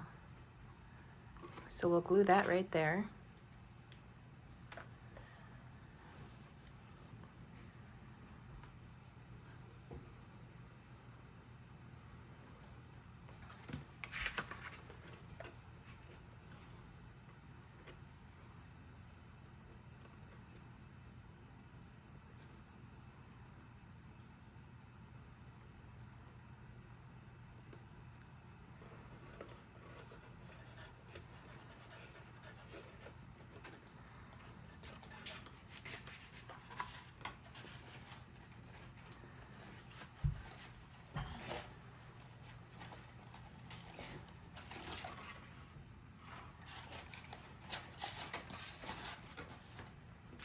Then I'll attach this wall right over here on this strip here. Will just be this like that.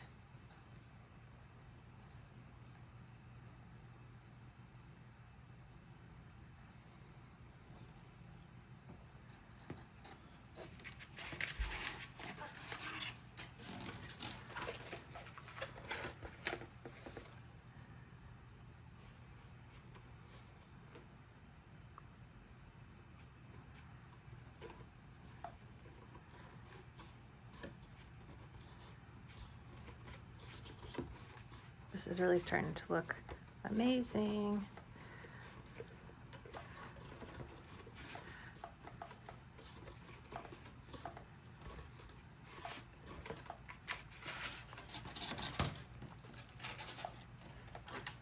So now I'm going to put glue here and close that up.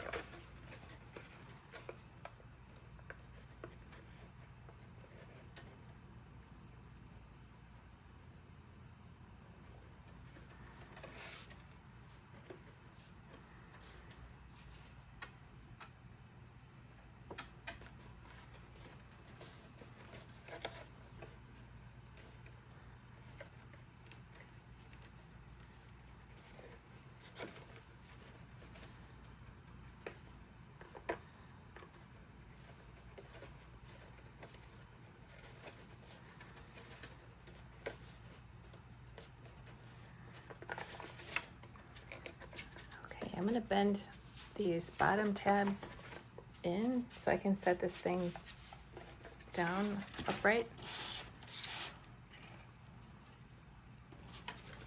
And so this sign here, I'm gonna bend the other way,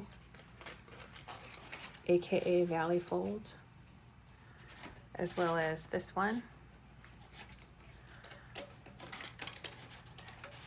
Because first, I'm gonna just gently bend this out of my way like this, and I'm gonna glue this part here. I'm gonna put glue here and glue this together.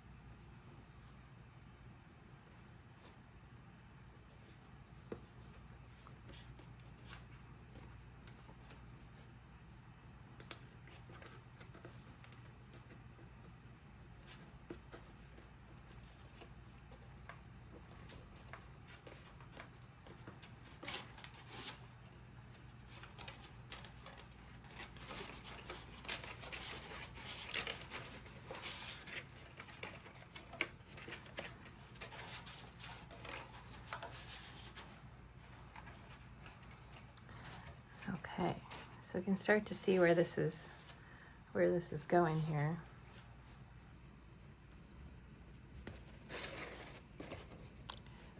So now I'm going to glue here.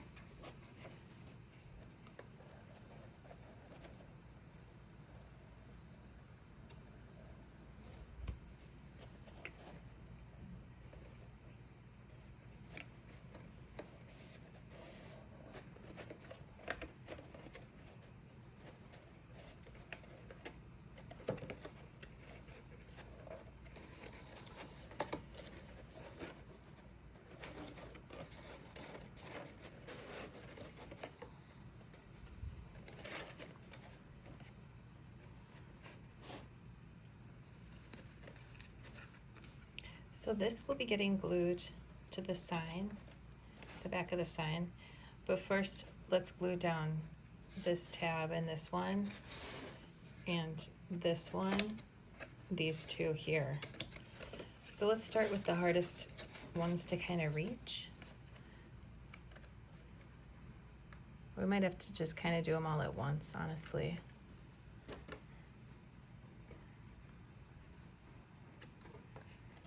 But the good news is you can reach inside because of how it's open. I think that's why I left this rectangular center of it open, to make it easier to do this part.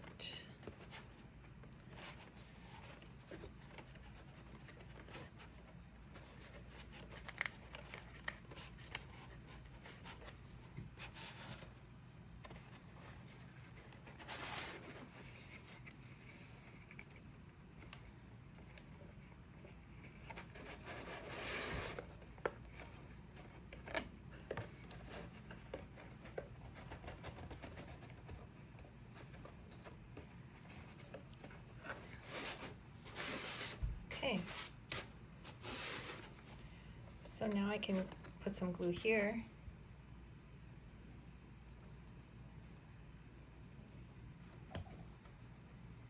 And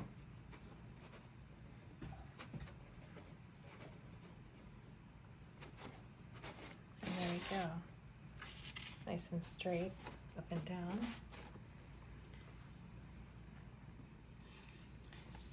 Next, I'm going to attach the cellar entrance here, and these can come out, and we'll use those tabs to attach this.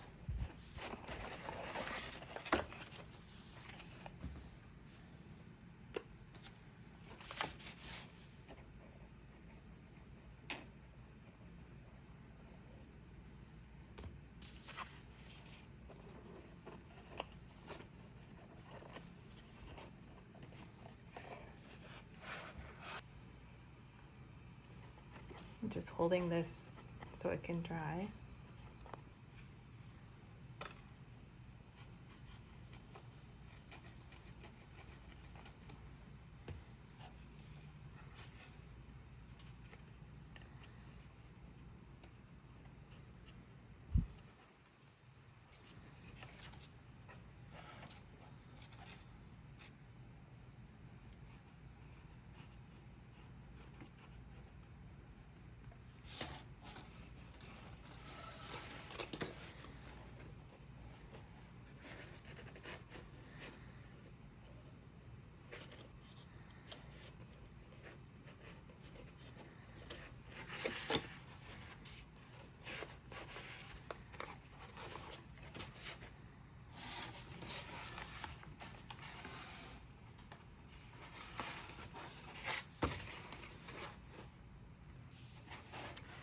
Next, we can put the bottom in, which is this one.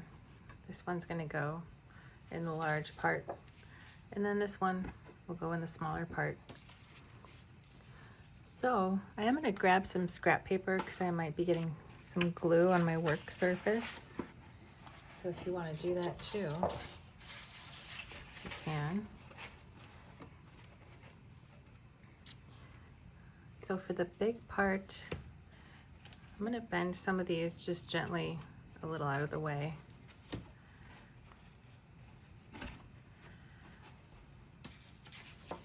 And what I'm gonna do is put a line of glue around 3 sides, and it doesn't matter which way it's going.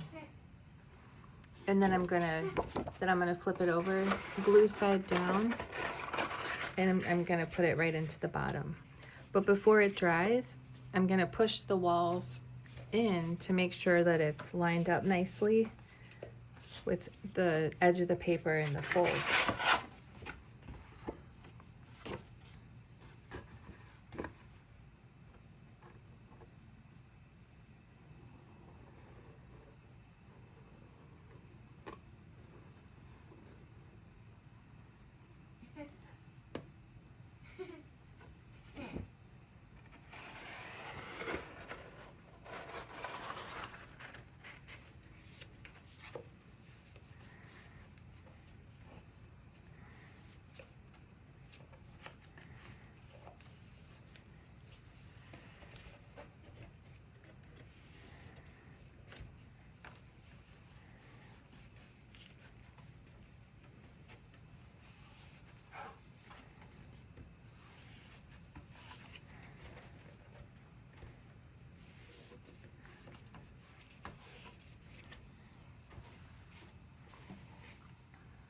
Alright.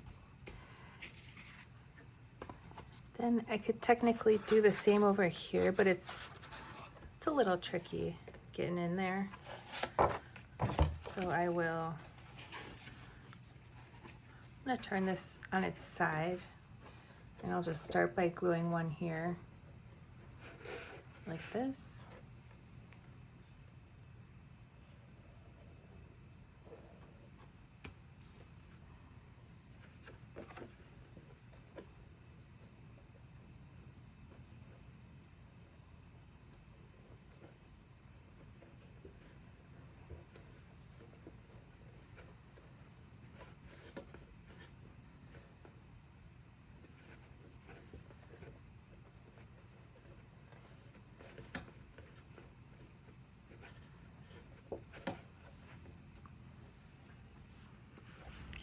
So now I'll glue these down.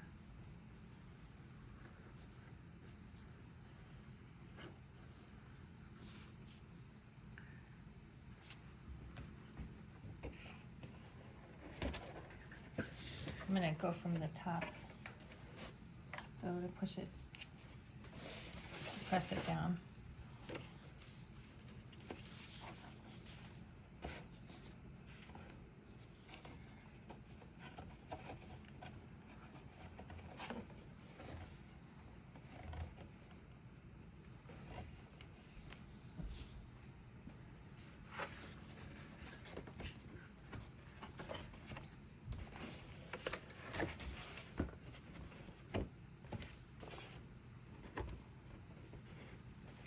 Now I'll just do my best to get some glue in here.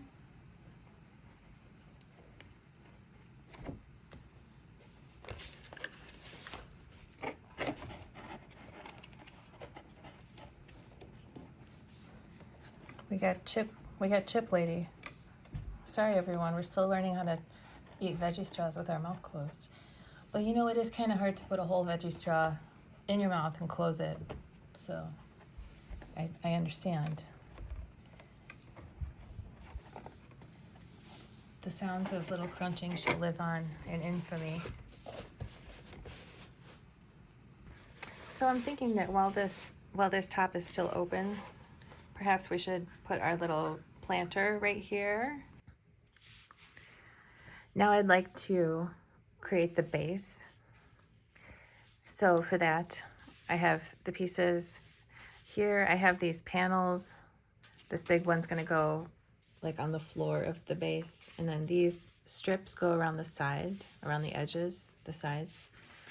I have some strips, and then I have these large pieces here. Again, they're easy to identify because of these three little cutouts on each one. So there's these, 2 big, 2 smaller. So for these strips here, they are numbered. And I will go ahead and darken in these numbers and letters with a marker so it's easier to see in this video.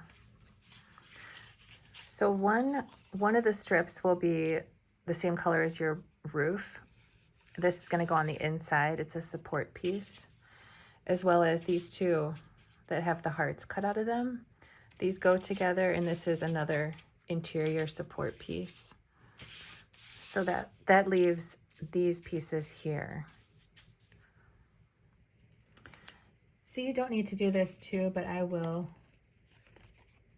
in this video draw in the letters and numbers so they're easier to see.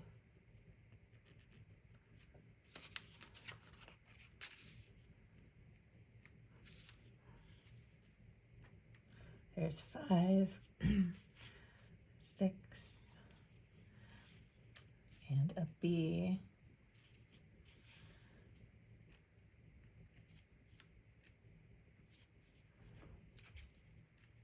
There's F's to signify the front.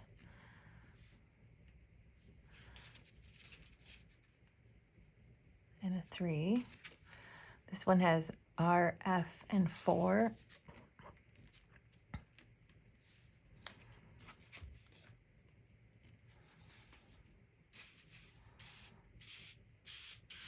Then we have B for back, 7, L for left, C is for cellar,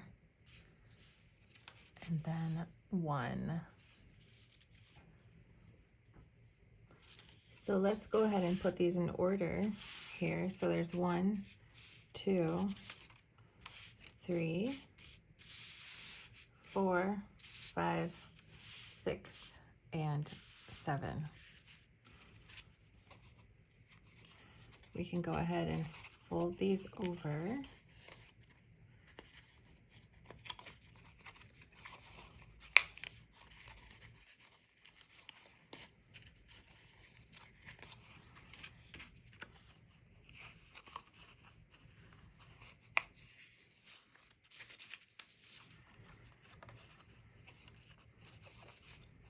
I put the letters on this time just to make it even easier to see what's what. Take out some of the guesswork.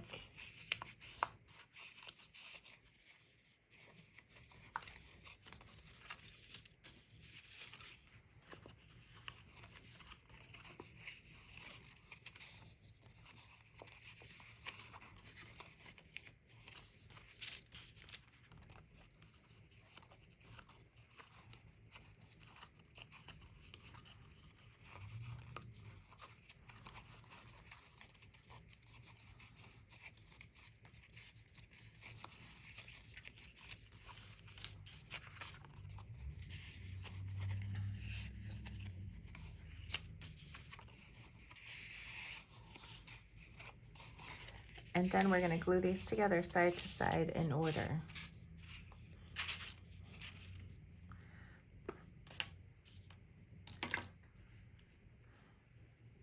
So I'll put some glue on number 1.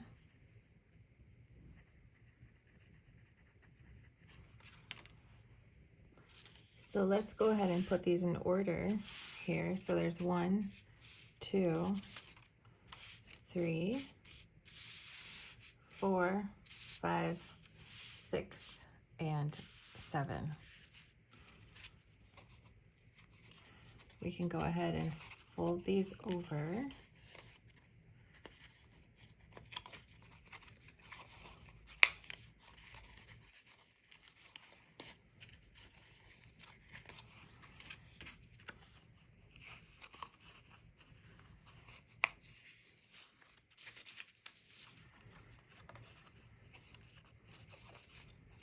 I put the letters on this time just to make it even easier to see what's what. Take out some of the guesswork.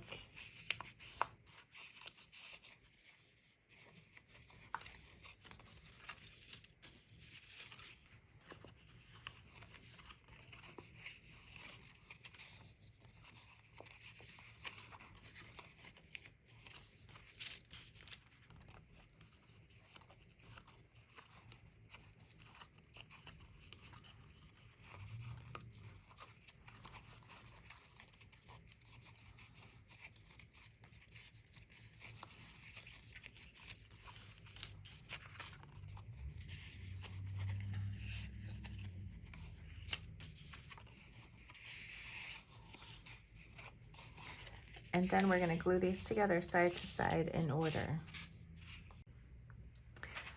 But first, let's smooth them out, and while they're flat, glue these on. This I'll save for just in a minute.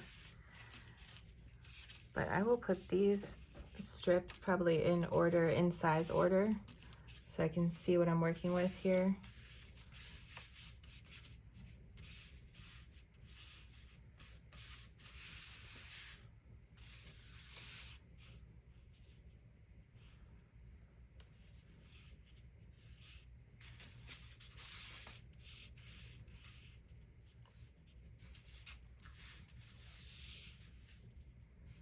If you want to take the time to ink these, that could look nice. Or after your base is together, you could just throw some ink around the edges. That would be easier and still look good. But now I've got these in order. These two are almost the same. I should have made them the same. They're probably interchangeable.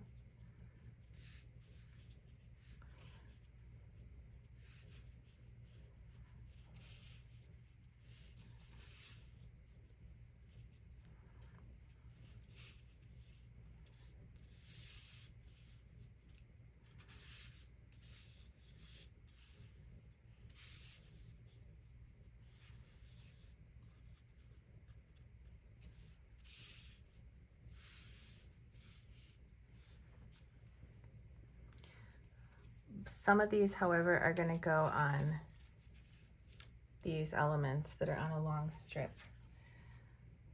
So we have, I'm going to put that over there, and the single pumpkin, as well as the strip of apples, this one here.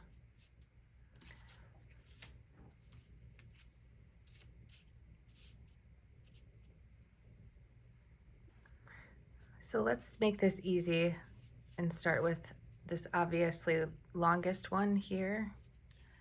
It's going to go on number 7.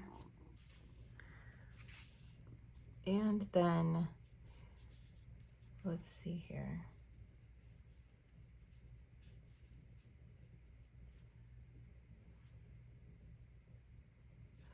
There's 2 here that are paired up.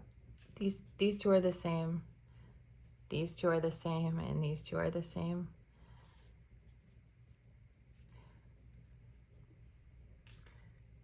These 2 smallest ones are gonna go right here. So this is the front of the porch, and these two are gonna go here.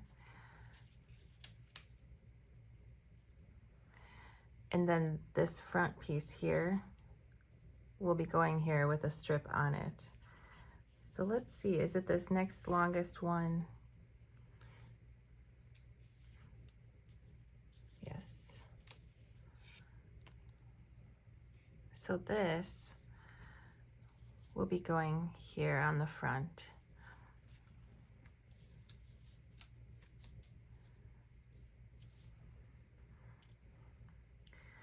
Then this will actually be going here, and this will be going here. So we'll take these next two, put one there,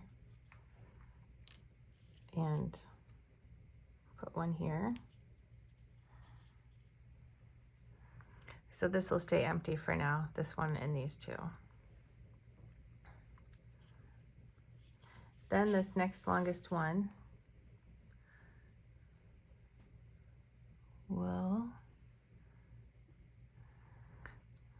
it's going to be going on this. This is the curved side.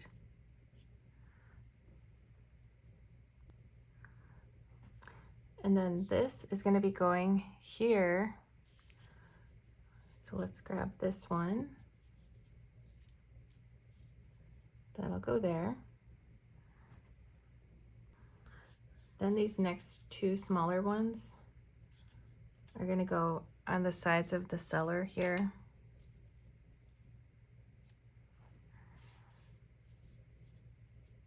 And then this one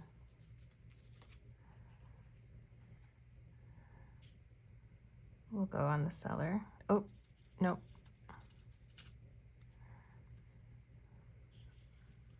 Perhaps here, yes.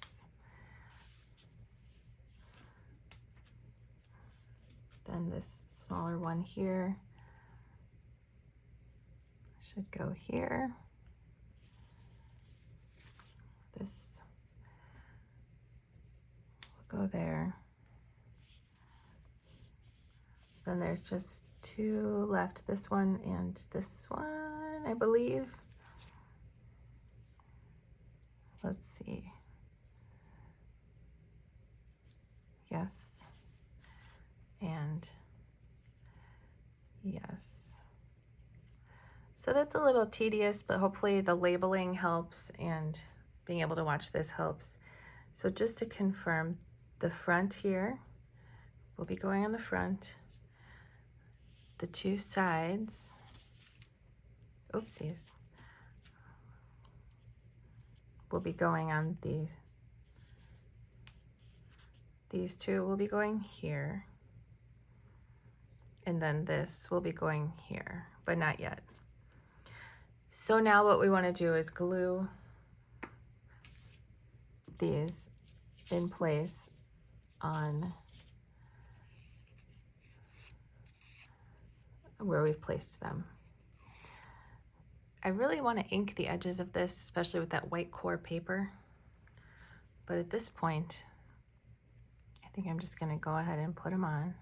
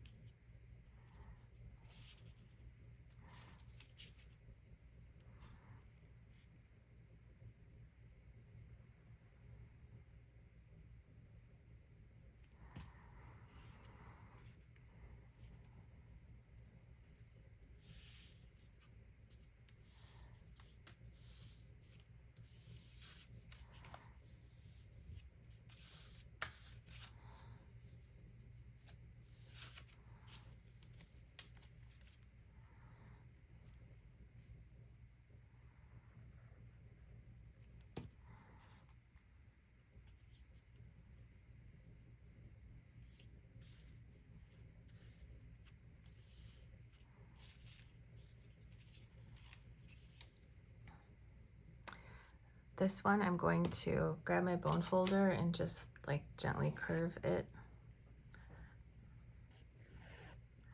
Just really gently so that it plays nicely with the curve.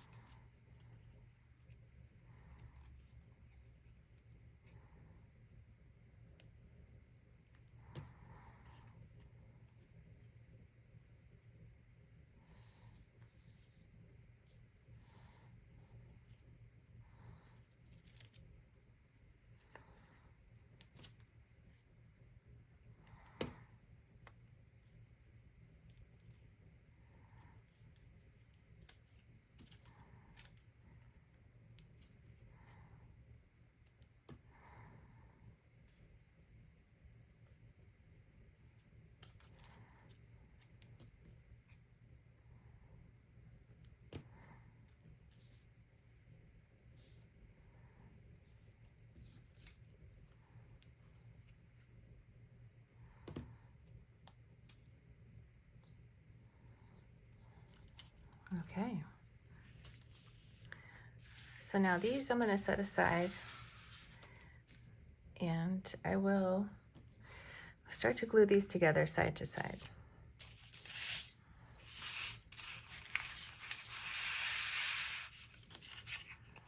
In order. So 1 through 7.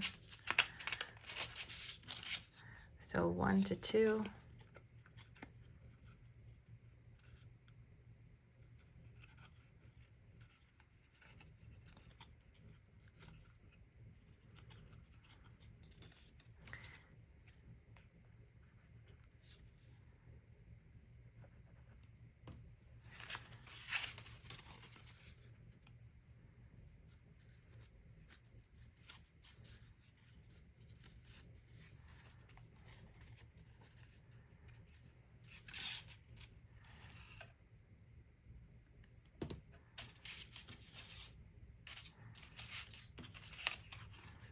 And here's 4.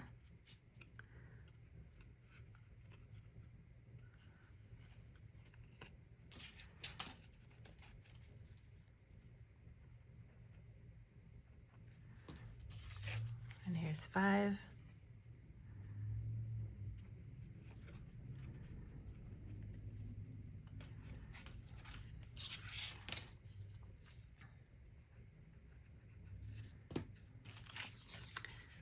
Here's 6.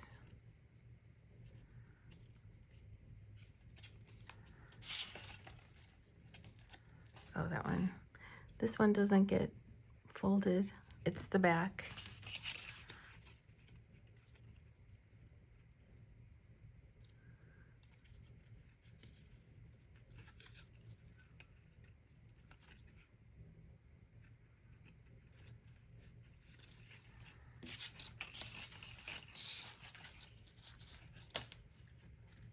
And then back to number 1.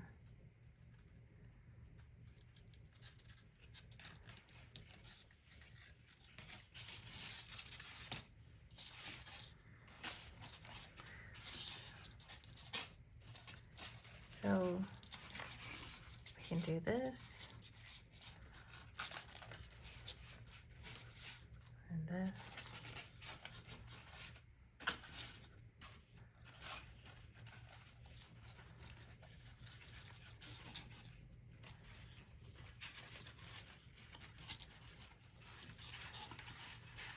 And there is the general shape of the base. So first we're going to glue the top on.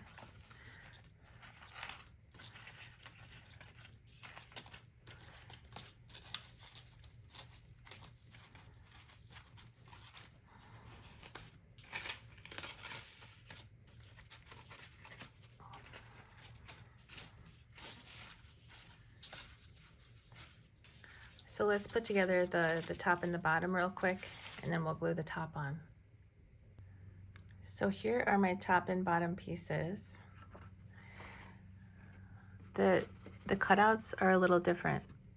These are pointier, these are rounder, so they correspond with these. So these are rounder here, so these will go together,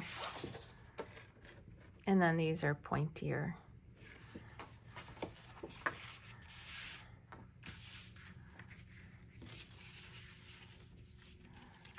So we're just gonna line up this corner here, and then these. And glue that right there.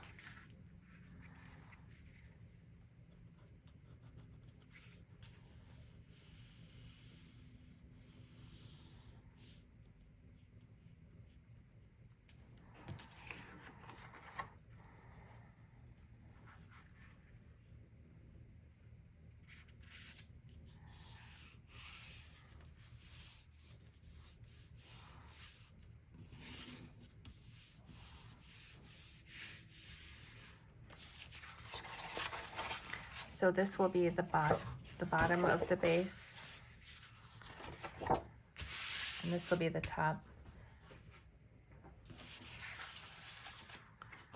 So we'll just do the same thing here.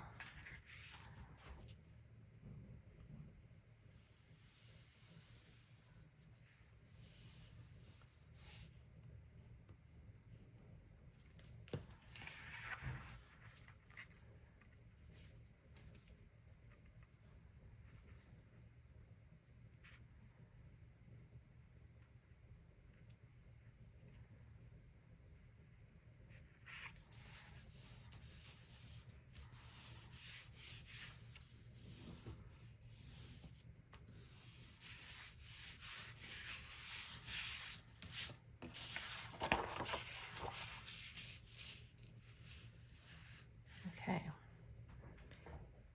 How's it going, baby?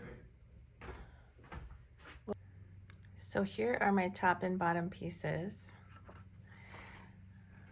The cutouts are a little different. These are pointier, these are rounder, so they correspond with these. So these are rounder here, so these will go together, and then these are pointier.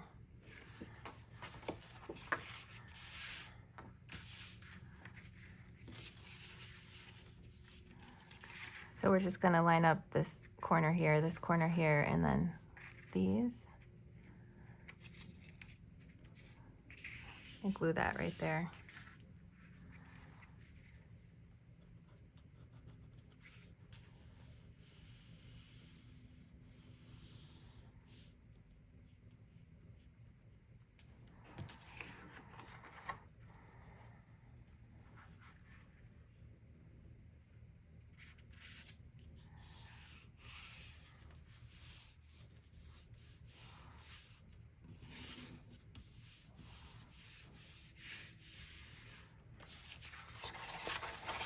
So this will be the bottom of the base, and this will be the top.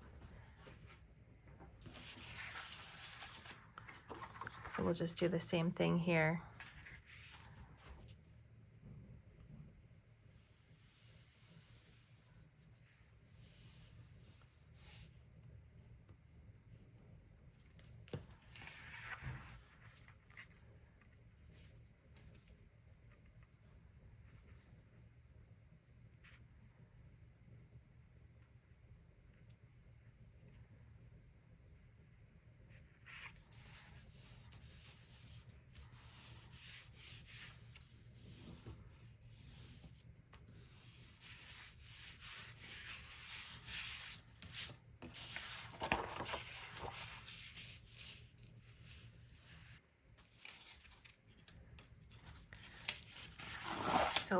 with our sides back, you can see that these form the same shape, and this will be, we're going to glue this right on here, but it's easier than it looks. No worries. I'm going to start with the front.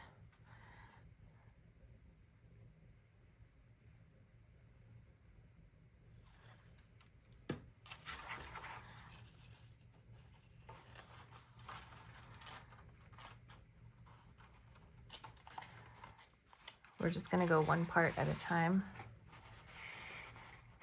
lining it up really nicely. I'm going to turn it over.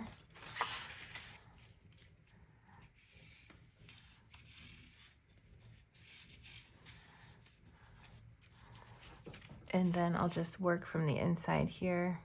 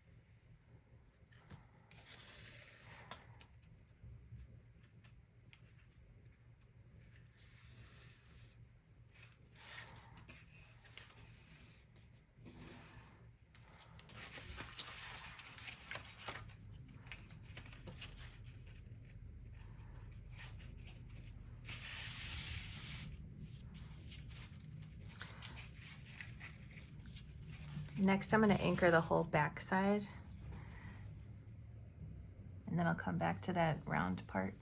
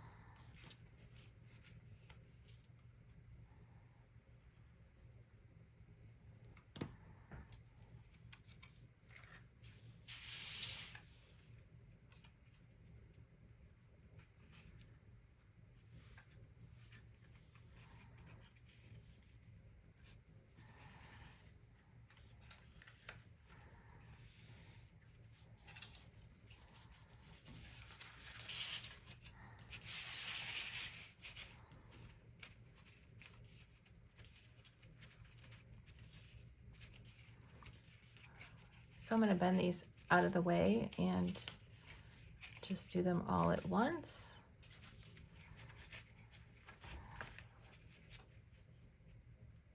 Oops.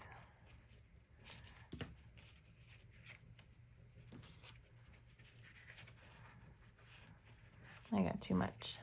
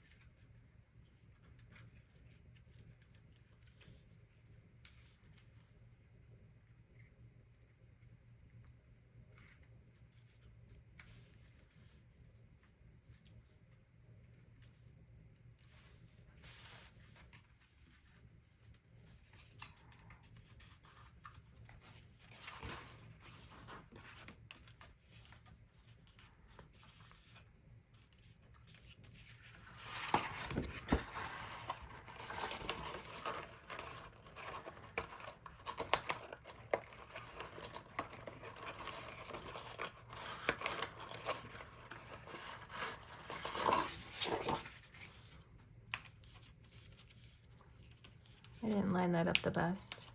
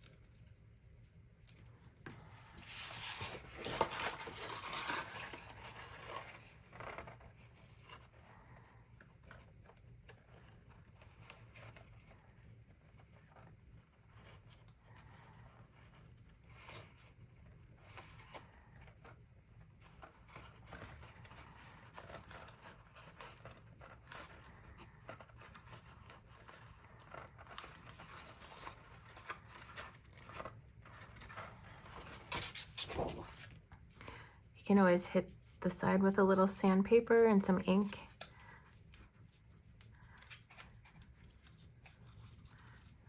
I think that's what I will do.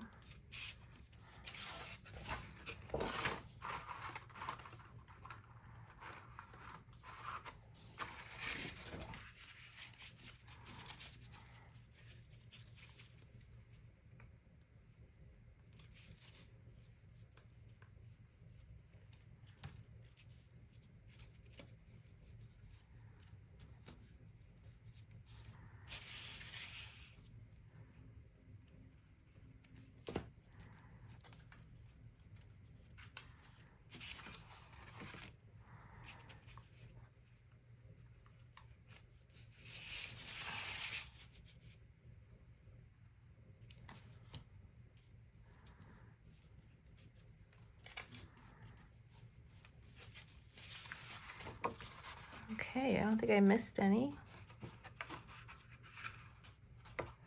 So that's cool. Okay, so this will be the top. And we can put our support pieces inside.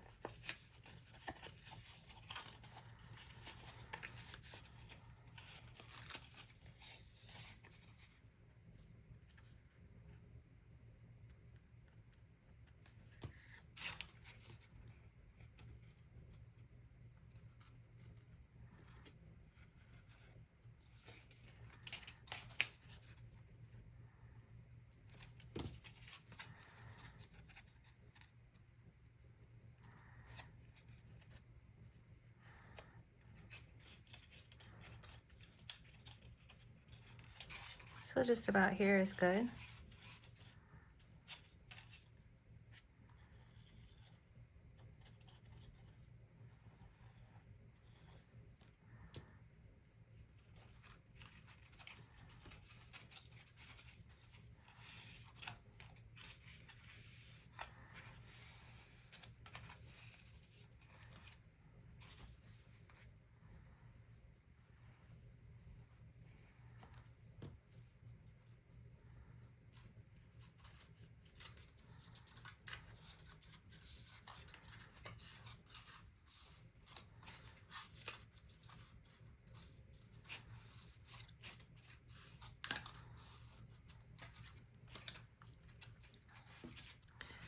Okay, so now gluing the bottom on is probably the more challenging part, but since it's the bottom, I feel like it's more forgiving.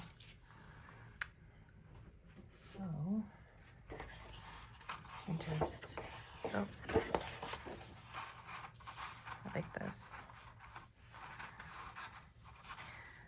I will start with the front up here though, because I feel like where you begin, you have the most control on making it nice. So we'll anchor that nicely here and then do my best on the rest of it.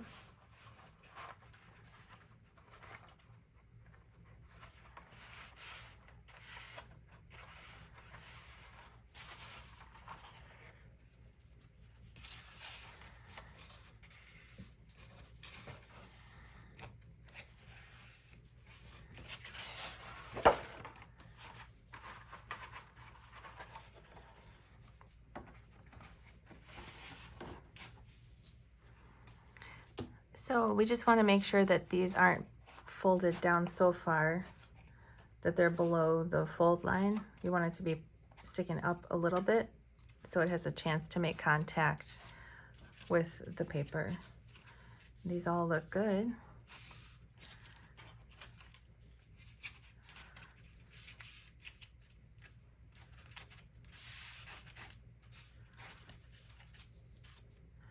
So we're just going to put glue on all of them and then close it up.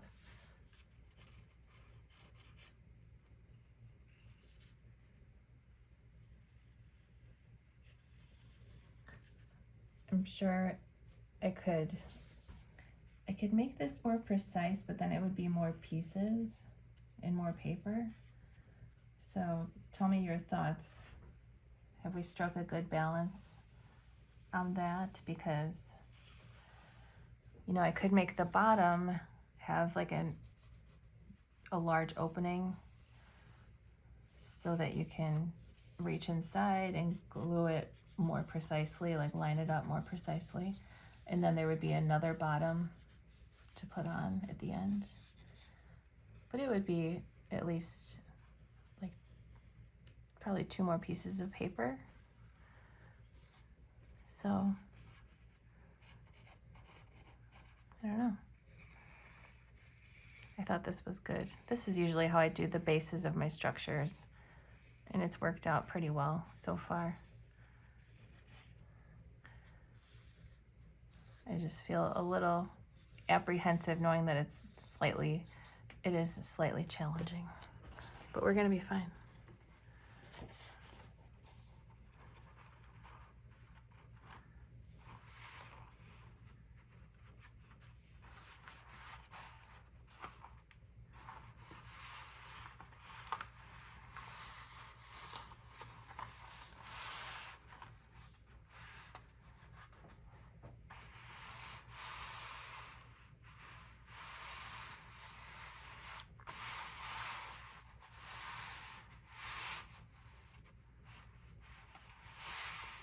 I feel like it's lined up really well. It helps that there's all the corners.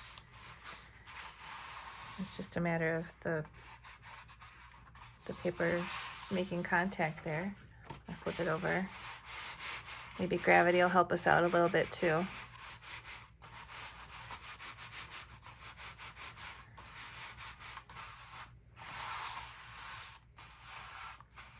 Okay, it's pretty good.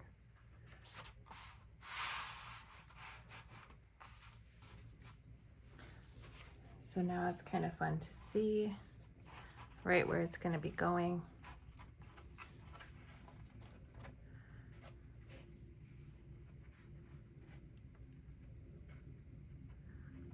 It's looking good.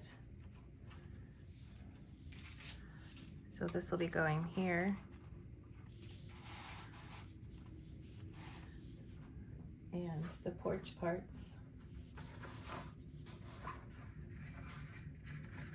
will be going on too. You can kind of start to see it taking shape. The stairs. And then we put this part on. It's really coming together.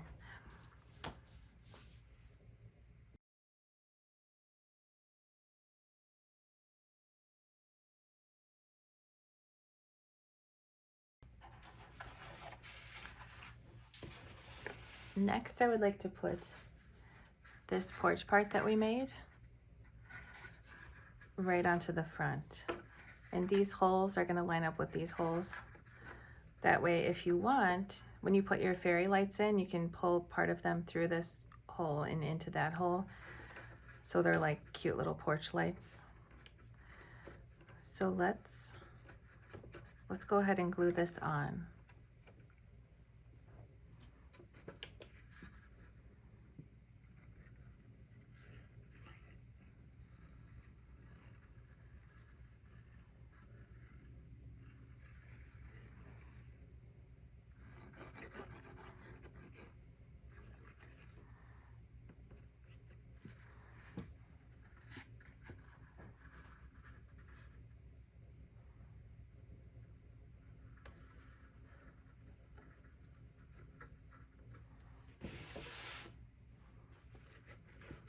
So you can feel from the inside that it's lined up.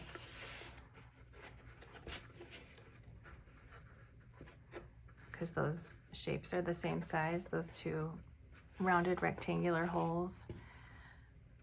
So I'm going to just hold it and kind of press gently on it from the inside while it dries.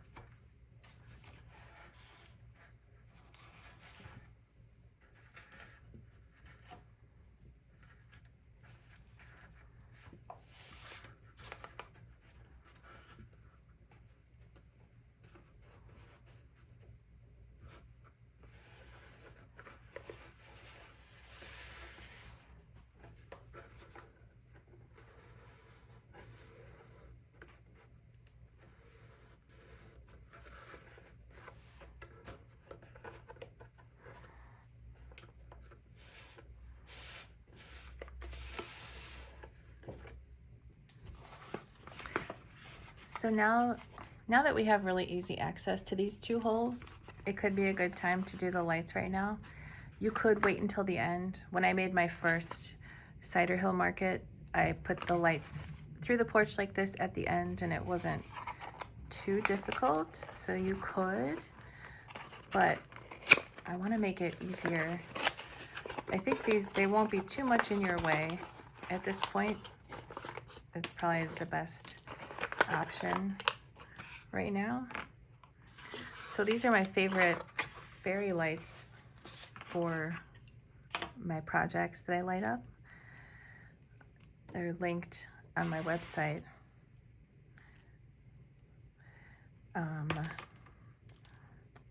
So what I'm gonna do is I'm just gonna pull a little section through, but the lights themselves are spaced apart so far.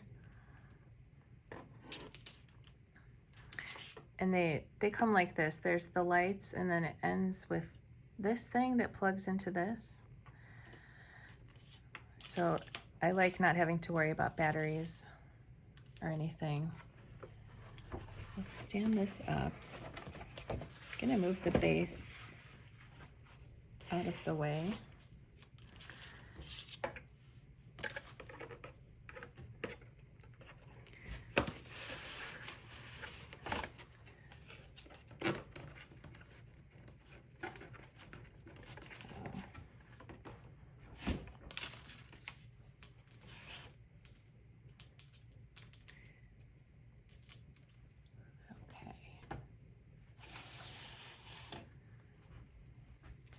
So I'm gonna pull these apart and kind of smush them. You know, before you put them in, you should probably plug them in and make sure that they work.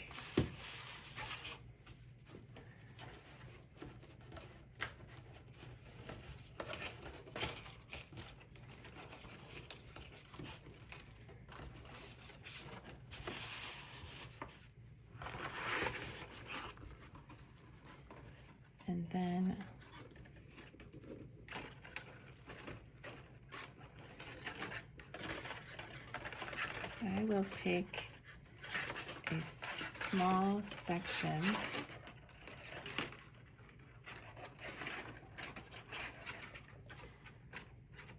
and I'm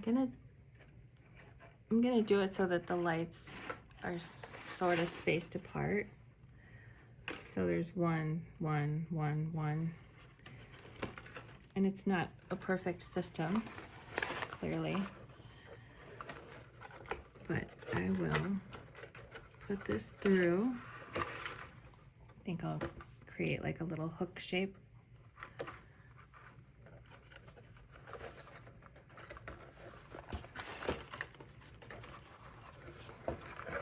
Oh, wrong hole. Trying to go through this one.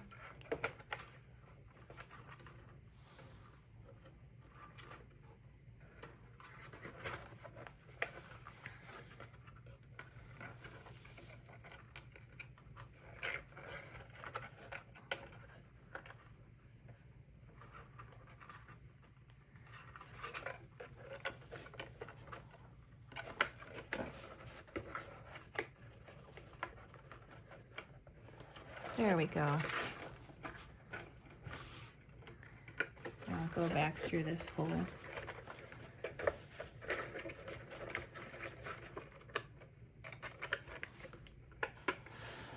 Through this hole here.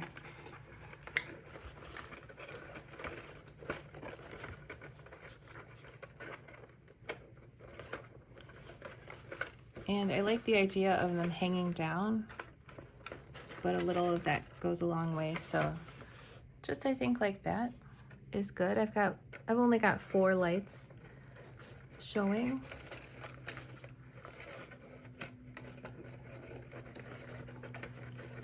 But I tried it with more of the strand. Like I doubled up the strand quite a few times and I ran it through, but then it was so thick that it looked weird. So I think just having a couple lights showing still gives that effect of like porch lights that are cute. So I will just get this so it's not too tight, but that it stays in place. And just loop that around inside there. So I just looped it around so it stays in place without being tight. I can kind of spread these out a little more. It's not glamorous, but it's cute.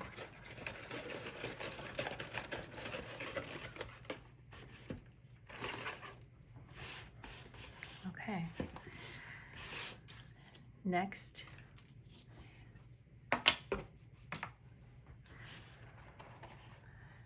I'm going to put this little piece on. This piece.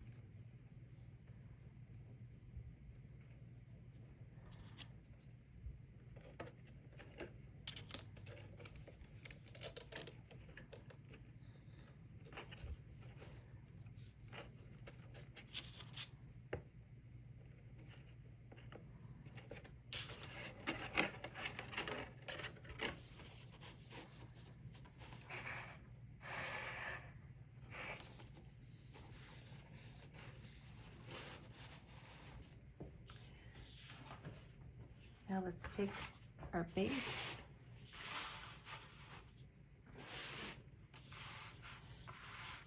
And again, here's the cellar, here's the front, obviously the curved part. I'm gonna take this piece and go ahead and glue this right on. And it just has a super thin border around the front and the sides. But I will just do some quick inking on it.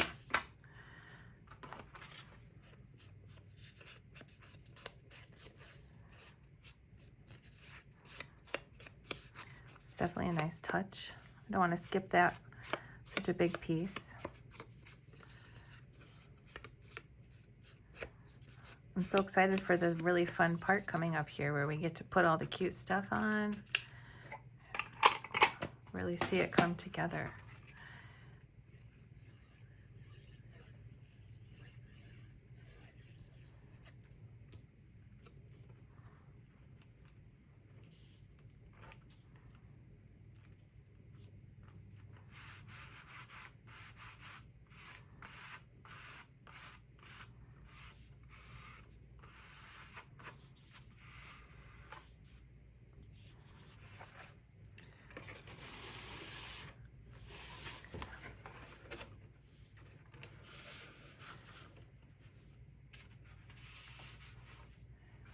Okay, now let's take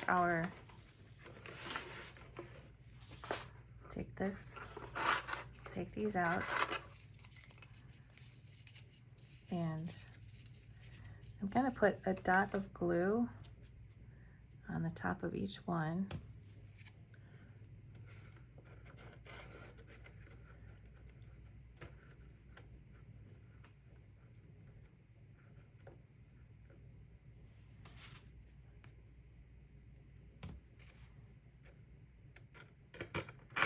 And it's going in like this to mirror the shape of the porch. So you want to make sure it's going like that.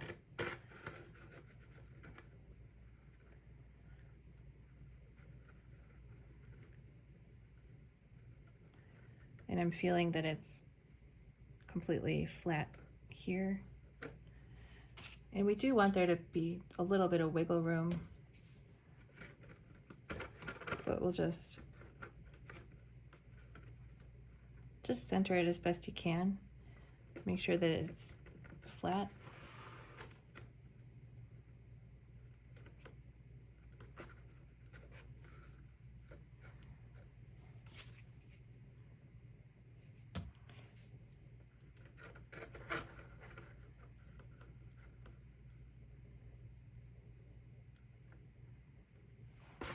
And then I would say even before it's completely dry, we're gonna wiggle those in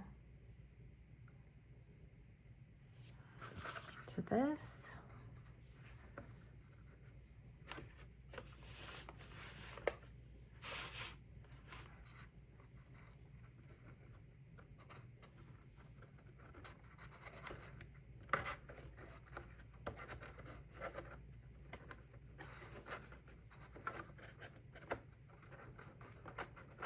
And then before I completely push it in, I would like to glue it to the house too. But I suppose it's okay just like that. So the bottom is nice and level. Now we want to set it on the base.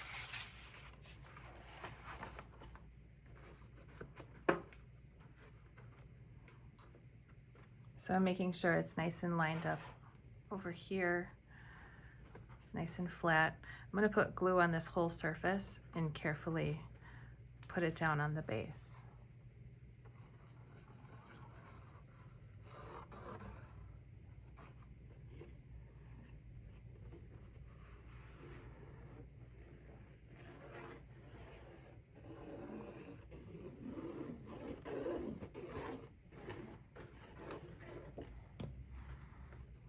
So I'm holding it over here where my thumb is. I'm holding it so the porch doesn't fall off. And then Try to get it pretty centered and make sure the porch is pushed up against the house. Take a look here, make sure it looks centered. It's probably the most important part to line up. Oop. Definitely make sure this is pushed up against the house here, that the porch is butted up against the front wall of the house.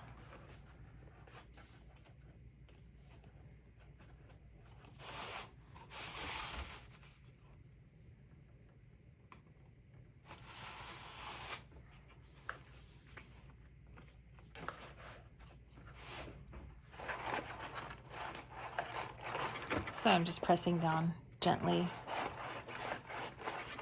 a little bit.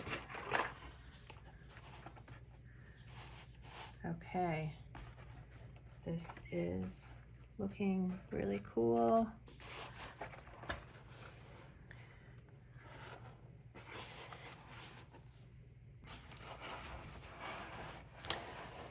Okay, I think the next thing we should do, so since we have easy access, is to put these two in.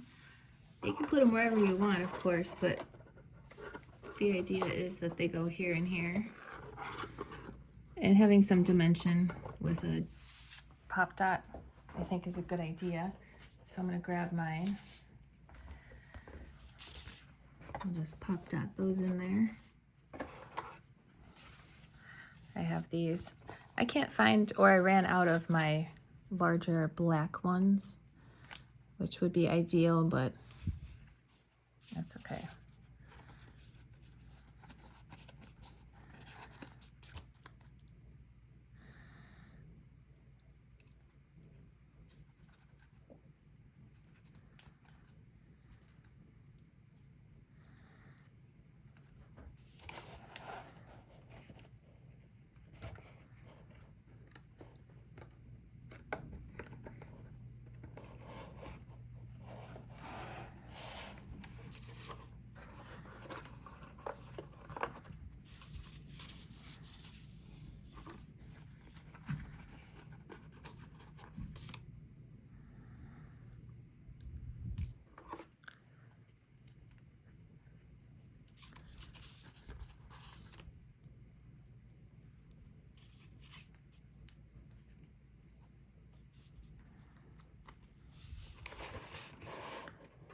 And there we go.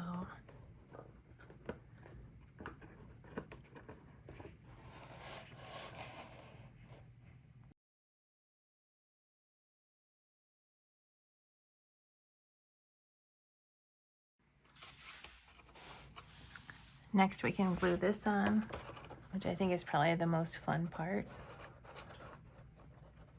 It's really cute, just like that.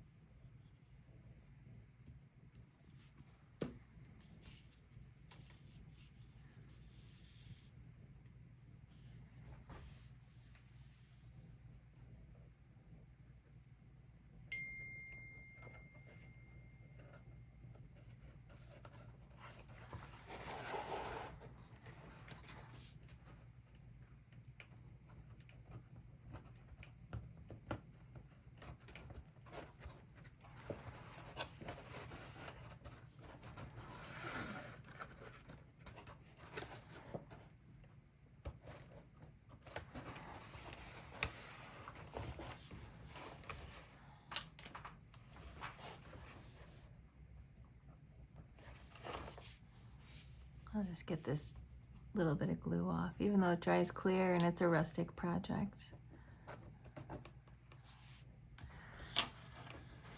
Okay, so that is really cute. We can do the side ones too. So this little side one goes in the same kind of spot, and it just makes it look so stinking cute. I just love it.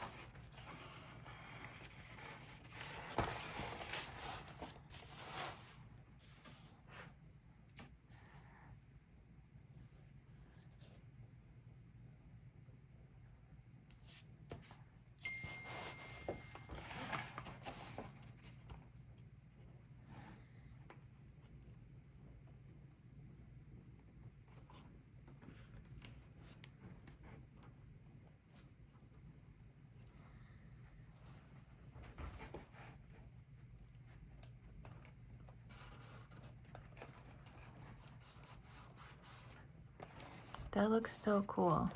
That's my favorite part.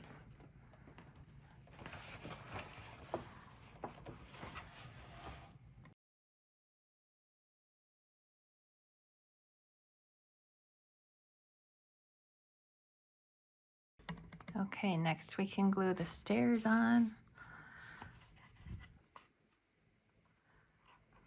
So cute.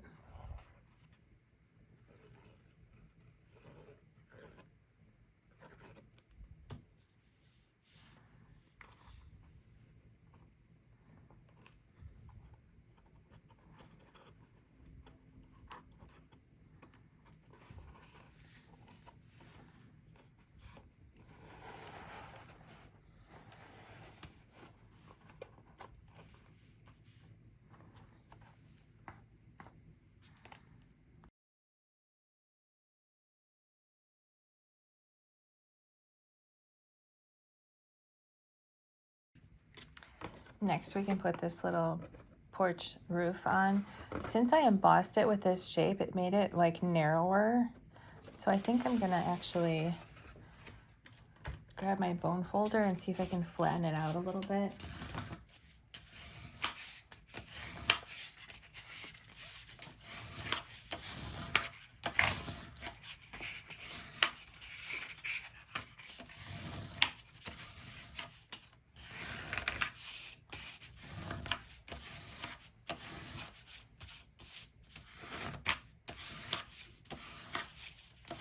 So it still has that texture, but hopefully it'll reach the edges a little bit better. It does. I will just add a little Distress ink to it. Just add some ink like I've been doing all along. I don't think much besides black is going to show up on this. I don't know, either side is fine.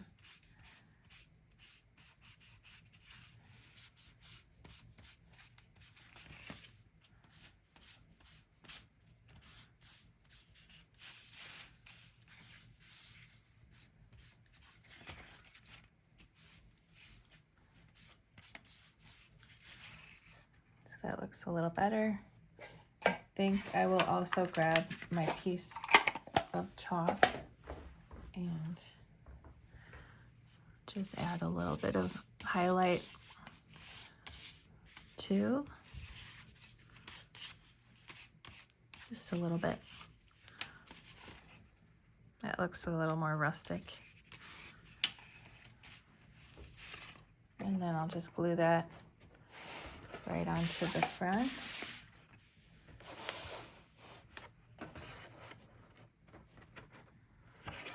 Just like that.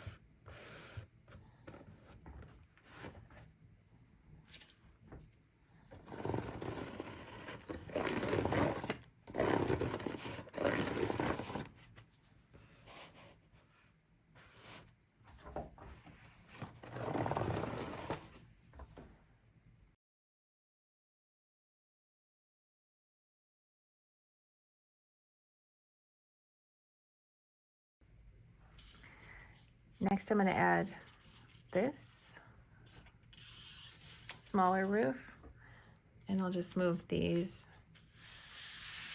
out of the way.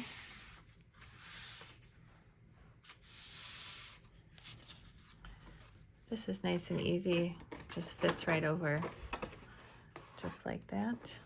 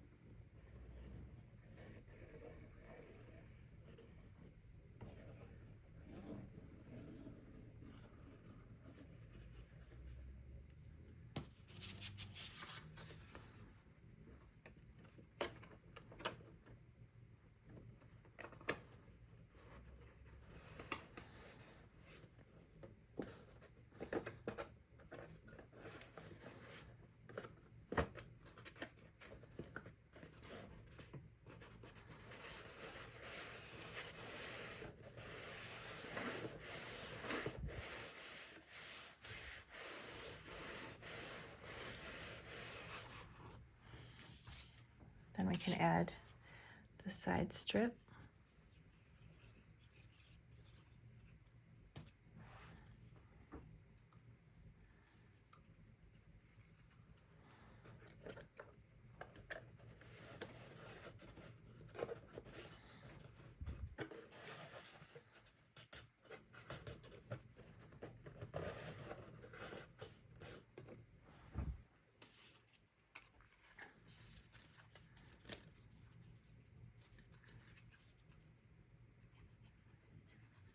The other one. This one is wider than the other one.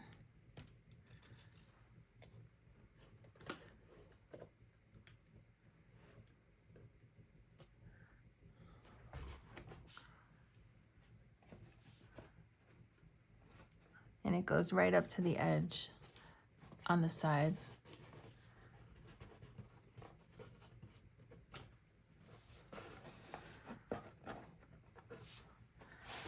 Just like that. Then we can add these four.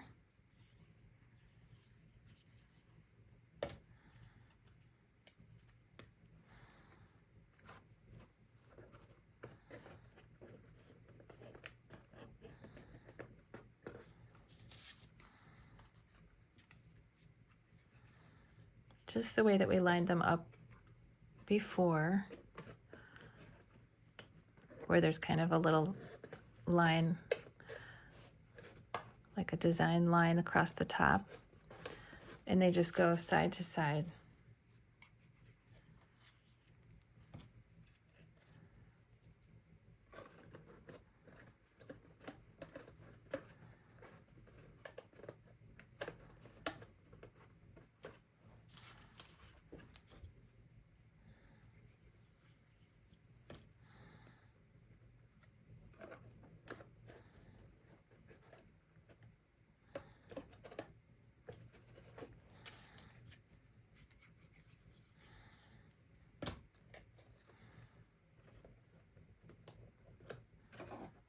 And you can put the ones on the other side on the same exact way.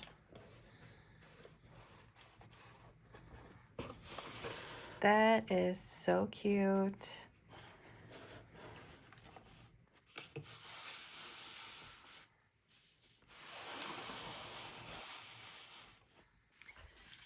Next, we can add these elements to the side and the wreath, just with some dots of glue.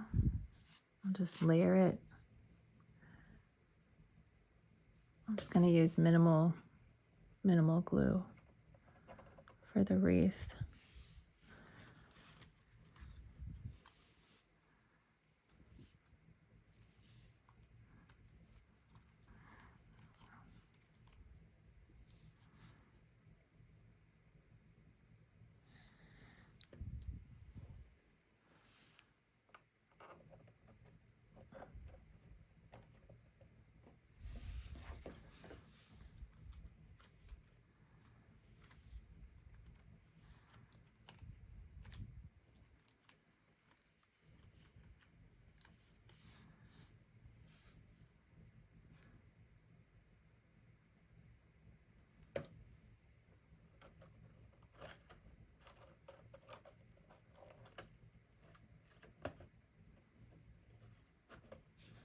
You know, this, I think I originally had inked it. Now that I remember, I'm like, why is this so white? I think I took some of my ink and I smudged it to make it look more like a fall. I definitely did that. Because I want it to look like that paper white, kind of like ethereal, wispy, like silvery kind of leaves that you see sometimes. Can be kind of fall-y. There we go. That makes more sense.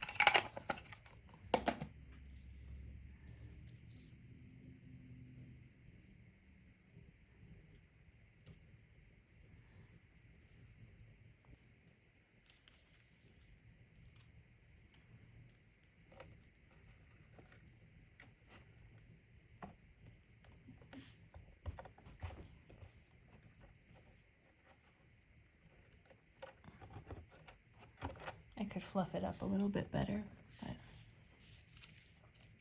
then this, curve it a little bit.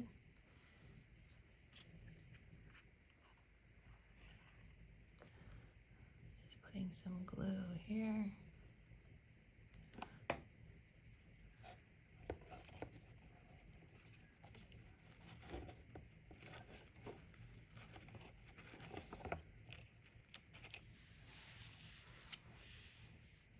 And then this, I will just get a pop dot and put that right about there.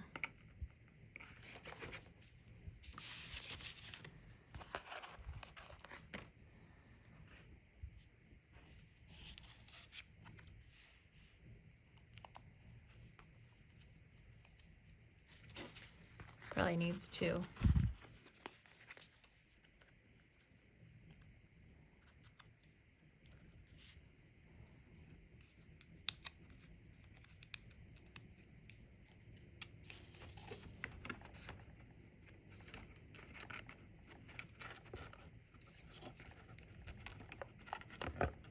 Just like that.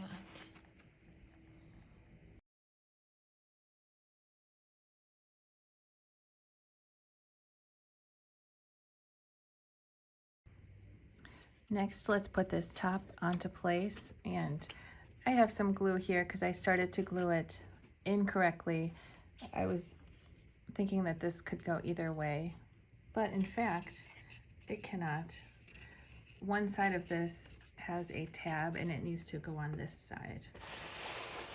So we'll start by gluing that.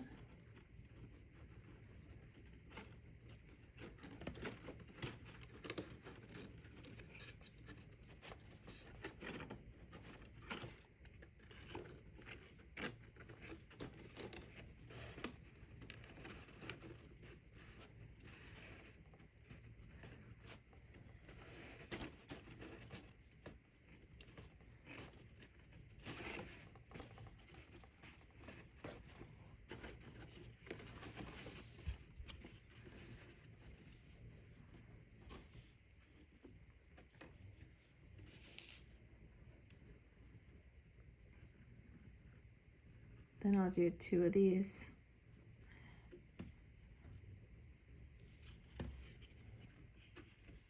At once, just like this.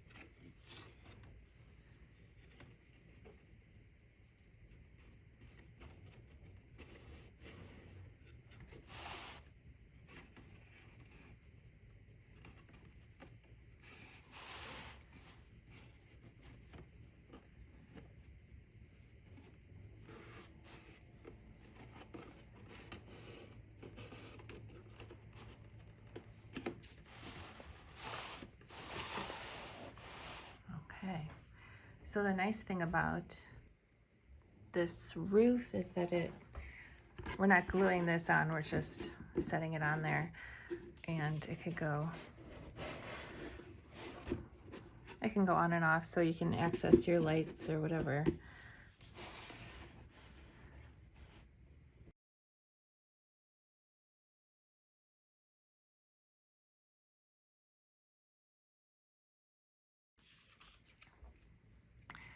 Next we can add these elements here.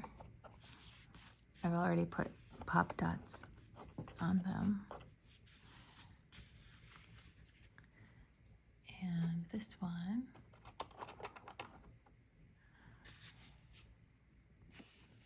Next for the corn stalks, I inked them pretty heavily with some like golden brown, and then I just rolled it up, kind of messy, like whatever, kind of smushing it a little bit, just like a regular corn stalk. And then I'll just tie it with a little piece of twine.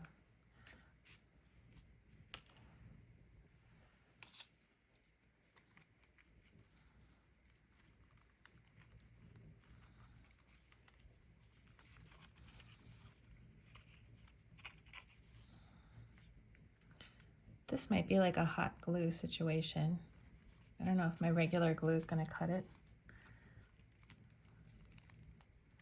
I can certainly try. So I've just put some glue on like a flat area of the back, and I'll just stand it up.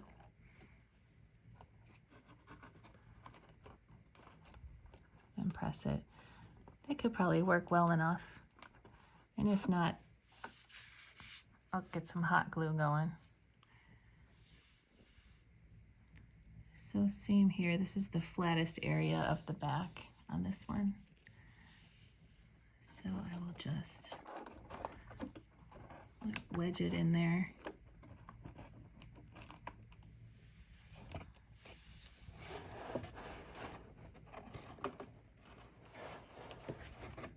Oh, this one's way higher up.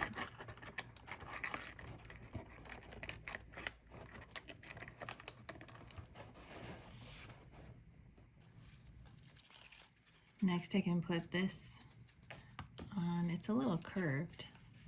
I'm gonna uncurve it. Uncurve, aka straighten it out. And then I'll put this just right here.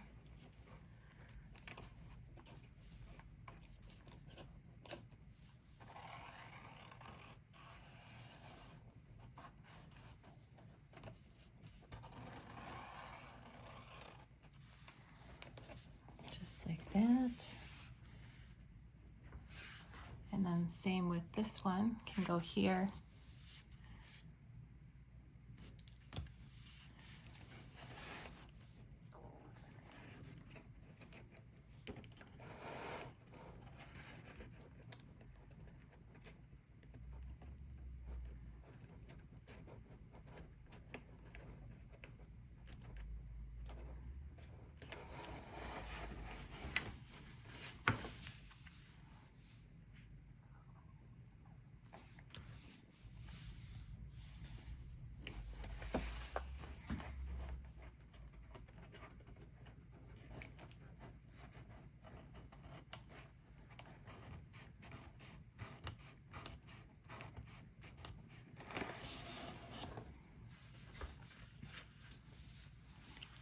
And then same with this.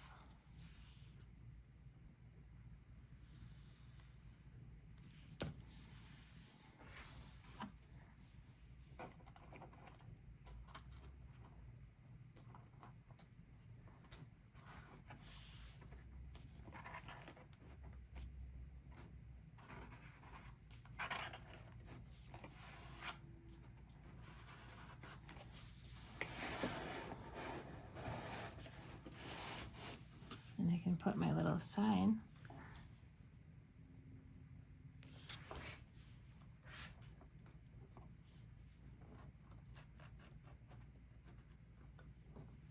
There.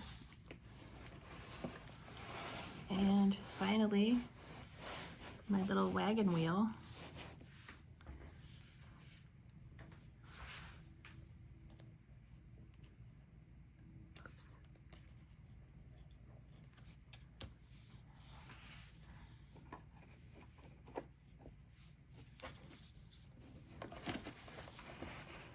Just right about here. So you can see my white pop dot there. I'm gonna have to restock my black ones.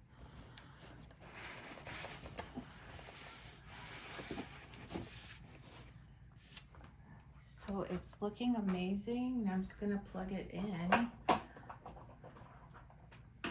the moment of truth.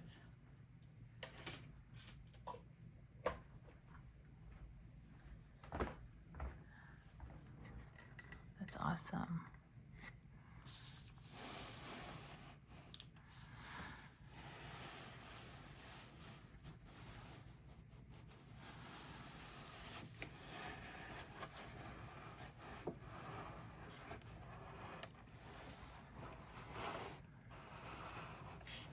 I guess I could have spaced out my porch lights a little better, but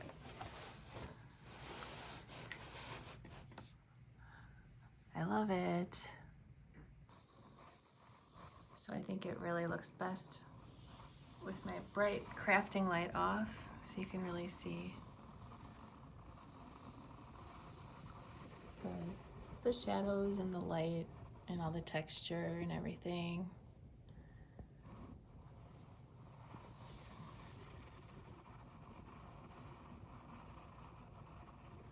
I just love it. I hope you love yours.